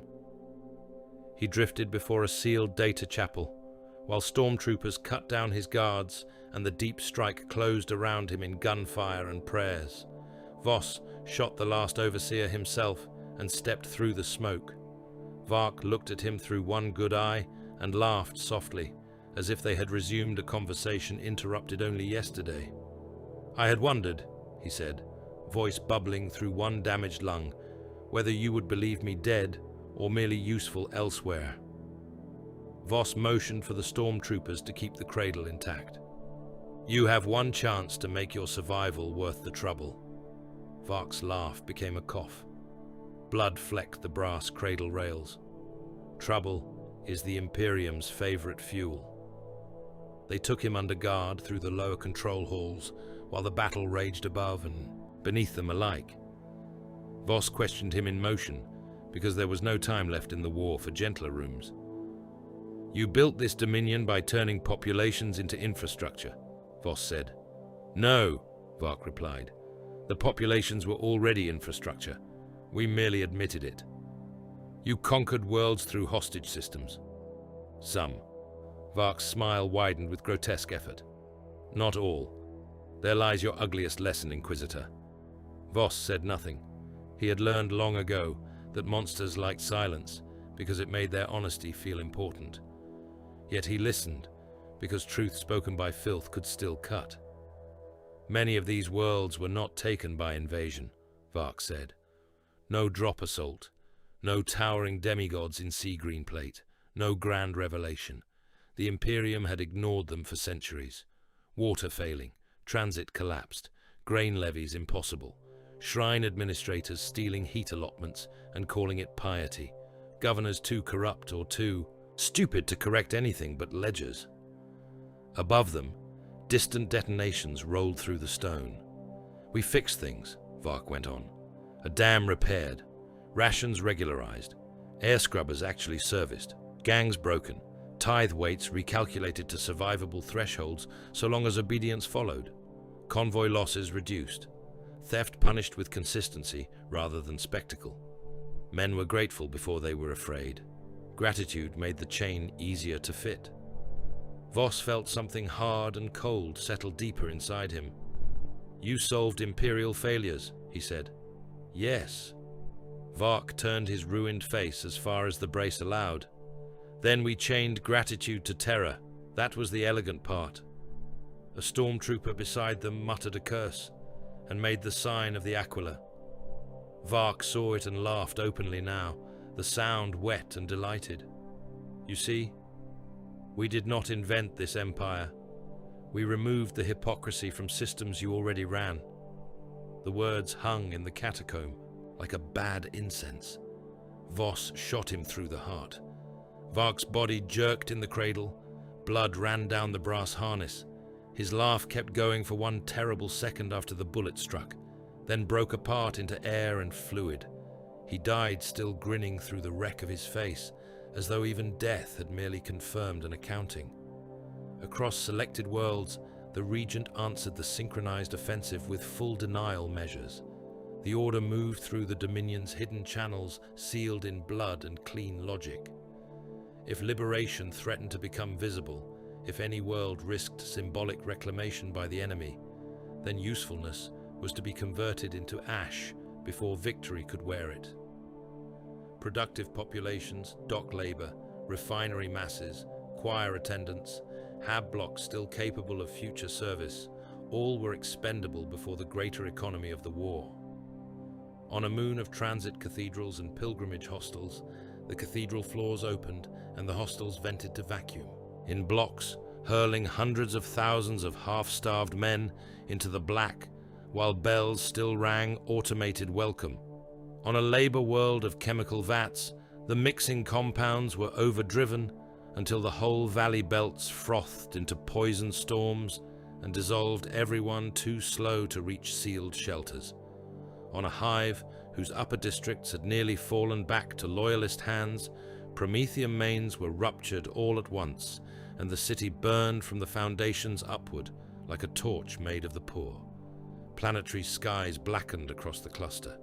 Ash, engine trails, orbital debris, descent fire, contrails from landers and attack craft, the long smoking scars of troop ships breaking in the upper air and vomiting men, steel, and relic fragments over whole districts. The scale of the war passed some secret threshold beyond which heroism still existed, but became statistically invisible. Millions fought with courage. Millions died with vows on their lips. None of it altered the gross arithmetic, enough to show on the high command tables, except as expendable red increments. Vane reached the outer defense ring of the Nemean Gate and stood upon a hill made mostly of bodies. From there, he could see the relay spires through curtains of smoke, the great transit arches half shattered, the processional roads choked with wrecked armor and broken statues. He had lost too many brothers to pretend this was momentum. Yet he was still advancing. That in itself had become a kind of miracle or indictment. A Vox officer stumbled to him, helmet gone, scalp burned, clutching a relay slate that still hissed with contested orders. "Marshal," the man said, almost sobbing with effort. "Rear command wants confirmation of Allied identification before the next push. Half the reserve route is compromised. They say the orders differ by source." Vane looked toward the gate. "The enemy differs by source," he said. "The Emperor does not." Then he lifted his sword and sent his Makos, brothers, forward again. In the void, Holt's lines bent, but did not quite break. He lost ships with every apparent gain, and took positions that bled him more slowly than retreat would have done. He watched rescue corridors turn to kill alleys beneath hidden reserve batteries. He watched civilian hulks drift burning between his broadsides and the foe. He watched whole maneuver groups win local superiority, only to discover the victory lane had been pre-mined by debris, sabotage, and false telemetry long before their helms ever committed to it. The offensive gave him territory. The enemy made sure territory arrived poisoned. By the time the first cycle of the synchronized assault ended, the Imperium had undeniable successes to report. Ground reclaimed in 7 districts, 2 relay towers seized, 3 outer dock bastions burned, 1 segment of the gate's shield lattice damaged, multiple enemy fleets displaced, rear insurgencies partly contained, offensive depth achieved on 4 worlds, casualty exchange rates in some local sectors favorable enough to brief upward as progress. The reports climbed command ladders, so did the counter-reports. Deep within the Dominion's buried court, a strategic display turned in cold red and green before mirrored veils and watching giants. Chiron Val stood among the gathered officers, blood still dried in the seams of his gauntlets from fleet civil war and fresh surface slaughter. Across the display, every apparent imperial gain glowed where it had occurred. Then another layer settled over it. Red marks, pre-entered, acceptable loss notations, sacrificial corridors, morale expenditure bans, symbolic liberation tolerances, positions already designated for abandonment because holding them too visibly would have cost more than their surrender would teach. What the Imperium called breakthrough, the enemy had costed in advance. What Holt called regained initiative, the display named controlled penetration. What Vane's fury had seized with thousands of dead, the Dominion had already marked as ground fit to yield. Val stared at the map and felt a pressure colder than triumph. The regent's voice came from behind the veils with that same impossible calm. "The long knife falls best," he said, "when the victim mistakes the opening cut for success." No one answered. No one needed to. The whole cluster already was. The Dominion was burning beautifully when Chiron Val went hunting for its king. Across the cluster, worlds died in patterns that would have looked random, only to men too frightened or too devout to read them properly. Relay cathedrals burned like votive offerings cast into a storm. Void docks ruptured and spun blazing girders across the black. Hive crowns vomited ash over trench seas, where men still killed one another in the Emperor's name, with enough conviction to make the lie seem holy. Fleet channels howled with false victories and true disasters. Beneath it, all ran the deeper music of the Dominion's hidden order changing shape under pressure rather than failing. It was the hour of culmination. That made it the hour of truth, if truth existed anywhere in a house built from masks. Val did not bring an honor guard. That would have been either vanity or stupidity, and only lesser lords in lesser legions still indulged in such distinctions. He went alone through the lower arteries of the court, armed in battle-worn sea-green plate, darkened by soot and old blood, his helm maglocked at his hip, his sword sheathed, his bolt pistol loaded with rounds, chosen not for spectacle, but certainty. He had prepared, in the last hours before descent, for all correct outcomes. To kneel, if the thing in the dark proved what rumor, bloodline memory, and impossible competence suggested. To murder, if it proved merely another hidden tyrant, clothed in inherited symbols. To die, if those options merged into one another, which in the Alpha Legion they often did. The deeper vaults opened before him by command seals that had arrived through dead men and broken channels, as if the court itself wished to see whether he had the courage to continue. The stone around him was older than the Dominion, older than the dead moon's current wounds, perhaps older even than the first excavation that had made a secret out of geology. Black basalt met ship iron in lines too perfect for mortal labor alone. The passages narrowed as he descended, not into confinement, but selection. Each gate admitted fewer bodies, each corridor denied more ornament. Above, the war convulsed. Down here, silence was not absence. It was filtration. He passed relic chambers no ordinary warlord of the Eye would have understood the value of. Not thrones of gold or demon-blessed weapons shrieking for blood, but the colder relics of continuity. Cipher rods sealed in void black glass, whose script was older than some subsector dynasties. Command tablets cut in the earliest sigil. Forms of the 20th Legion, their edges worn by fingers dead for 10,000 years. Fragments of field doctrine etched into brass scroll strips and cased beneath crystal, not as museum treasure, but as working inheritance. One rack held signet matrices from campaigns whose official records named no legion presence at all. Another chamber preserved Vox prayer litanies from compliance actions in the Great Crusade, overlaid by later annotations that transformed the language of unity into the language of infiltration without changing more than a handful of words. Val stopped before a long table on which lay a half-unrolled skin map of a world he did not recognize. Its notation was exquisite. not the fever scrawl of modern heretics or the bureaucratic bludgeon script of the late Imperium. This was elegant, almost surgical. Population gradients, language seams, food dependencies, doctrinal fault lines, kill thresholds, mimetic insertion windows. It did not read like improvisation. It read like an inheritance from the first architects of the Legion, men who had conceived conquest not as battle, but as controlled contamination. The realization chilled him more than any demon relic could have done. This dominion was not merely aping the old doctrine, it had roots sunk into it. He moved on. At last the corridor ended in a chamber door so plain that only power made it significant. No saint faces, no hydra worked in iron, no blood seals displayed to intimidate the ignorant, just black metal fitted into basalt with such inhuman precision that it seemed less built than discovered.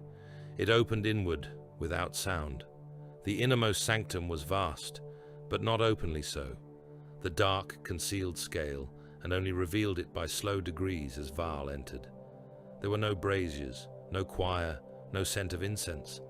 The only light came from low lumen bands sunk into the floor, and from data glows moving like cold fish behind translucent veils. Shapes emerged and receded, tall cabinets of relic ciphers, racks of old helms. One shattered spear shaft mounted within a cradle of black iron. Display pillars bearing campaign seals from eras when the Imperium had still called itself ascending, rather than surviving. The room felt less like a throne chamber than an archive of legitimacy too dangerous to expose to daylight. Armed guards stood there at first, legionaries in sea-green plate, all tall, all bald, all too alike, even by the standards of the 20th. They formed a half-circle in the gloom. Val could feel their attention as pressure rather than sight. Then a voice from deeper darkness said, "Leave us." No one questioned it. The guards withdrew with the obedient speed of men who knew that hearing too much could be a fatal kind of service. Doors sealed behind them, one after another, until only Val and the hidden speaker remained among the relics and the layered dark. For a few breaths, nothing moved. Then the figure stepped where the low floor light could take, his outline and no more. Wrong, thought Val at once. Wrong in the way only three kinds of things were wrong: Primarchs, monsters, and lies engineered so perfectly that they acquired their own gravitational field. The figure was too calm, too vast without appearing large in any vulgar sense, too economical with motion, as though unnecessary gesture had been cut from him at the level of design.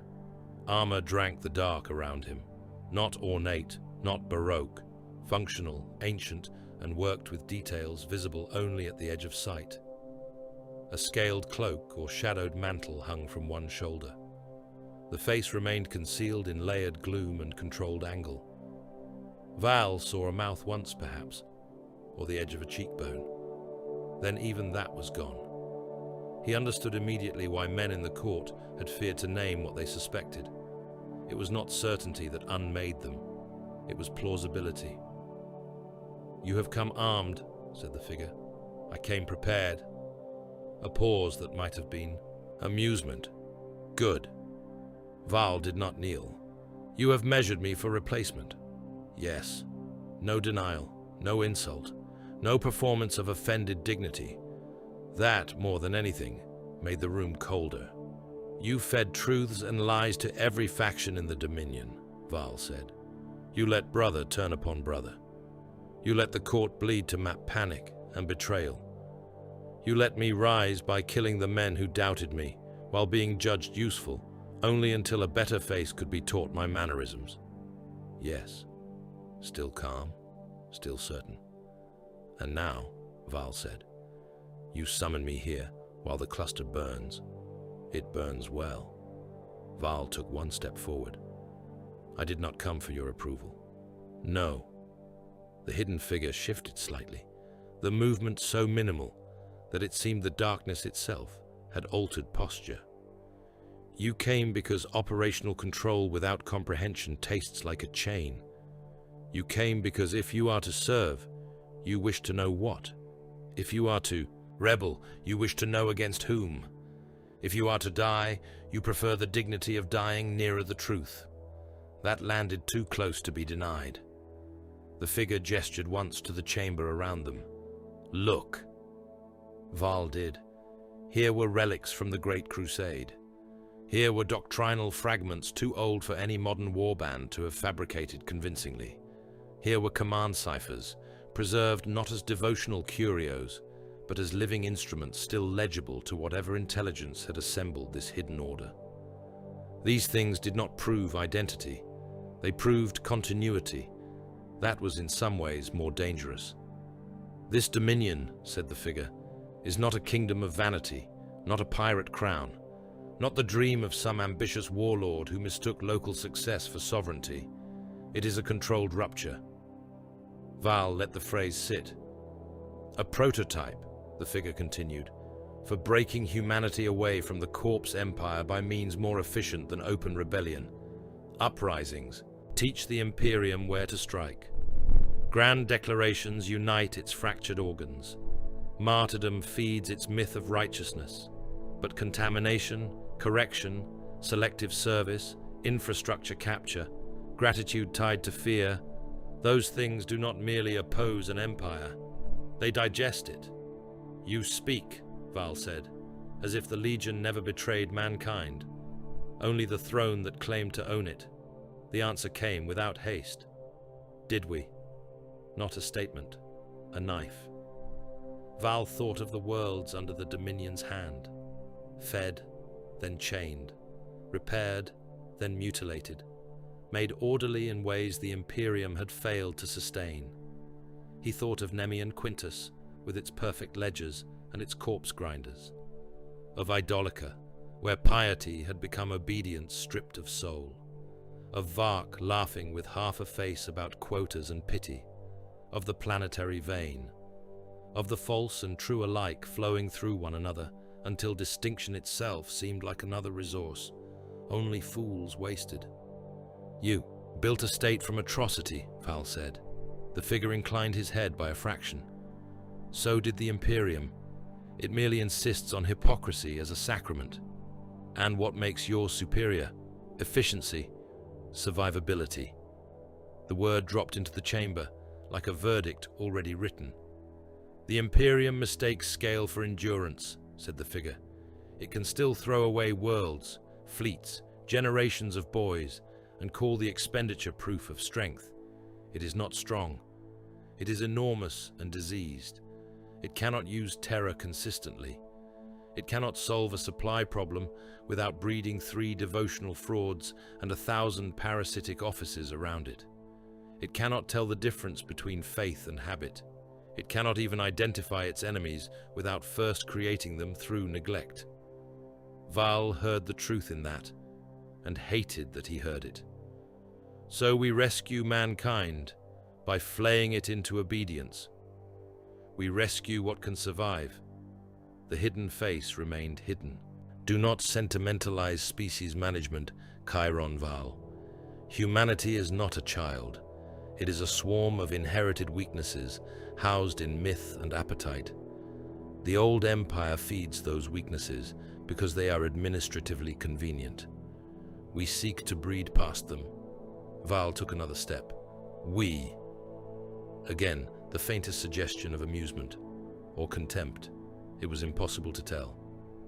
Names, said the figure, are for witnesses, and witnesses are for graves. The answer was so perfectly of the Legion that Val nearly laughed. Not from mirth, from the recognition that all roads of the 20th seemed eventually to end at a mirror that answered questions by showing the asker another mask. Still he pressed. Are you Omegon? Silence. The chamber seemed to listen with him. When the figure finally spoke, the words were measured to cut and leave no certainty behind. I am what the question requires. Val's gauntleted hand tightened near the hilt of his sword. That is not an answer. It is the only one a worthy son should need. The war rumbled very far above them, a distant muscle spasm through the stone and iron. Val thought then of every rumor. Alpharius dead, Omegon dead, Omegon hidden, Omegon multiplied, Omegon a title, not a man, a counterfeit maintained long enough to become more operationally useful than the original, a hidden regent who had inherited not blood but method. In that room, all of it felt possible, none of it sufficient. The Crusade, Val said. From the beginning. You drew it in, yes? For attrition, for harvest. The figure moved toward one of the translucent tactical veils and touched it with 2 fingers. Instantly, the whole cluster bloomed in cold light. Fleet channels, gene seed loss tallies, command protocol captures, signal architecture, psychological response curves.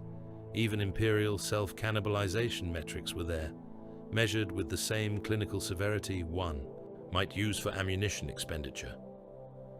We needed fleets, the figure said, not merely to destroy them, to study the command habits of the age.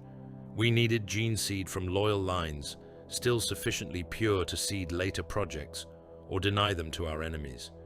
We needed authenticated protocols, kill certainties, proof that the Imperium could still be provoked into turning its own size against itself.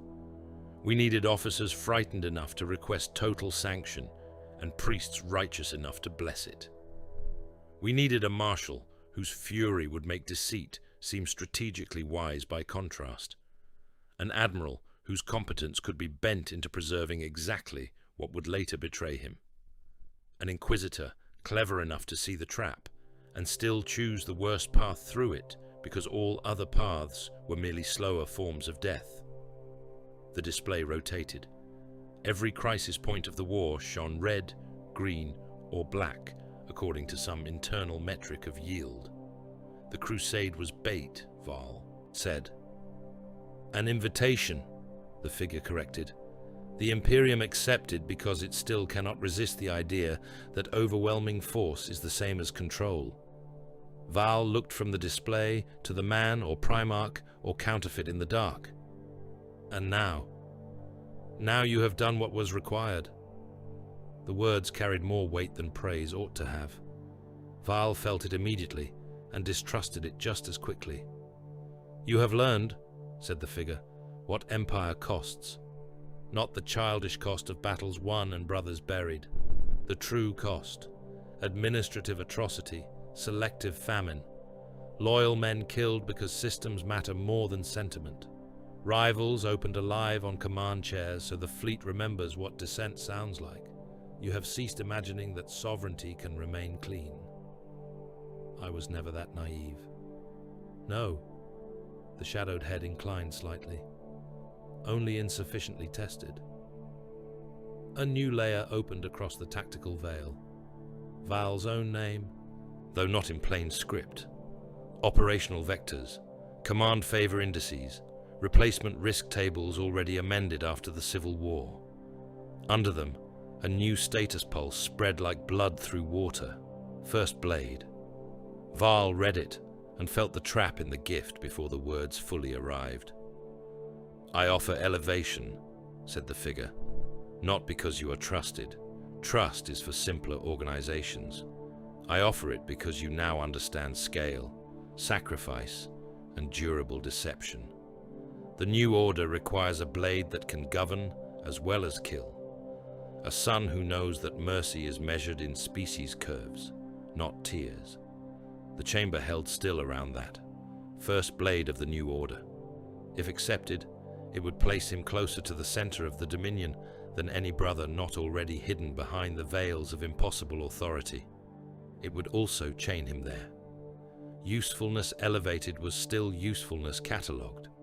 A first blade was sharper than a disposable one, but still held by another hand. Val thought of drawing his sword, thought of lunging through the dark and finding out in one obscene heartbeat whether the thing before him bled like a Primarch, a man, or a myth. Thought of being killed before the idea reached muscle. Thought of kneeling and preserving the possibility of future murder beneath a posture that would look like obedience. In the end, the Alpha Legion answer was the only one worthy of the room. He knelt, not in devotion, not in surrender. In calculation so complete, it borrowed the shape of reverence. The floor was cold beneath his armored knee. He lowered his head only enough to acknowledge hierarchy while preserving the line of his gaze upward through the dark. In that exact angle lived every ambiguity the Legion had ever called wisdom. Above him, the hidden figure said nothing for several breaths. Then, softly, as if confirming an old probability rather than celebrating a victory. Good. Val remained there, one knee to stone, and still he could not say with certainty whether he had just knelt before Omegon returned from history's grave, before a regent who wore that possibility as armor, or before the finest counterfeit ever fashioned by the sons of the Hydra. In the Alpha Legion, that uncertainty was not failure. It was the point. The knife closed from every direction at once. There was no single trumpet note, no grand proclamation cast into the void to announce that the Dominion had chosen this hour for its full revelation. The Order moved through blood seals, old code phrases, dormant loyalties, maintenance hymns, chapel routines, medici schedules, cargo manifests, burial rites, and the dead habits of men who had long ago ceased to understand which master had taught them to obey. Then, across the whole wounded cluster, every hidden cell, every captured code chain, every obedient world clenched like a fist. Imperial logistics died first. Magazine crews in the rear decks of line cruisers opened shell lockers to find the men beside them drawing knives, suppressors, and Hydra-marked pistols from beneath sanctified work cloths. Medici wards turned slaughterhouses when orderlies slit the throats of the badly wounded and then poisoned the blood banks before emergency purges sealed the doors. Chapel confessors stepped to their pulpits, lifted the aquila, and began transmitting false redeployment rites over regimental voxnets with the calm authority of men who had been rehearsing the betrayal for years.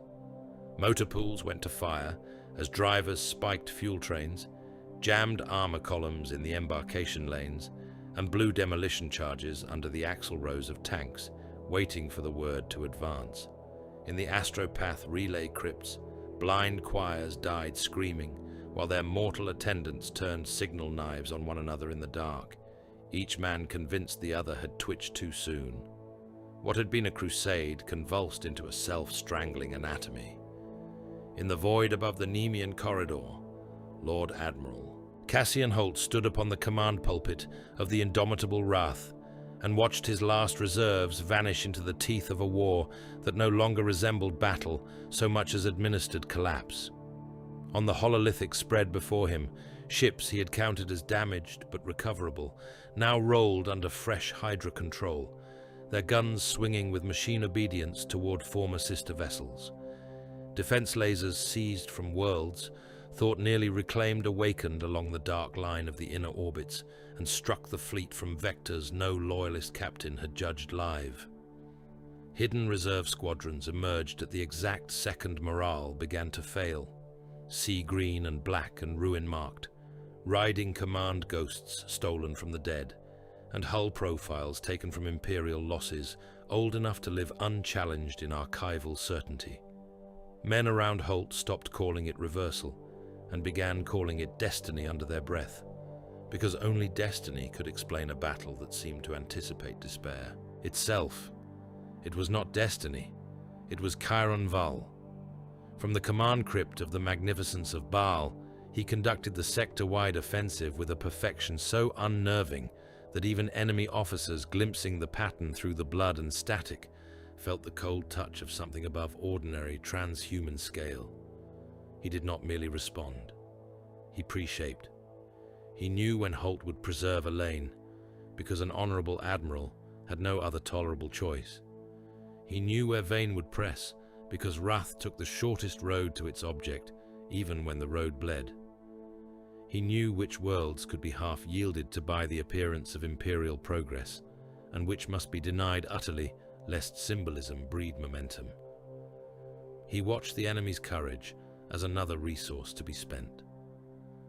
"Release the outer reserve line now," he said, and 3 commandeered Imperial hulls drifted from behind the wreckage of Pilgrim Cathedra to rake a loyalist escort wall at point-blank range. "Trigger the lower. Defense lasers on the 8th delay," he said, and a whole avenue of void warfare turned into a burning funnel through which Holt's remaining carriers had no choice but to pass.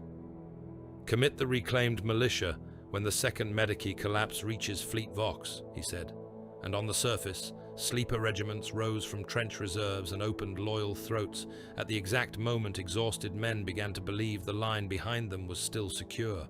It felt less like losing than like discovering that the whole campaign had already been written in a hand no one had seen. On the ground, Marshal Othmar Vane drove his surviving Templars toward the sanctum with a fury stripped of everything but function. He had lost too many brothers for liturgical grandeur now, too many neophytes butchered in alleys by false surrender, too many sword brethren burned in reactor overfeeds, too many black-armored giants gone down beneath mountains of mortal dead, who never even knew whose lie had guided them there. What remained was not zeal in its youthful form. It was vow after all ornament had been charred off. The streets between Vane and the hidden court became apocalyptic close murder. He led the push through relay chapels split open by melter charges, through processional crypts where altar steps were hidden beneath ribs and shell fragments, through vault galleries whose frescoed saints now looked down upon butchered neophytes spilling organs across their own prayer mosaics. Every step cost armor. Pauldrons burst under sniper fire. Helm lenses shattered in showering sparks. Chains wards caught on vertebrae and tore free in fountains of blood so dense they painted whole transepts red-black. A sword brother to Vane's right lost both legs to a concealed plasma vent and kept firing from the waist, while the stone beneath him fused with his own liquefying flesh. Another went down under a rain of ceiling fragments and rose again with half his face hanging, only to charge a hydra, firing slit and die, wedged in it, so his brothers could climb over. Behind the Templars, butchered auxiliaries and loyal militia tried to follow the breach lanes and were shredded by the same pre-sighted traps because the enemy no longer cared to preserve the distinction. "Forward," Vane kept saying, his voice like iron dragged over stone. "Forward. There is no purity in delay." The sanctum's outer defense rings broke in pieces under that pressure, not cleanly, not heroically, in fragments of rage and attrition. A bastion door opened inward after 6 Templars died making the breach. A chapel wall collapsed and buried both defenders and attackers beneath hot stone. A whole corridor of mortal screens vanished under flame awash so intense that their bones remained standing for an instant before they dropped apart in blackened heaps. Still, Vane came on. Deep beneath the collapsing vaults ahead of him, Cyrix 19 moved through a different war. He had abandoned Broad. Manipulation, hours before. At this depth, there was no longer enough structure left to redirect. Only target, obstruction, and the old clean mathematics of whether a man died before he finished the thing he had been sent to do. He slipped through dead records chambers and failing relay crypts while the court around him filled with corpses. Clerks lay beheaded over skin ledgers. Command staff hung split across tactical tables. Legionaries in sea-green plate, brothers to him by the cruelest definition, lay opened from chin to groin where the inner fighting and the imperial thrust had crossed one another in the dark. He reached the chapel vault junction just as Vane's champion broke through the smoke. The man was a Black Templar sword brother in the old sense of the title, stripped of all decoration, save oath parchment burned to his armor by heat and blood. He carried a relic blade in one hand and a combat shield hacked almost in half in the other. His helm was gone. His scalp was burned raw. One eye had swollen shut. None of it slowed him. He saw Syrinx and knew at once what sort of killer stood before him. Not a line warrior, not a boasting champion. Something smaller, colder, made for the hidden cut. "Face me," the sword brother said. Syrinx almost smiled. The duel began in chapel fire and falling stone. The Templar came on with the brutal purity of men bred to end arguments in close range. His first stroke split a reliquary pillar behind Syrinx to the floor. The second shaved sparks from Syrinx's shoulder guard and cut a groove in the black body glove beneath. Syrinx replied with speed, scalpels of motion, throat thrusts, low cuts, feints toward the wounded side. The champion turned them all, or forced them aside with the shield edge. He was too strong to match fairly, too disciplined to overcommit to the obvious opening, too furious to be baited by insult. So Syrinx stopped fighting fairly at once. He gave ground through the chapel vault, while the sword brother drove him between burning pew heaps and collapsing confession screens. Twice, Syrinx let himself be clipped to buy position. Once the relic blade opened his thigh deep enough to make the deck slick beneath him. Another time, the shield smashed his jaw and filled his mouth with blood and loose teeth. The Templar pressed, sensing weakness, driving the exchange toward a true kill. That was the moment Syrinx had been building. He dropped flat under the next cut and palmed the chapel sensor chain release he had marked on entry. The ceiling braziers, already weakened by fire, tore free and came down in a rain of burning brass and poisoned ash. The champion raised the shield by instinct. In that blind fraction, Syrinx threw his knife not at the throat, but at the exposed knee joint of the leading leg. The blade punched through cabling. The Templar stumbled. Syrinx rolled behind a shattered altar, seized a fallen bolt pistol from a dead clerk, and shot the sword brother twice through the unshielded side of the neck at contact range. The champion lurched, still not dead, still trying to turn. Syrinx stepped close and drove a broken sensor spike through the remaining eye and into the brain behind it. The giant fell to his knees among chapel fire and split saints. Syrinx leaned close enough that only the dying man could hear. "The unfair kill," he said, voice thick with blood, "is still a kill." Then he shoved the corpse into the flames and moved on limping, because the sanctum still had to be held for another few minutes, and that was worth more than pain.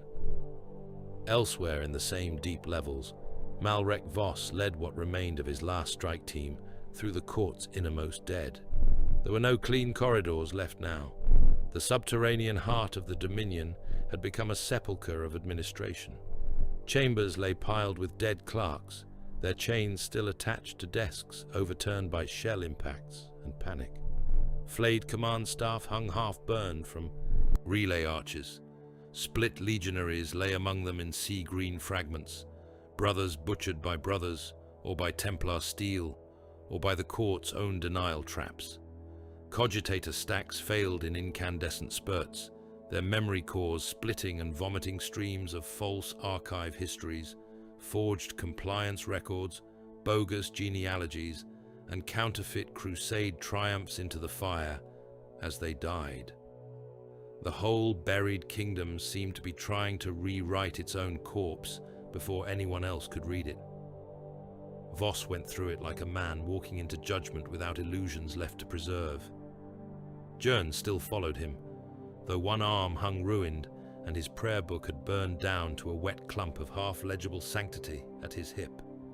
4 stormtroopers remained, 1 null-marked escort, a demolition adept with half a face and no remaining speech. It was not enough for triumph. It was enough for the kind of final act the Imperium often mistook for necessity, because admitting smaller motives would have been indecent. "We end the nerve," Voss said. "Or die failing," thought Jern, but did not speak. In the void, Holt saw the avenue closing and chose the manner of its opening. The capital ship, Triumph of Halcyon, had been dead since the previous watch, by every technical standard that mattered. Its dorsal batteries were gone. Its spine was open to hard black through 3 decks. Fires ran inside its chapel hull, like candle lines in a corpse. Yet its engines still answered in coughing bursts, and its captain, a gaunt old voidsman whose name would not survive the week, transmitted one final request. "Permission to serve as breakwater, my lord." Holt looked at the tactical spread. The enemy fortress that sealed the corridor to the retreating Medicae mass and rearward transport stream was too heavily armored to kill quickly at range. The lane behind it was collapsing under reserve fleet pressure. There remained one answer available to a Navy man who understood that glory and waste were often the same thing seen from different altitudes. "Granted," Holt said. The Triumph of Halcyon drove itself into the orbital fortress under full emergency burn, all remaining engines lit, its burning cathedral prow aimed like a spear cast by a dead saint. Enemy guns tore it open on approach. Great slabs of armor spun away. Whole decks vented men and fire into the dark. Still it came. Then it struck. The impact broke both ships into a single expanding sunrise of steel, promethium, atmosphere, saints, bones, and luminous wreckage. The fortress died. So did the Triumph. The lane opened for 6 minutes. 6 minutes was enough. Holt bowed his head once to the blast, and then began feeding the survivors through the wound. By the time Vane reached the hidden master, the court around him was already half collapsed. He came through smoke, sparks and blood, with perhaps 12 brothers left upright enough to matter. The mirrored veils of the inner sanctum had been torn by gunfire and falling stone. Relic cabinets burned, ancient ciphers spilled across the floor in showers of black glass and brass script. One of the vast guards who had once stood there lay dead against the wall with his chest open to the spine. And in the center of the ruin, half veiled still by shadow and failing light, stood the one thing Vane had crossed worlds to kill. There was no revelation, no clean view, only presence, wrong presence, too still beneath the damage, too vast in the economy of movement, armor dark with blood, one shoulder rent, the outline of a face glimpsed and lost again behind smoke and mirrored fragments. Vane roared and charged. The hidden master met him without retreat. The first clash cracked the remaining floor glass in a starburst around their boots. Vane struck with the full, exhausted, furious weight of a son of Sigismund, who had buried too many brothers to permit one more lie. The other answered with a precision so inhumanly cold that for one heartbeat Vane felt, not thought, that he had finally reached something older and greater than ordinary Astartes war. Then the hidden master gave ground exactly half a step too far. Vane took it. His blade drove through smoke and sparks and bit into the figure's side beneath the arm, deep enough that blood came hard and dark over the metal. The wound clarified nothing. The thing before him did not fall like a man, did not cry out like one. It moved back with sudden vicious speed, struck Vane across the helm and shoulder in one compact counter that broke ceramite and threw the marshal through a torn veil into a bank of burning relics. 2 sword brethren died trying to close. Another was opened through the throat by a guard shot from the shadows. By the time Vane tore himself back upright through fire and wreckage, the wounded master had vanished behind the collapsing sanctum architecture, and the last denial charges were already beginning to scream. The wound was real. That was all it proved. Real blood, real danger. No answer. The court began to come down around them. Voss reached the final command spindle 2 levels below as the sanctum duel shook dust from the stone. He saw enough in the dying tactical spread to understand the hour. The Crusade was breaking, not everywhere at once.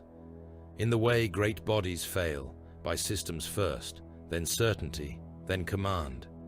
Yet the Dominion was no pristine victor either. Whole worlds burned.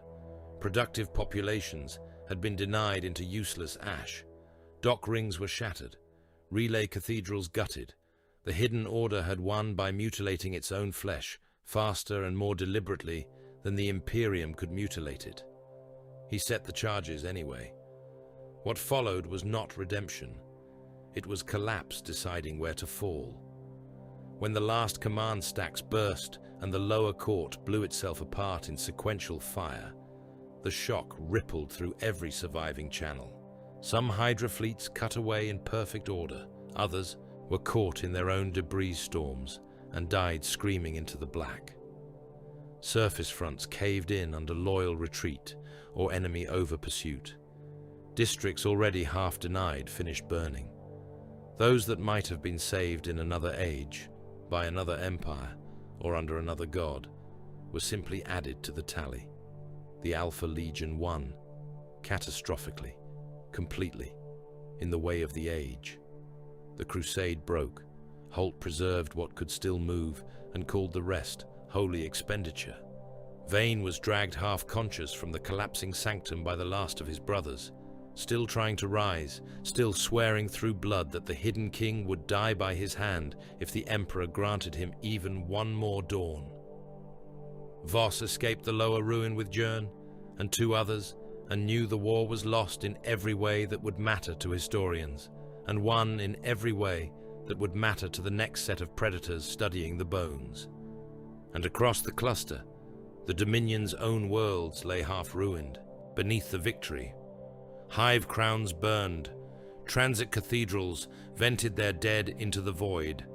Productive districts suffocated in the same denial cascades that had preserved the illusion of control.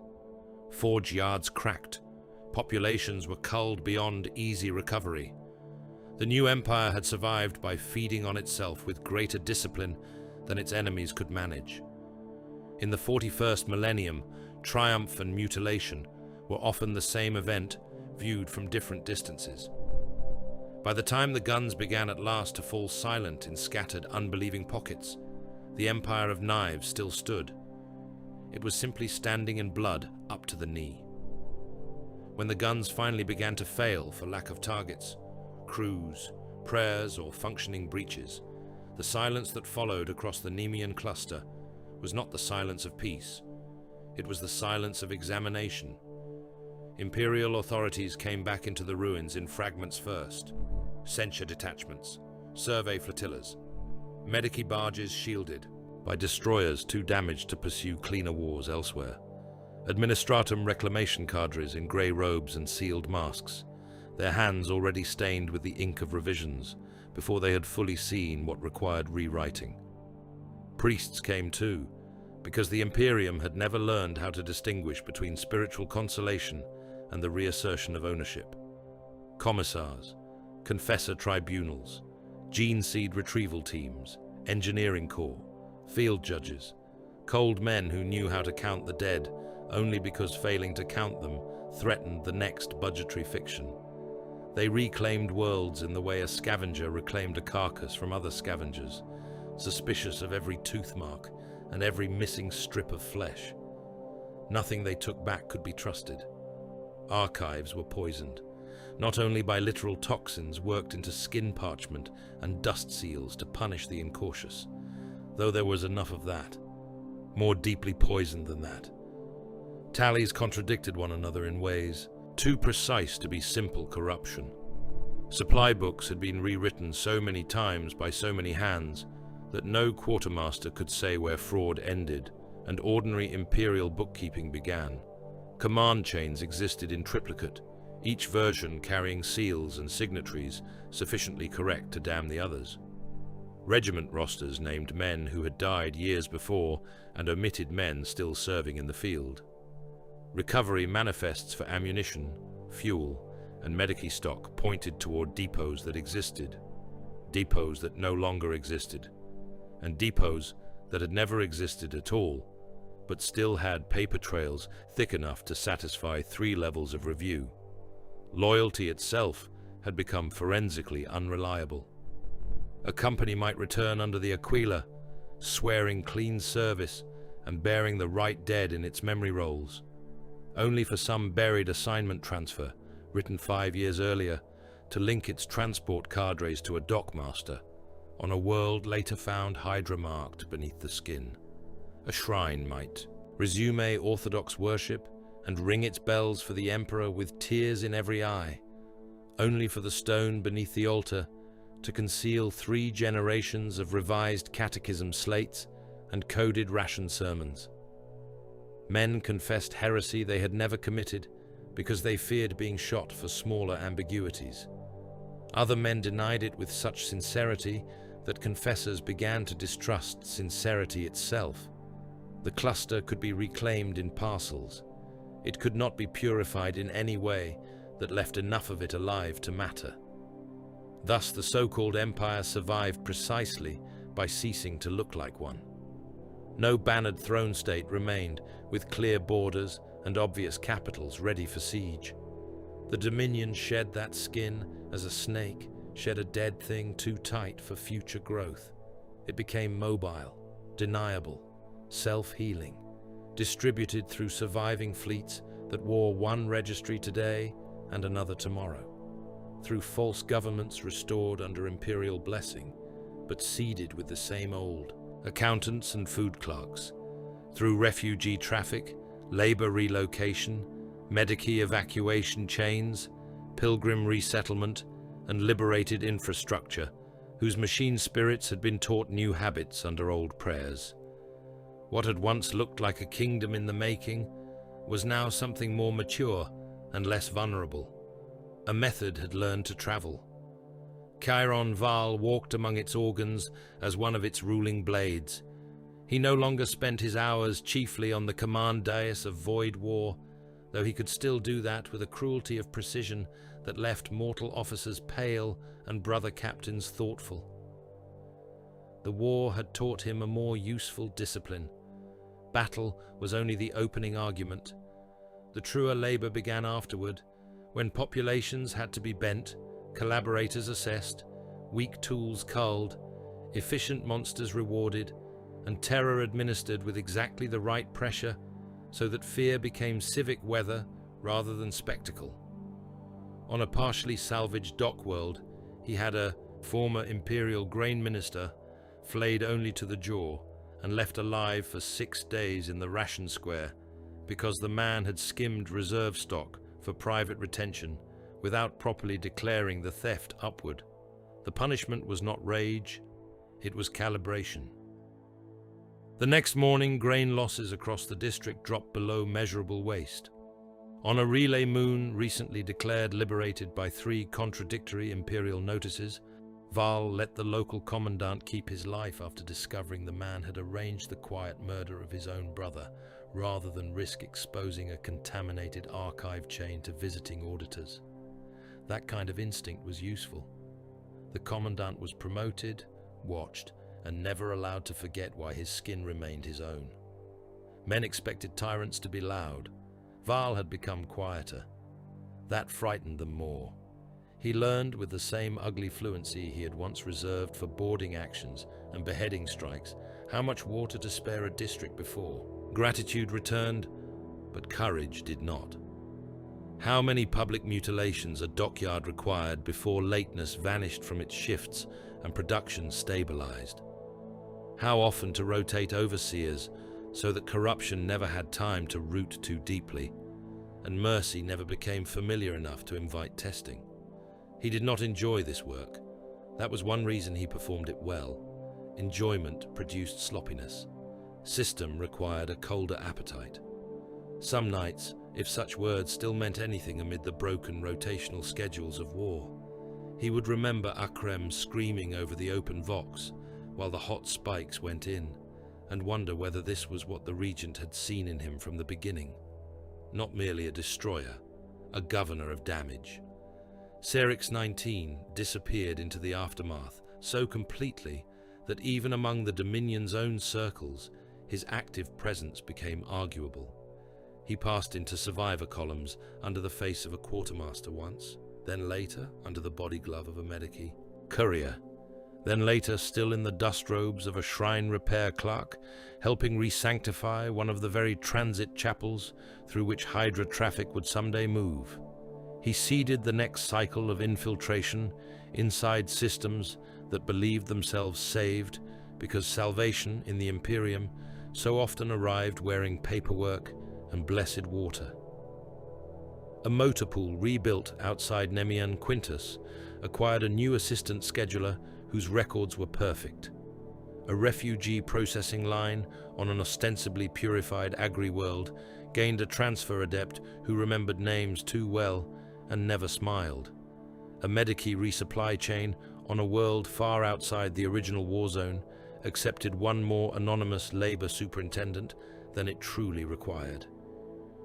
Years later, when shells would fail to arrive in some other campaign, and a confessor would preach the wrong comfort to the wrong battalion, and a governor's son would discover his tutor used certain old phrases around supply ledgers, men would call it treachery, blooming from nowhere. There was no nowhere. There was only Serix and those like him, planting. As for Othmar Vane, the Imperium could not decide whether he had died well or refused to. One account placed him at the heart of the sanctum collapse, buried beneath burning relics and stone, after landing a wound upon the hidden master that would be sung of by the surviving few until those few in turn were dismissed as madmen made grand by grief. Another account swore he had been dragged from the rubble half alive by two remaining sword brethren, his lower armor fused to his skin, one arm gone at the shoulder, still biting prayers through a mouthful of blood and powdered masonry as they carried him into the ash. A trail of blood was found later in a lower crypt, leading away from the collapse, and then simply ending, as if a giant had risen from his own ruin and walked into the dark, too angry to die where lesser men expected it. The Black Templars declared nothing final. They preserved his vows. They counted their dead. They sharpened their blades. That, in their way, was answer enough. Malrek Voss outlived the war by the narrow and joyless margin the age often granted its most useful men. He transmitted 3 final reports under seals so mutually exclusive that any one of them, if accepted, rendered the other 2 either cowardice or madness. In the first, he stated that Omegon lived and had acted through the hidden court, though no single witness could attest to the face with certainty, because certainty itself had been made operationally unstable around the subject. In the second, he argued that Omegon had almost certainly died long ago, and that the entire Dominion had instead been guided by a successor intelligence or ritualized impersonation so complete that the distinction no longer carried strategic value. In the third, he reported that no Primarch had been present at all, and that the enemy's greatest weapon had been the imperial habit of mythologizing competence when confronted by orchestrated disaster. Each report contained enough evidence to damn the others. Each report also contained enough holes, contradictions, and poisoned chains of custody to keep any sane archivist from sleeping properly again. Voss sent all 3 because by then he had understood the last truth the enemy had forced upon him. A single clean report would only have been another lie. Better 3 contaminated truths than 1 consoling fiction. Segmentum authorities suppressed the full matter almost at once. Not because they disbelieved the horror, though many did. Not because the evidence was irreparably compromised, though much of it was. They suppressed it because admitting openly that a traitor legion had built, however briefly, a functioning anti-imperial dominion capable of conquest, governance, logistical sophistication, and civic terror at scale, would have done more than induce panic. It would have invited comparison, imitation, doctrinal convulsion. Every governor who had ever solved a famine with mass hanging and called it necessity would look a little too closely at the Hydra's methods. Every general furious at administratum delay would wonder whether lies simply worked faster. Every inquisitor with a reformist streak and a sufficient talent for self-deceit might begin to think in phrases like controlled rupture and survivable terror. So the truth was cut into sanctioned pieces. Publicly, the cluster had suffered a major heretic insurrection, supported by traitor marine elements and extraordinary infiltration assets. Privately, deeper levels of authority received sealed warnings about distributed contamination within refugee chains, fleet logistics, and reclaimed civic structures. Deepest of all, only a narrow ring of the most frightened and pragmatic officials received the reports that used words like dominion, prototype, species management, and anti-imperial administrative state. Even those men did not speak of it aloud unless the room had been checked twice for listening architecture and once for piety. In the years immediately following the war, the Dominion began harvesting boys. Not openly, not in grand levies that would have revealed design, selectively, from shattered worlds where fathers had died in the fighting and mothers had never existed in the ledgers, because the districts they came from recorded only labor assets and dependent males, from siege orphans, from ration lines, from medici camps where the weak died faster than the noticed. Some boys were taken for indoctrination into the lower service strata of the mobile Dominion, clerk stock, signal stock, future logisticians raised from earliest memory to understand that fear, accounting, and obedience were one machine viewed from different catwalks. Some were selected for espionage, their faces still soft enough to pass unnoticed through worlds where a grown infiltrator would draw the wrong kind of second glance. And some, the rarest, the broad-shouldered, hard-eyed, fast-healing few, vanished into blacker channels where gene records mattered more than names and where the future might demand bodies capable of bearing darker transhuman inheritances. The new order was not merely tactical, it had begun to think in dynasties. Once, in a ruined Skolum annex repurposed as intake review, Val stood behind a one-way iron screen and watched a line of boys recite ration law from memory while overseers marked their posture, fear response, and capacity for directed hatred. One of the smaller ones finished last, voice shaking, fists clenched white at his sides. When an overseer struck him for the tremor, the boy did not cry. He only looked at the man with a stillness too old for his face. Val said, "Keep that one." No further explanation was required. At the end, when the burning worlds had either gone dark or learned to burn more quietly, the hidden master left the war zone without ceremony. There was no throne procession, no gathered lords, no acclamation. A small escort of silent giants, one dark vessel at an unmarked dock, the smell of cooling iron, recirculated air, and old blood.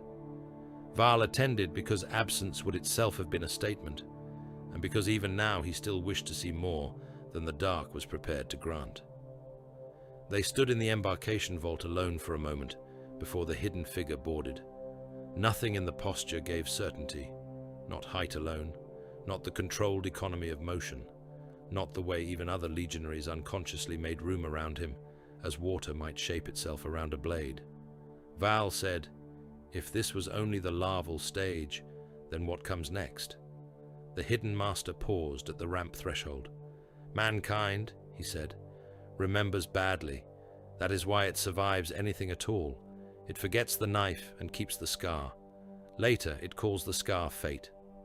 His voice was as calm as it had ever been. Too calm, too sure. Still impossible to set wholly inside one man's silhouette. "We will give it better memory," he said, "and where memory fails, necessity." Val held his gaze, or the nearest thing the dark allowed to gaze. And if necessity is not enough, then there are always more knives. That was all. He boarded. The hatch sealed. The vessel departed with no heraldry displayed, and no record entered into any ledger that would survive honest audit. In the years that followed, men would continue asking whether the new empire had truly existed, whether Omegon had returned, whether the war had only been a vast tangle of infiltrations and mutually reinforcing lies that frightened the Imperium into granting its enemy a majesty he had never possessed. The answers would keep changing. The method would not. For that was the final victory of the Dominion. It was never truly a place. Not even when it possessed worlds, fleets, and courts enough to imitate one. It was a way of inhabiting systems until they could no longer prove where governance ended and infiltration began.